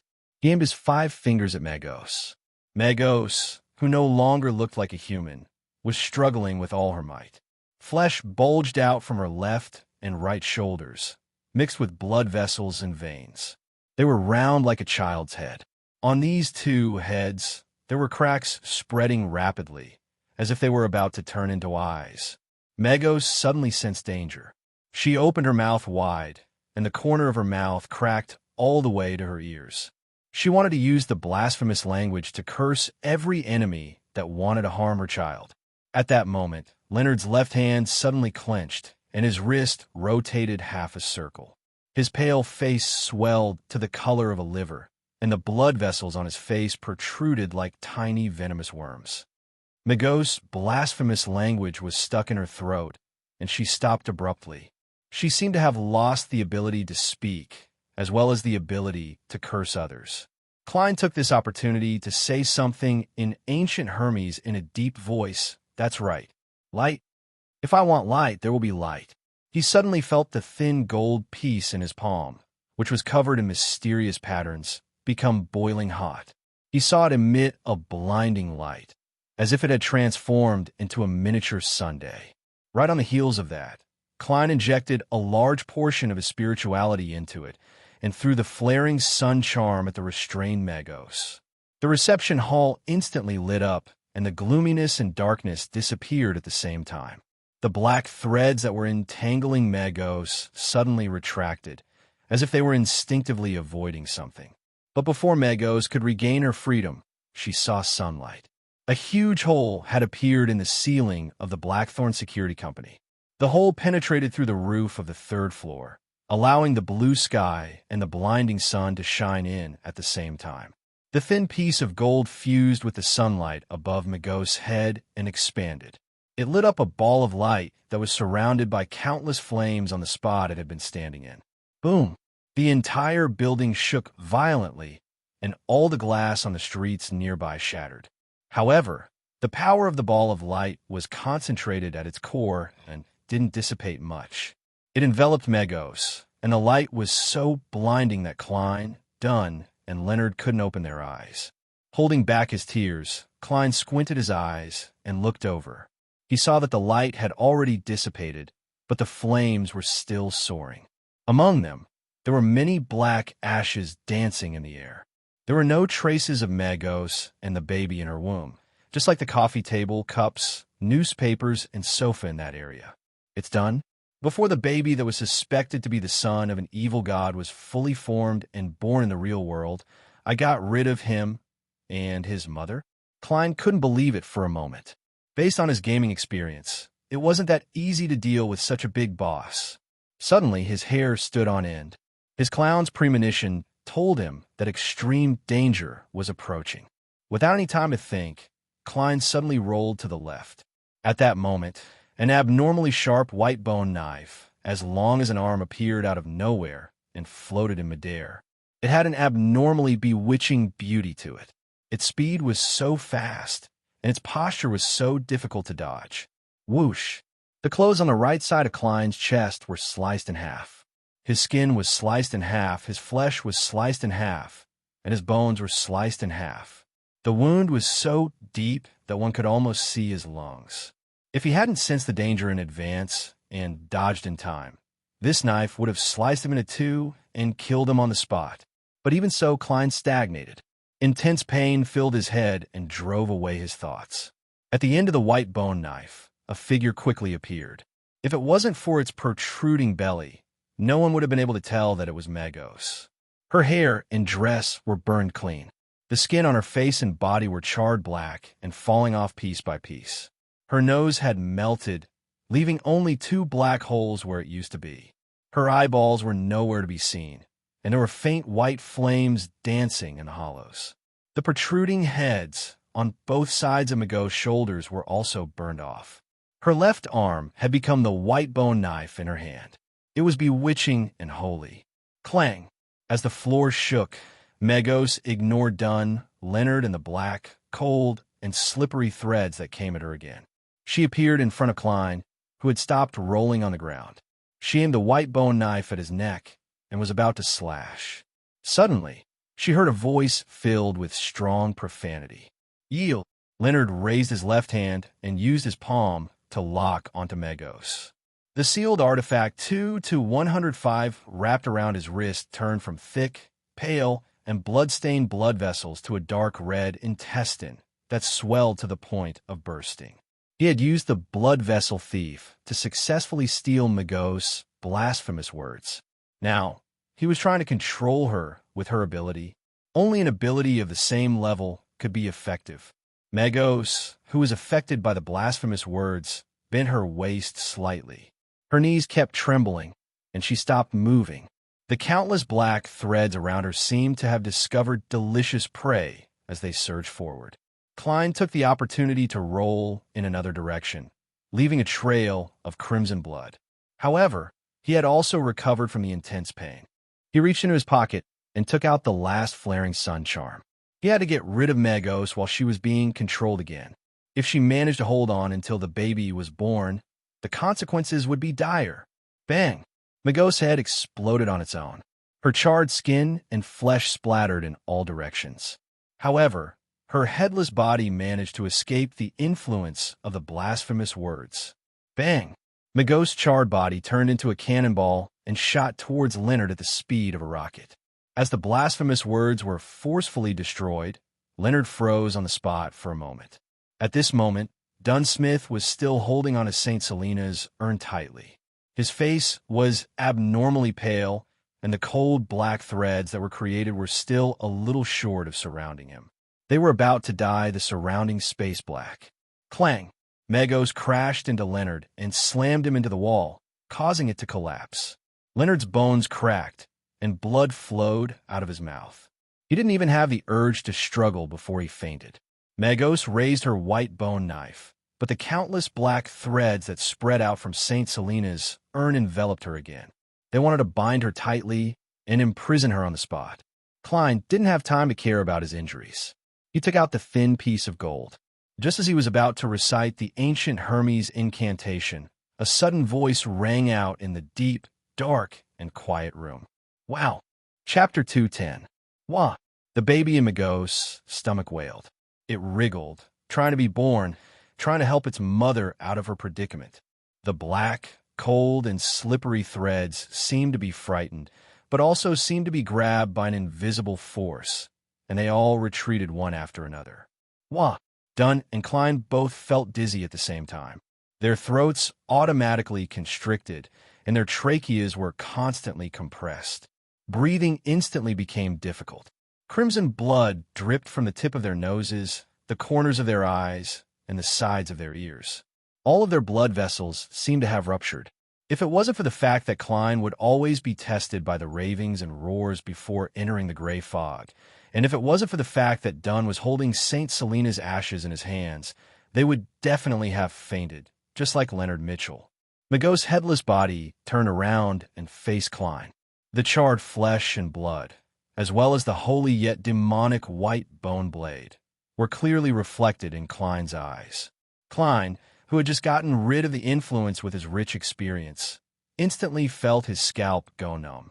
He forgot about the pain in his right chest and seemed to have already seen Magos lunging at him in a flash. She didn't even give him the chance to chant the incantation, inject spirituality, or throw out the flaring sun charm. Just as he was about to roll away to dodge, Klein saw Magos suddenly stop. He saw Dunn Smith's black trench coat flutter behind him. He saw the captain, who was diagonally in front of him, lower his head, and thick, squirming strips protruded from his back. It was as if there were venomous snakes, tentacles, and monsters hidden underneath. Dunn was using his incubus ability to forcefully disrupt Magos. Bang! Bang! Bang! Magos only struggled for a moment before the thick strips protruding from Dunn's body exploded at the same time. A large amount of bright red blood splattered out and rained down on every corner of the room. The pale Dunn wasn't dismayed by this outcome, because the blood was absorbed by the black threads created by St. Selena's ashes. Absorbed, the countless cold, slippery, and tentacle-like threads suddenly turned violent. They charged forward instead of retreating and wrapped themselves tightly around Magos. They wrapped themselves around her bulging abdomen that was starting to squirm. An opportunity. Klein was both nervous and delighted. He had already formed the ancient Hermes word for light in his throat. Wow, wow, wow. The baby's cries rang out again, more incessant and urgent than before. The black, innumerable, almost invisible threads suddenly paused, as if they had been struck by lightning. They trembled and retracted. Dunn looked at this scene and realized that Magos was about to break free. His expression changed, and he retracted his right hand without hesitation. He spread his fingers and stabbed them into his chest, the left side of his chest. He quickly pulled his right hand out. It was stained with blood, and his fingers were holding onto a heart that was filled with the tranquility of the night and the ever-changing dreams. A heart that was still contracting and expanding. Captain, Klein watched helplessly as Dunn Smith stuffed the heart he was holding in his right hand into St. Selena's urn. His vision quickly turned blurry. Woo, woo, woo. A cry that sounded like a nightmare in the middle of the night rang out.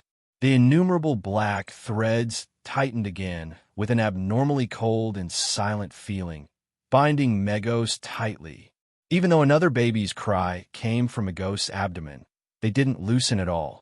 They even locked the terrifying sound within their bodies. Klein's tears, mixed with blood, rolled down his cheeks as he muttered a word in ancient Hermes. Light, light that illuminates the darkness. Light that brings warmth. Almost all of his remaining spirituality was injected into the thin gold piece that was engraved with mysterious patterns. His head instantly felt empty and dizzy. Mustering the last of his strength, Klein threw the flaring sun charm at Magos, who was bound by countless black threads. This time, the black threads didn't retreat prematurely. They didn't follow their instincts, as if they were instructed by a certain will. Thump! Thump! In St. Selena's urn, Dunn's bright red heart was still beating continuously. Sunlight once again pierced through the hole in the ceiling and shone through the entire third floor. It shone into the Blackthorn Security Company, almost forming a solid pillar. It was guided by the flaring sun charm and reflected back at Magos. The two merged above the headless monster and exploded like a sun. Boom!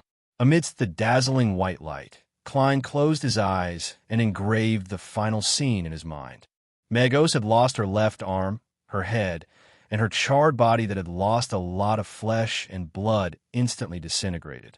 The terrifying half-illusory, half-real thing within her no longer had a basis in reality and was unable to complete the final step of transformation. Indignantly and angrily, it turned into black gas and melted into the light and flames. Rumble. The entire house was shaking violently, but this was only the aftermath of the flaming sun talisman that had dissipated. Unlike ordinary bombs, its power was condensed and restrained. Klein barely managed to stabilize himself. A few seconds later, he opened his eyes and looked forward. He saw the walls collapsing one after another. He saw a circle of charred black where Magos had been standing, and the floor had only melted halfway. He saw a blood-stained, curled-up umbilical cord that had traces of being burned. He saw Dunsmith's figure in a black windbreaker still standing in the same spot. He saw the heart in St. Selena's urn still beating slowly. He saw Leonard Mitchell lying across from him, unsure if he was dead or alive. The highly exhausted Klein was overjoyed. He felt that he could still use ritualistic magic to save the captain. He felt that Magos and the baby in her womb had truly been dealt with. No, the latter was closer to being disrupted and expelled. At that moment, Dunsmith turned his head and looked at Klein. There was a gentle and relaxed smile on his pale face, and his voice was as mellow as ever. "We saved Tingen." After saying that, he seemed to have returned to when he was 20 years old. He was no longer as calm and serious as he winked his left eye at Klein. Klein's expression froze on his face. He saw the heart in St. Selena's urn stop beating. It turned into dazzling light spots and dissipated into the surroundings. He saw the captain's body fall backward and his hands loosen. All of this was like a picture, but it was unstoppable. Thud! St. Selena's urn fell to the ground, just like Klein's heart. Bloop! Bloop! Although the urn wasn't covered, the deep darkness inside sealed the exit, preventing any of the resplendent sand-like particles from spilling out. The box tumbled towards Klein. Dunsmith fell to the broken ground. His deep gray eyes lost all their luster as he stared at the hole where sunlight had shone in. "Captain!" Klein's vision blurred again. He wanted to shout, but the word and the rest of his words were stuck in his throat. "We can't bear to part with you." At that moment, St. Selena's urn rolled to his feet. Suddenly, Klein felt a pain in his chest. His pupils constricted, and he froze on the spot. He lowered his head and stared blankly at a pale palm piercing through his left chest. It was stained with blood. Magos isn't dead yet. No, a new enemy. The mastermind. Am I going to die? Klein's thoughts scattered quickly. His eyes lost focus, and his body fell to the side. His breathing gradually stopped. In the end, he felt the palm retract abruptly. He saw a pair of shiny leather boots and a pale hand reaching down. It was holding on to St. Selena's urn. Darkness filled his vision. Klein lost all his senses. The Blackthorn Security Company was in ruins. There were burn marks and broken things everywhere, but there was no sound. It was like a graveyard. After a few minutes, Leonard's body moved, and he slowly opened his eyes. He straightened his body with difficulty and looked around. He saw Dunsmith lying on the ground, and Klein, whose eyes were wide open and frozen in shock. Both of them had obvious wounds on their left chests. "No," Leonard squeezed out a word. He staggered, half-crawled, and half-walked to where Dunn was and stood beside Klein's corpse. He kept checking and going back and forth between the two, but in the end, he could only accept the result that couldn't be changed. Leonard's legs turned to jelly, and he knelt on the ground. His green eyes were filled with pain. Droplets of tears streaked down his face, washing away the blood and dust. He listened for 2 seconds, then suddenly half-knelt on the ground. With an angry roar, he clenched his fists and punched the floor. Thud! Thud! Thud! Leonard kept crying and pounding the floor. Amidst his grief, there was a clear sense of hatred and self-loathing. Chapter 211.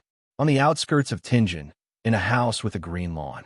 It had a garden that had begun to wither in early September and a dark red chimney.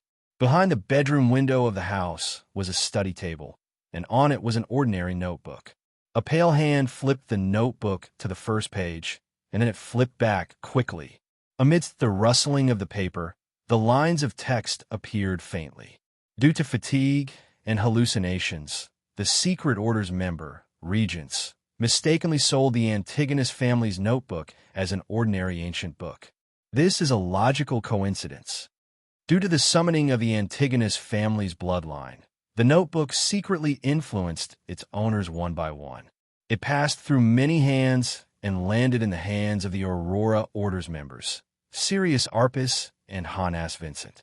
After flipping through the contents of the notebook and copying the corresponding potion formula, Sirius and Hanas were worried that the Secret Order, who was good at divination, would track them down. After some discussion, they decided not to take the risk and sold the notebook to someone else. They didn't wait for Mr. Z's reply.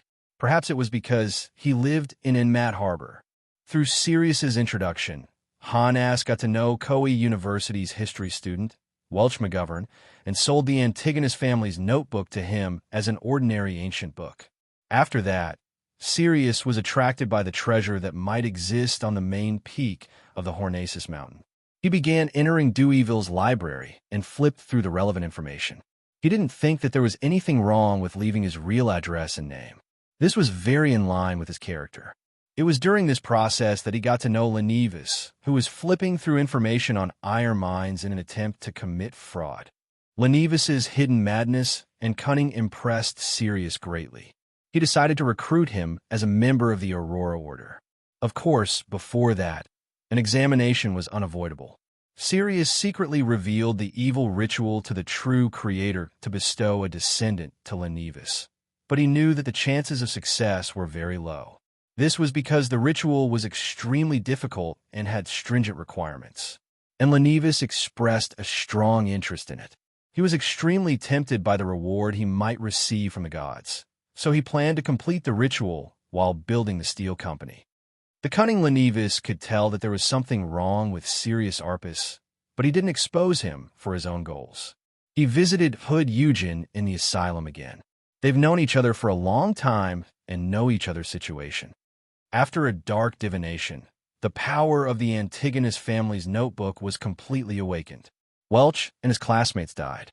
The survivor, Klein Moretti, was driven by the notebook and sent it to Ray Bieber's house. This was the destined outcome. Many lines have been blotted out, and new ones follow. What's puzzling and what lacks sufficient reason is that Klein didn't commit suicide and successfully survived. Through Welch's case, he got to know Dunn Smith and joined the Nighthawks. Although this exceeds Ince Zangwill's description, it doesn't seem to affect the development of the story. Bacchus and his brothers had bad luck. They lost all their chips at the gambling table and owed a lot of money. They decided to kidnap and blackmail a rich merchant. When they were choosing their final hiding spot, they coincidentally saw the room opposite Ray Bieber's house. At this time, Ray Bieber had already been attracted by the power of the Antigonus family's notebook. He hoped to digest the gift from his ancestors. However, in his half-crazed state, he didn't make the best and safest choice. He abandoned his dead mother, but he still stayed in Tinjin City. He only found a more secluded place to hold the digestion ritual. How tragic. If he was a little smarter, this story would be even more complicated. However, his choice was also consistent with his state and hidden logic. Bacchus and his men bought weapons and targeted the tobacco merchant, Vicroy's youngest son, Elliot. Finally, they successfully carried out the kidnapping and brought Elliot to the house opposite Ray Bieber's house. Vicroy's old butler, Clee, accepted his master's request and began seeking help from a security company. Due to Welch's death, there was a shortage of manpower in the security companies and the private detective industry. Clee happened to meet a waiter who delivered food, and he coincidentally learned of the existence of the Blackthorn Security Company.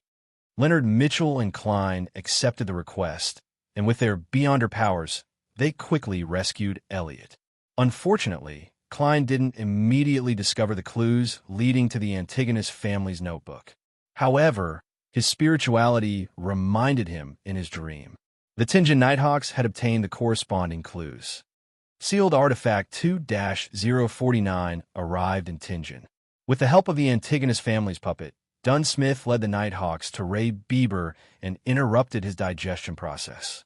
Ray Bieber turned into a monster, and the situation spiraled out of control. Finally, the Nighthawks, who were adept at cooperating, dealt with Monster Bieber. However, they were immediately attacked by the members of the Secret Order. Many lines were scribbled, making it difficult to read the original content. Leonard, who was hiding a secret, was about to end the matter without any doubts. However, Klein, who was supposed to be dead, once again inexplicably killed a Sequence 7 member of the Secret Order. This didn't affect the development of the story. Dunsmith came into contact with the Antigonus family's notebook and flipped through its contents. He was secretly corrupted. After completing all the preparations, Lenivus bewitched Hood Eugen and got him to help him hold a ritual. He tricked his fiancée, Megos, into becoming a vessel to give birth to the true Creator's child. Lenivus had almost no chance of success. The most serious problem was that even with the protection of the ritual's power, Megos wouldn't be able to withstand the intercourse with the illusory projection of a deity. This would cause her to die on the altar. At this time, the kind-hearted Zangwill secretly helped Lenivus. He split half of the characteristics of Death's descendants that he had gathered and implanted them into Megos' body ahead of time. Hood Eugen made Megos enter a semi-conscious state, making her treat the illusory projection of the true Creator as Lenivus. Under the nourishment of the accumulated resentment in the factory area and the materialized darkness and oppression, the ritual was a success.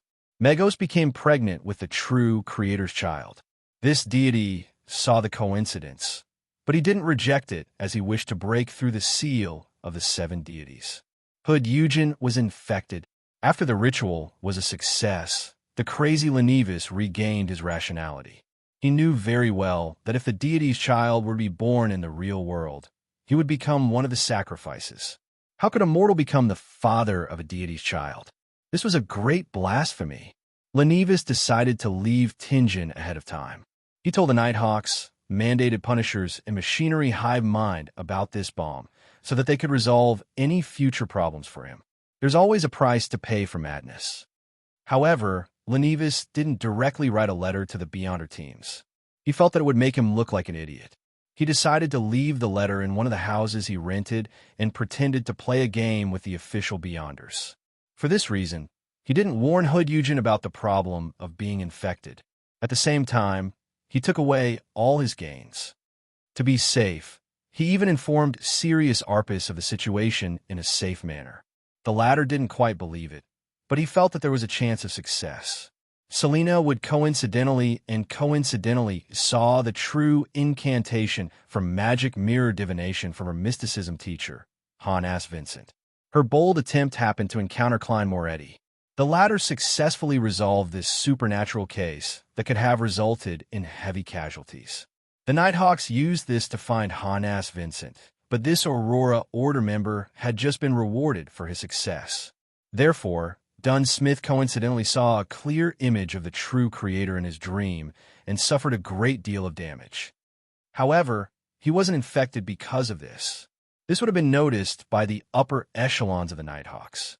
This injury caused Dunsmith's infection from the Antigonus family's notebook to worsen. His symptoms of absent-mindedness and omissions intensified. He would slowly fulfill Zangwill's request. Many lines were crossed out again. It's unbelievable. Klein Moretti sensed Zangwill's secret influence and saw the dark red chimney. This was because of the warning from Koei University's history faculty, Aztec. He had many secrets on him. But even so, it's surprising enough that Klein was able to discover specific clues. It's something that can't be explained. Regardless of the reason, Zangwill didn't stop his actions. The story continues. Klein encountered Sirius in the library and couldn't hold back in killing him. Thus, the clues regarding Lenivus's matter were cut in half. The discovery of the problem was delayed and pushed back. Klein encountered Megos, but his spirituality prevented him from investigating. Furthermore, he didn't notice the subtle abnormality afterward. This is very logical. Our story isn't fabricated. He gathered information about the red chimney, but he would always choose a route that didn't include the target. Perhaps he would only discover the real red chimney house 2 or 3 months later, when he was in the last batch. Line after line of text was crossed out. It was more than the previous lines combined. Smith's problem has been alleviated. His condition is clearly improving. He has actually mastered the acting method, and this was taught to him by Klein Moretti. He found inspiration from the examples of Daily Simone and Old Neil. No, Zangwill didn't believe it, but he could only change his original plan slightly. There's a new twist in the story. To search for his past memories, Aztec decided to head to Bakeland.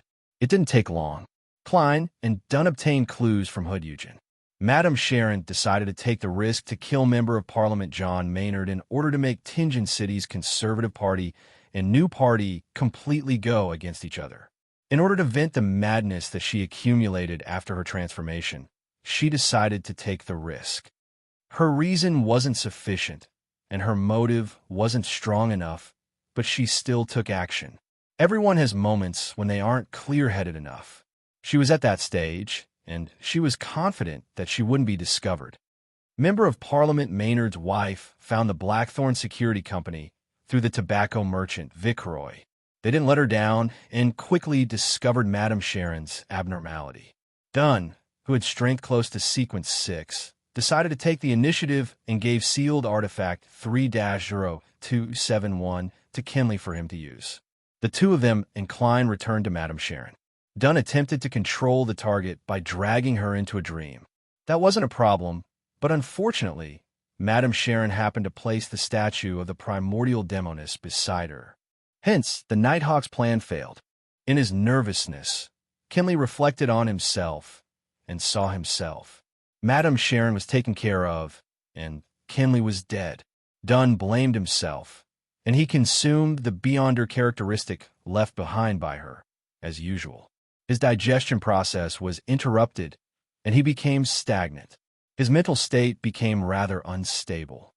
Under such circumstances, Leonard and Klein discovered the letter left behind by Lenevis.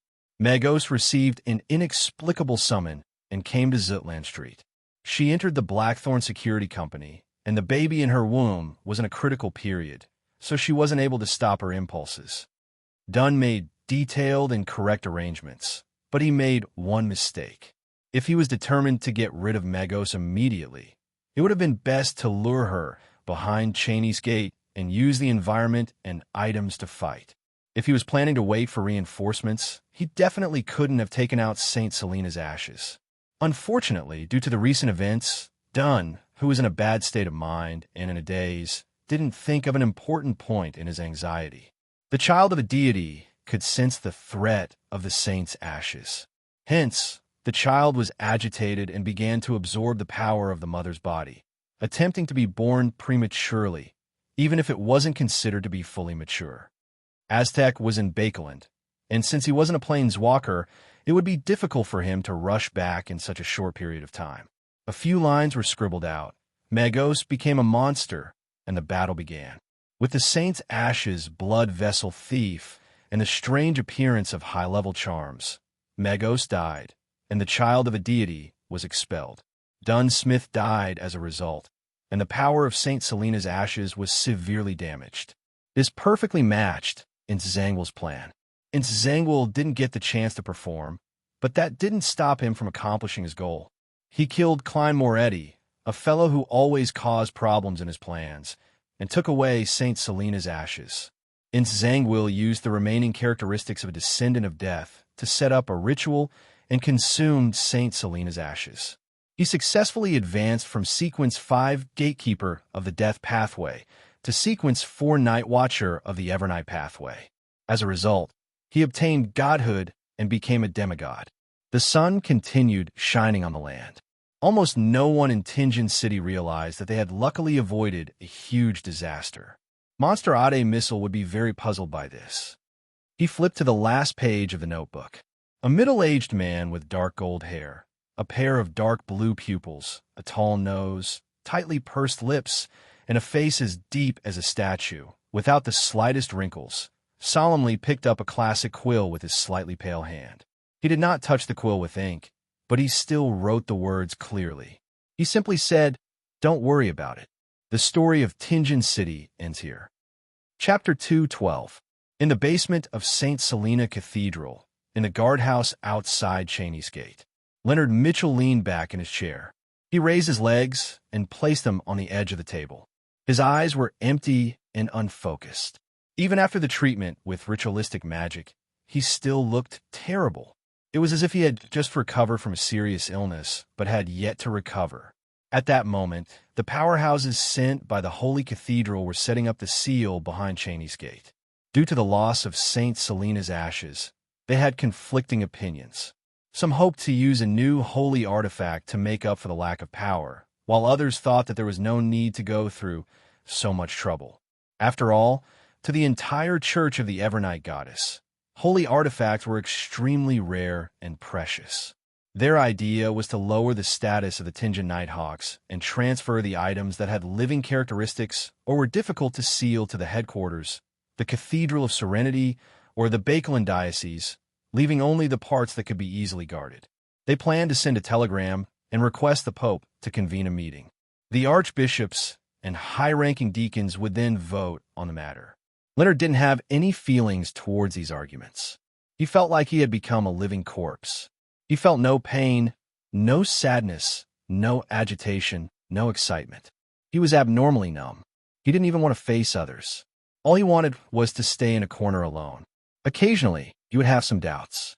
Why did the murderer only take Klein's beyond her characteristic and leave Captain Dunn Smith's? Tap, tap, tap.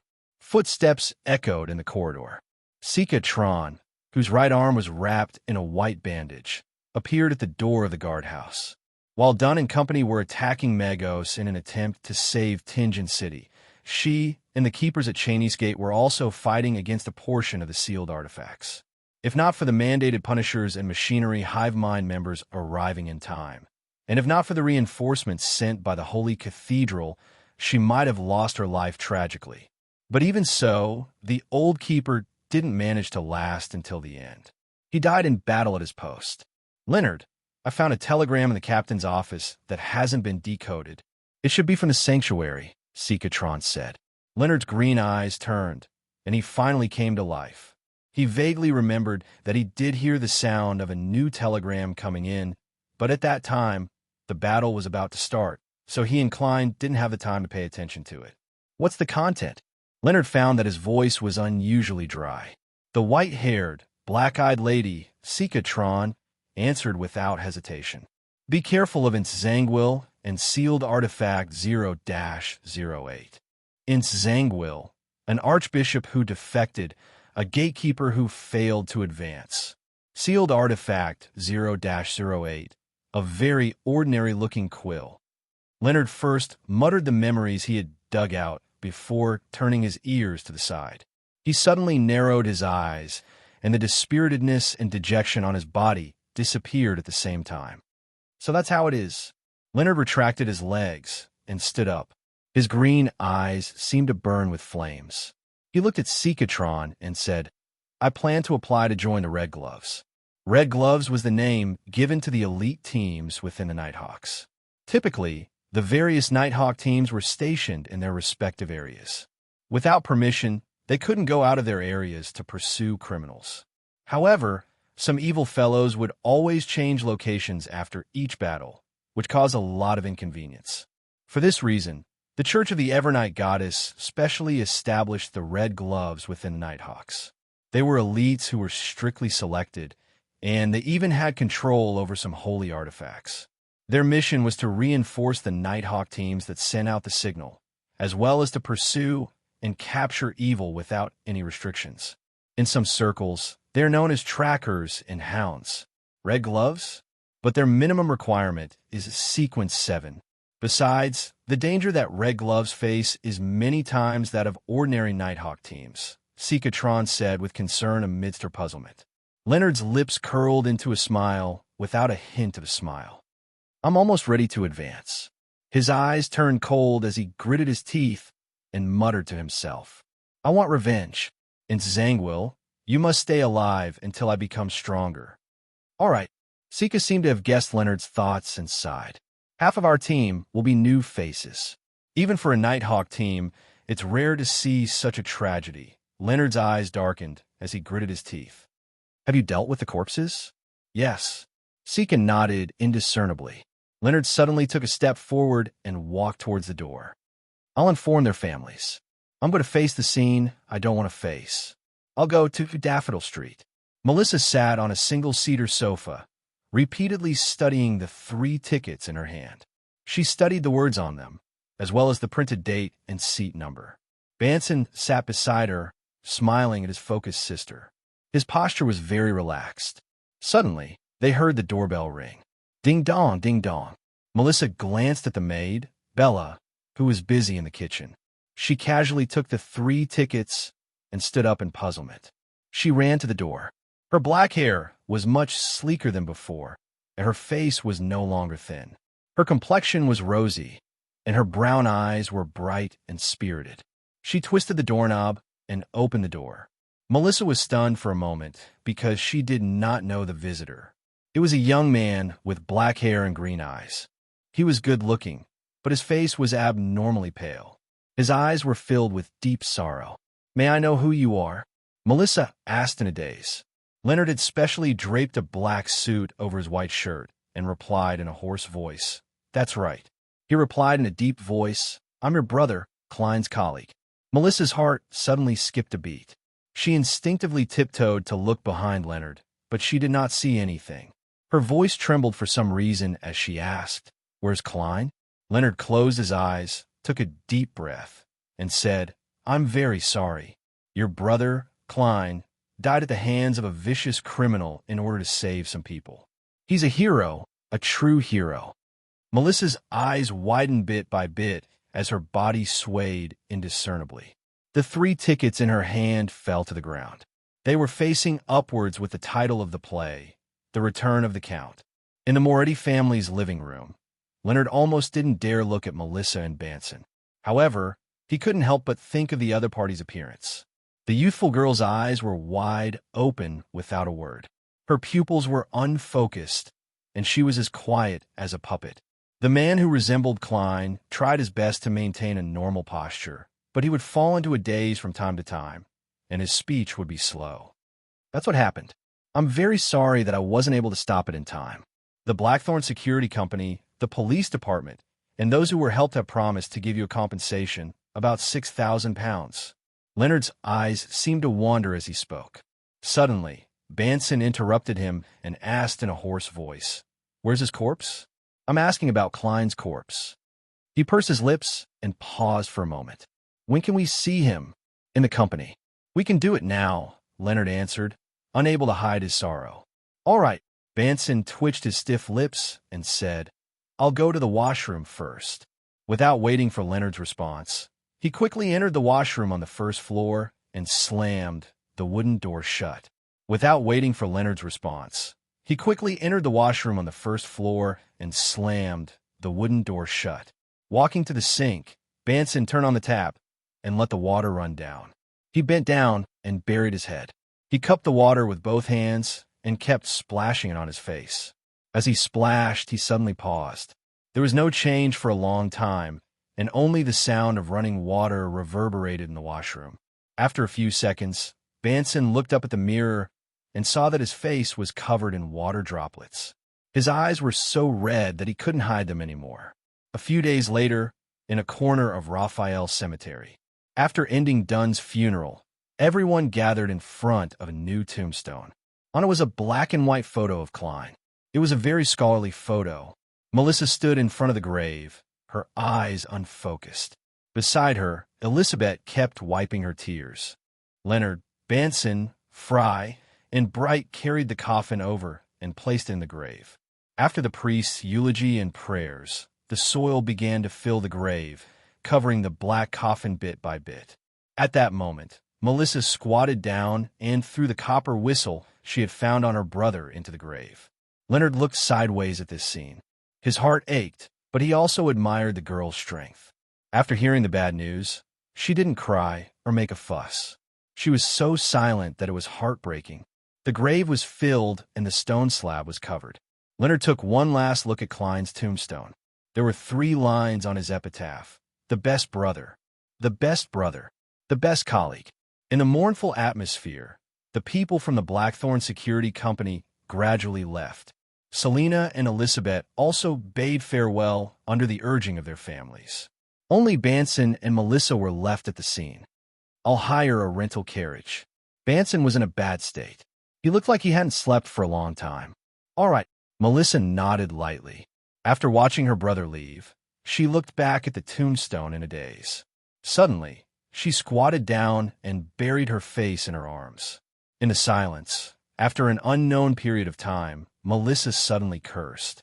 "Idiot!" she cried. Her tears flowed silently. She couldn't stop her tears. At Raphael's cemetery at night, the bronze-skinned Aztec held a bouquet of white flowers and stood in front of Klein's grave. He didn't speak for a long time. Finally, he sighed and said to himself, "I'm sorry, I'm 10 minutes late, but I should know who it is." He bent down to put down the bouquet of flowers and turned to leave the cemetery. He also left Tingen, but he didn't take the copper whistle with him. The crimson moonlight shone on the area. There was an indescribable silence and coldness. Suddenly, the stone slab that sealed the grave was flipped over. A pale hand reached out from the soil. It reached out. Whoosh! The stone slab was pushed aside, and the coffin lid was pushed open. Klein sat up and looked around in a daze. His memory was still fixed on the pair of bright leather boots and the hand holding St. Selina's urn. After that, it was as if he had fallen into a dreamless sleep. Klein instinctively lowered his head and unbuttoned his shirt. He looked at his left chest and saw the hideous wound and the missing piece of his heart wriggling as it healed. It was just like how he had seen the bullet hole in his son, Acupoint, recovering rapidly in the mirror. The only difference was that it was slower and more difficult this time. P.S. Thank you again for your tip, boss. Chapter 213. In the north of the kingdom of Rouen, the cool September wind was tinged with a chill. After passing through the cemetery, it felt even colder. Klein jolted from the wind. He snapped back to his senses and muttered to himself with a wry smile. That's right. He smiled bitterly and muttered to himself. This transmigration really does have some secrets, but from the looks of it, I won't be able to resurrect after 2 more times. I wonder if this regenerative ability that doesn't usually appear will still be useful if I'm chopped into minced meat. After a few seconds of calming down, Klein buttoned up his shirt and realized that he was wearing his latest shirt and tuxedo, but they were both stained with dirt. Banson, Melissa really doesn't know how to be thrifty. He subconsciously had this thought as he propped himself up with his hand and stood up. He realized that the clown's powers hadn't disappeared. Best brother, best brother, best colleague.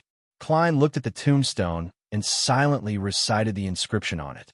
His heart suddenly ached, as though he could experience the grief that Melissa and Banson felt. This might be even sadder than me witnessing Captain's death. He sighed, retracted his gaze, squatted down, and closed the coffin lid again. Although his thoughts were still a little scattered, Klein knew that he had to clean up the scene as soon as possible without being discovered by anyone. Coming back from the dead wasn't something an ordinary person could do. If the Nighthawks, mandated punishers, or machinery hive mind were to learn of this, Klein believed that he wouldn't have a good ending. Of course, if this were Earth, and he had consumed the lawyer or swindler potion, he could have fooled himself into becoming a God's blessed or a person of redemption. However, in this world, there was a true God that could respond to rituals. After filling the coffin with soil and covering the stone slab, Klein clapped his hands and stood up again. There was nothing special about this scene. He was like a gentleman who had come to pay his respects to a friend in the middle of the night. The only thing wrong was that the person in the photo on the tombstone looked exactly like him. In the process, just now, his spiritual perception detected the existence of the Aztec copper whistle, so he dug it out and wiped it clean. However, Klein did not plan to summon the messenger immediately. He decided to figure out the current situation first. Raising his left hand, Klein saw the topaz pendant that was still wrapped around his wrist. Are these the funerary objects? He laughed self-deprecatingly and took off the spirit pendulum. He raised his head and looked around. His expression gradually became serious. Captain should be buried in this cemetery as well. After changing directions twice, he finally confirmed the location of Dunn's grave with his spirit pendulum. 10 minutes later, Klein saw the captain's black and white photo. He had a gentle expression, a receding hairline, and his gray eyes were faintly visible. He did not look much different from usual. Under the photo were Dunn's name, date of birth, date of death, and the epitaph, a true guardian, the most trustworthy companion, Captain forever. Klein looked at it in a daze. For some reason, his vision blurred again. He vaguely returned to that day when he saw the captain turn his head and squint his left eye at him. He said in a deep voice and relaxed tone, "We saved Tingen." "Captain," Klein silently shouted. He stood there like a statue for a few minutes before he suddenly laughed. "Captain, you definitely weren't in a good state of mind that day. You even said that if old Neil hadn't lost control, you would have been able to bring him into a dream. He's a mystery prior, and you're a nightmare. There's no way for you to consume the beyonder characteristic he left behind." Back then, you didn't even ask me what powerful attacks I had. Did you trust me, or did you forget about it? But you must have guessed something. I only took one sealed artifact, saying that it was for Leonard. You should be able to figure out with your toes that I have additional powerful attacks." At this point, Klein paused. He shook his head and sighed. "I don't know what I am now. Maybe I'm just an evil spirit that crawled out of hell and wants revenge." As he spoke, he suddenly couldn't go on. Tears streamed down his face. Finally, he choked with sobs and shouted in a low voice, "Captain, we miss you too." Feeling the cold wind blowing past, Klein raised his hand to wipe his eyes and pinched his nose. Regaining his composure, he found a secluded spot, took 4 steps counterclockwise, and went above the gray fog. He wanted to use divination to figure out the person who had killed him that day. He wanted to figure out the real culprit behind all of this. Since it has already appeared in front of me, I can definitely divine some information. Klein pursed his lips tightly as he saw that the majestic palace and the ancient mottled table hadn't changed at all. He sat in the seat belonging to the fool and conjured a yellowish-brown goat skin and a fountain pen in front of him. As his body was in a sparse state, he didn't waste any time. After some thought, he wrote a divination statement. After some thought, he wrote the divination statement, "The person who killed me." He recited it 7 times and leaned back in his chair. With the help of cogitation, he entered dream. In a gray world, countless specks of light fluttered and gathered, finally converging into an image. A pair of bright leather boots, a slightly pale hand, and St. Selena's urn in the former's hand. As his gaze gradually moved up, Klein saw a middle-aged man with short dark blonde hair. He wore a black double-breasted frock coat, and he was obviously blind in one eye. His eye was a deep blue that was nearly black, and his facial features looked like they were carved without any wrinkles. The scene shattered, and Klein woke up from his dream. He frowned slightly, finding his murderer very familiar. As a seer, he quickly confirmed why he found it familiar. It was because he had seen the person's photo and description on the wanted poster. The murderer was Tranquil, the former archbishop of the Church of the Evernight Goddess who had defected with sealed artifact 0-08, the gatekeeper who had failed to advance. It's him. Countless scenes flashed through Klein's mind, and finally, it stopped at the scene of the man picking up St. Selena's urn. Tap, tap, tap. He reached out and tapped the edge of the long bronze table, feeling that he had figured out many things. Captain said that beyonders who die normally will also leave behind beyonder characteristics. When they're gathered together, it's equivalent to a potion without any supplementary ingredients. That is to say, as long as I know the corresponding supplementary ingredients, I can advance through the remnant. Of course, I can't consume it at a higher level. Otherwise, it's easy to lose control or go crazy. Advancing to a high-sequence beyonder requires a special ritual.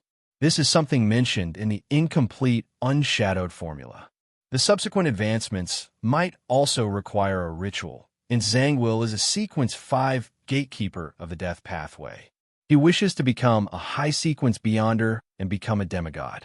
Based on the actual situation of a sequence swap, he has three choices. One is to be a sequence 4 of the death pathway. The second is a sequence 4 of the sleepless pathway. And the third is a sequence 4 of the god of combat pathway, demon hunter. Saint Selena is a saint. If she's not a sequence 4, then she's a sequence 3. Her ashes correspond to one of the two sequences potions. As a former archbishop, Ince Zhang will definitely know which one it is, and he definitely knows what the supplementary ingredients are. His true goal for plotting all this is to obtain Saint Selena's ashes and use it to advance to sequence 4 of the sleepless pathway. Yes, the skull of a descendant of death might be an ingredient needed for a special ritual. After all, it's originally the death pathway. From the looks of it, his target is Captain and not me. He's indeed the mastermind. After figuring out this matter, Klein wrote the corresponding divination statement. He picked up the spirit pendulum and let the topaz dangle over the surface of the paper, nearly touching it. After chanting, he opened his eyes and saw the topaz spinning clockwise. This meant that there was enough information, and the divination was a success. This meant that Zhangwil had indeed plotted a series of events for the sake of Saint Selena's ashes and advancing to sequence 4. Klein tapped the edge of the table again and thought about another problem. Zhangwil is only a sequence 5 gatekeeper. It's impossible for him to create so many coincidences by himself, allowing Magos to visit the Nighthawks at the right time according to the arrangements. So, it's the power of sealed artifact 0-08. Its appearance is that of an ordinary quill. Its function is that whatever is written down is destined to come true. No, it shouldn't be that simple. Otherwise, all Zhangwil needed to do was write. Saint Selena's ashes grew wings and flew into Zhangwil's hands. Then, he could just sit at home and wait. There must be a certain limit. 0-08 likely doesn't have any direct offensive abilities. Otherwise, Zhangwil would have barged into Tianjin City's Chinese gate a long time ago. This item at the top of all the sealed artifacts can make people act according to its description without realizing it. Is this the reason for all the coincidences? If that's the case, 0-08 is truly terrifying. Even Magos, who's pregnant with an evil god spawn, followed its arrangements. It's no wonder that Grade 0 sealed artifacts are extremely dangerous. They have the highest level of importance and confidentiality. They cannot be inquired about, divulged, described, or spied on. Klein stopped tapping the edge of the table and did a divination based on his conjecture. Unfortunately, the information was incomplete, so he failed. Seeing that a few minutes had passed, he planned on returning to the real world as soon as possible. Therefore, he stopped letting his thoughts wander and wrote the penultimate divination statement. The city wherein Zhangwil is currently at. Due to the existence of sealed artifact 0-08 and the fact that Zhangwil had likely become a demigod, Klein was unable to directly divine Zhangwil's exact location. All he could do was magnify the range and make a vague inquiry.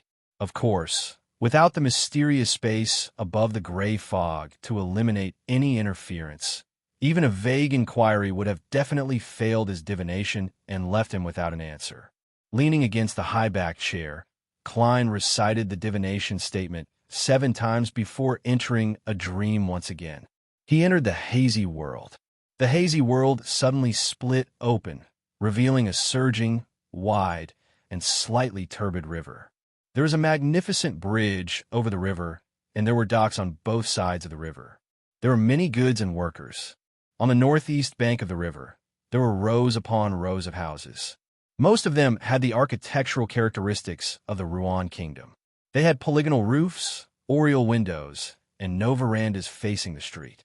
Apart from that, there were also many Gothic buildings. The streets here were bustling with people. Horse carriages followed one another, and from time to time, strange machinery could be seen. The further east one went, the more chimneys there were, and the more smoke there was. The further west one went, the higher the terrain. Houses of various colors, grayish-blue, beige, or pale yellow, spiraled upwards, surrounding a gorgeous palace and a tall Gothic bell tower. Gong! The bell reverberated as Klein woke up. He knew which city he had just seen. Land of Hope, capital of capitals, Bakeland.